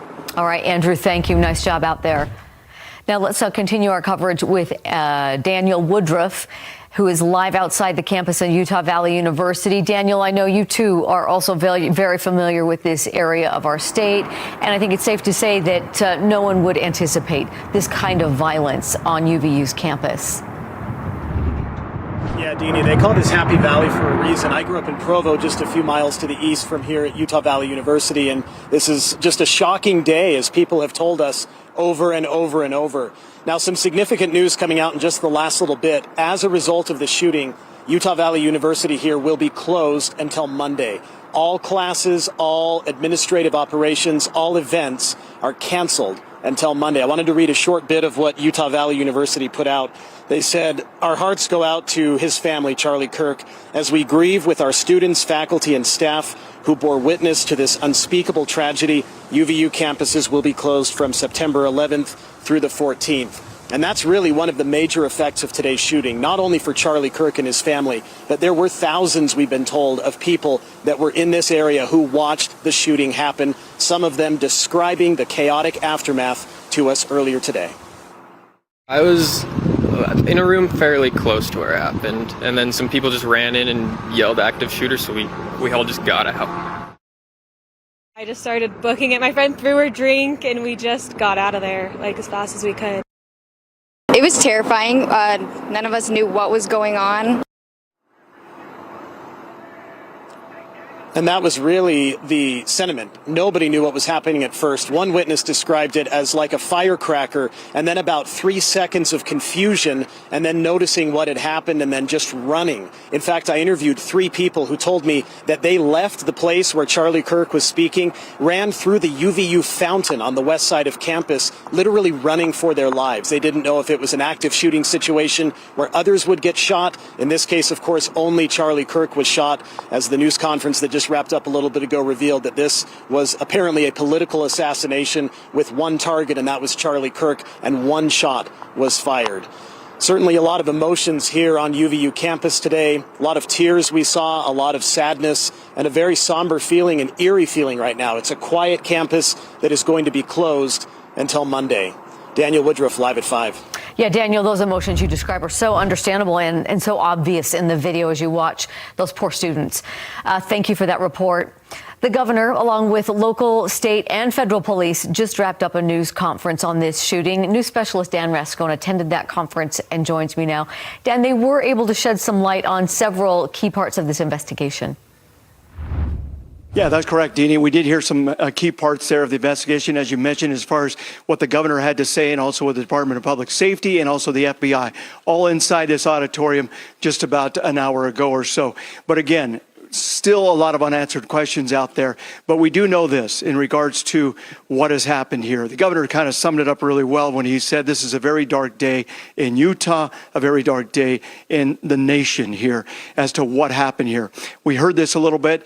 1 shot, 1 victim. They believe that the shooter was up on the roof. We've been seeing some of the video being coming in to the station and other places of possibly somebody up on the roof there of this event. We're talking about an event here that had about 3,000 people or so, according to the UVU police chief. He's saying they had as many as 6 officers here at this event, and some others in plain clothing out in the crowd there. Also, you had Charlie Kirk's personal security that was there. But again, as you could see from the video that we've been unfortunately having to see there about him getting shot, None of those securities were right next to him necessarily. They were kind of on his side there. But that one shot being fired, and then he drops down to the ground, and then there's ultimate chaos as people are running and trying to get out of that area, because this is a fear that students are growing up in this day and age, as far as on campus of schools and universities. When shots ring out, you run. And that's kind of what happened there. And so this is the case here, and this is what the governor had to say in regards to what happened here at UVU today. That is foundational to the formation of our country, to our most basic constitutional rights. And when someone takes the life of a person because of their ideas or their ideals, then that very constitutional foundation is threatened. And the governor did say in regards to the death penalty here in Utah, he's saying we do have the death penalty.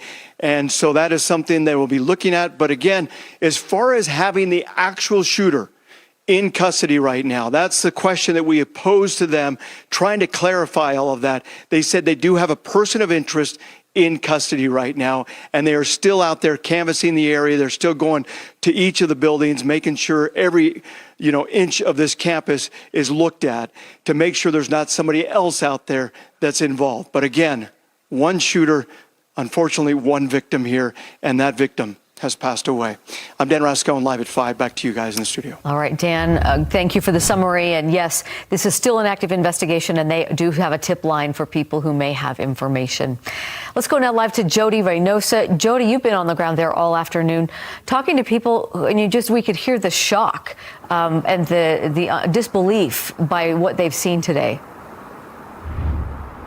You are absolutely right, Deanie. Shock, anger, fear, just being scared, not knowing what's next for them, feeling like I just need to get out of here.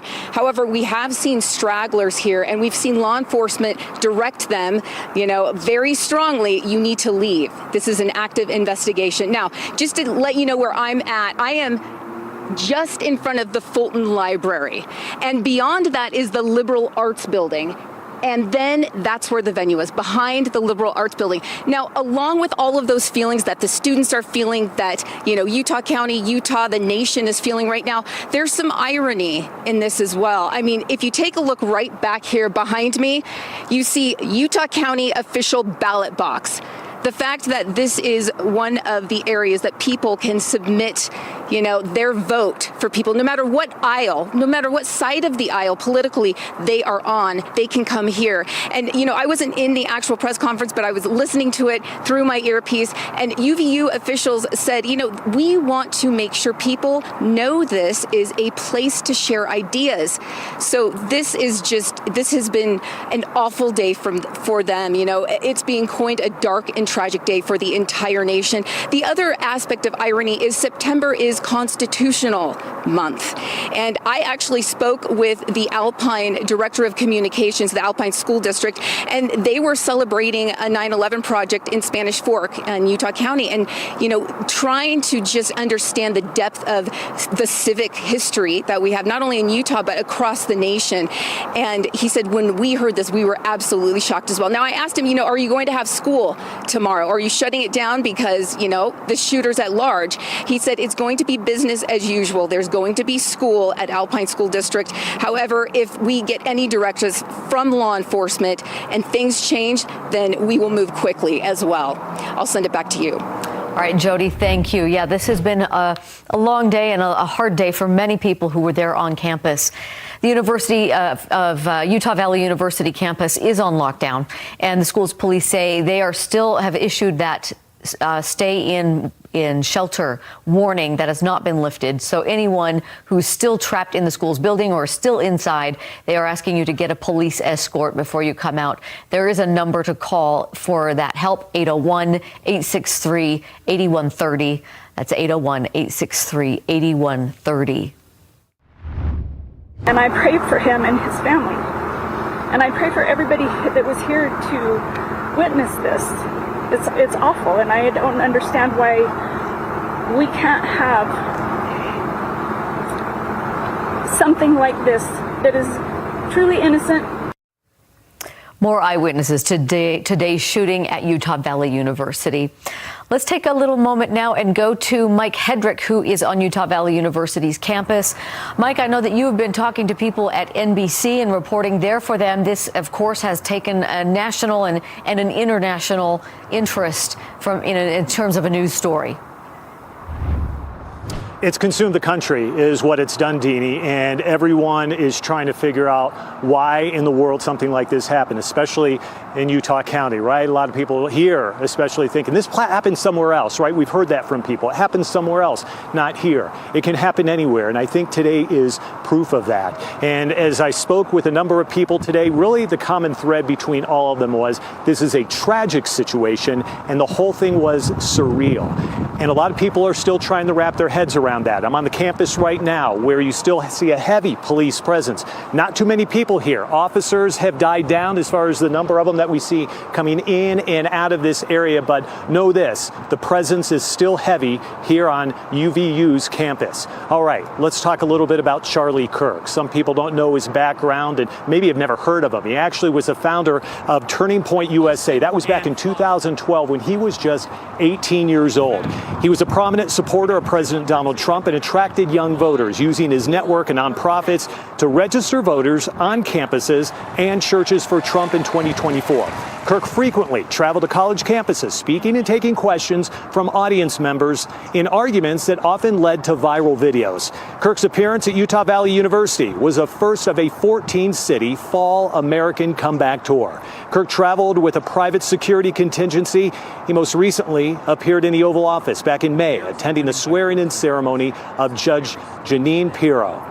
Charlie Kirk was 31 years old. He leaves behind his wife, Erica, and their 2 young children. It is tragic. There is a vigil tonight for Kirk. That is at the State Rotunda in the Capitol there. The vigil starts at 7 o'clock this evening, and the event is hosted by the Utah House of Representatives. Kirk's foundation, Turning Point USA, also releasing a statement online today. Let me read that to you so you can see what they had to say here. May he be received into the merciful arms of our loving Savior. We ask that everyone keeps his family and loved ones in your prayers. We ask that you please respect their privacy and dignity at this time. So as we continue on and follow in the investigation, there's this part of it as well. It's the tragedy. It's the heartbreak. It's the knowing that somebody lost their life that was senseless. There was no need for that. But here we are. And as the governor talked about, country's broke. That was what he was said. And I dare say there's a lot of people on this campus and probably across the country that believe that very same thing. We'll see where things go from here. We'll continue and follow what is happening here on the campus, Deanie. Yeah, it's going to take a lot of time and effort for people to work through everything that's happened today. Mike, thank you. Now, President Trump reacted to the news of the death by ordering flags to half staff until sunset on September 14th. He also wrote on Truth Social, the great and even legendary Charlie Kirk is dead. No one understood or had the heart of the youth in the United States of America better than Charlie. He was loved and admired by all, especially me, and now he's no longer with us. Melania and my sympathies go out to his beautiful wife, Erica, and family. Charlie, we love you. Here's the response from former President Joe Biden. There is no place in our country for this kind of violence. It must end now. Jill and I are praying for Charlie Kirk's family and loved ones. And Senator Mike Lee releasing a statement saying, in part, this murder was a cowardly act of violence, an attack on champions of freedom like Charlie, the students who gathered for civil debate, and all Americans who peacefully strive to save our nation. Please join me in praying for his wife, Erica, and their children. May justice be swift. The University of Utah announced that they will have increased patrols on campus, saying that police officers will be available to speak to students, faculty, and staff who are concerned about these events and safety on campus. There will be additional safety patrols and layers of security present on university events today and for the rest of this week. Utah Senator John Curtis also reacted to the news, saying it's very personal because it happened in his backyard. I think it's time for all of us to reevaluate how we're talking about issues. I think that if we're honest, we're having conversations within families that are too heated. We're having conversations among friends that are too heated, and then that obviously escalates as it gets to a broader conversation. It's not healthy. It's not who we are. This is why it's so impactful to me. It's especially not who we are in Utah and Utah County. And Arizona Senator Mark Kelly gave his reaction to the shooting. It is, a horrendous thing to see, and it happens all too often. I'm thinking about him and his, family, and I hope, they makes a recovery from this. Senator Kelly knows firsthand how a shooting affects a family. Back in 2011, his wife, Representative Gabrielle Giffords, was shot in the head while at a political event in Arizona. She survived. We'll have much more live team coverage of Charlie Kirk's death and the search for the suspect in this shooting coming up at 6 o'clock. Thanks for joining us. This has been a tough day. We appreciate you being with us, and we're working together. All the latest information, we will have that coming up at 6 o'clock. In the meantime, download the KSL Plus app to get breaking news updates on this situation sent straight to you. We're live in Orem with more on the shooting when we come back.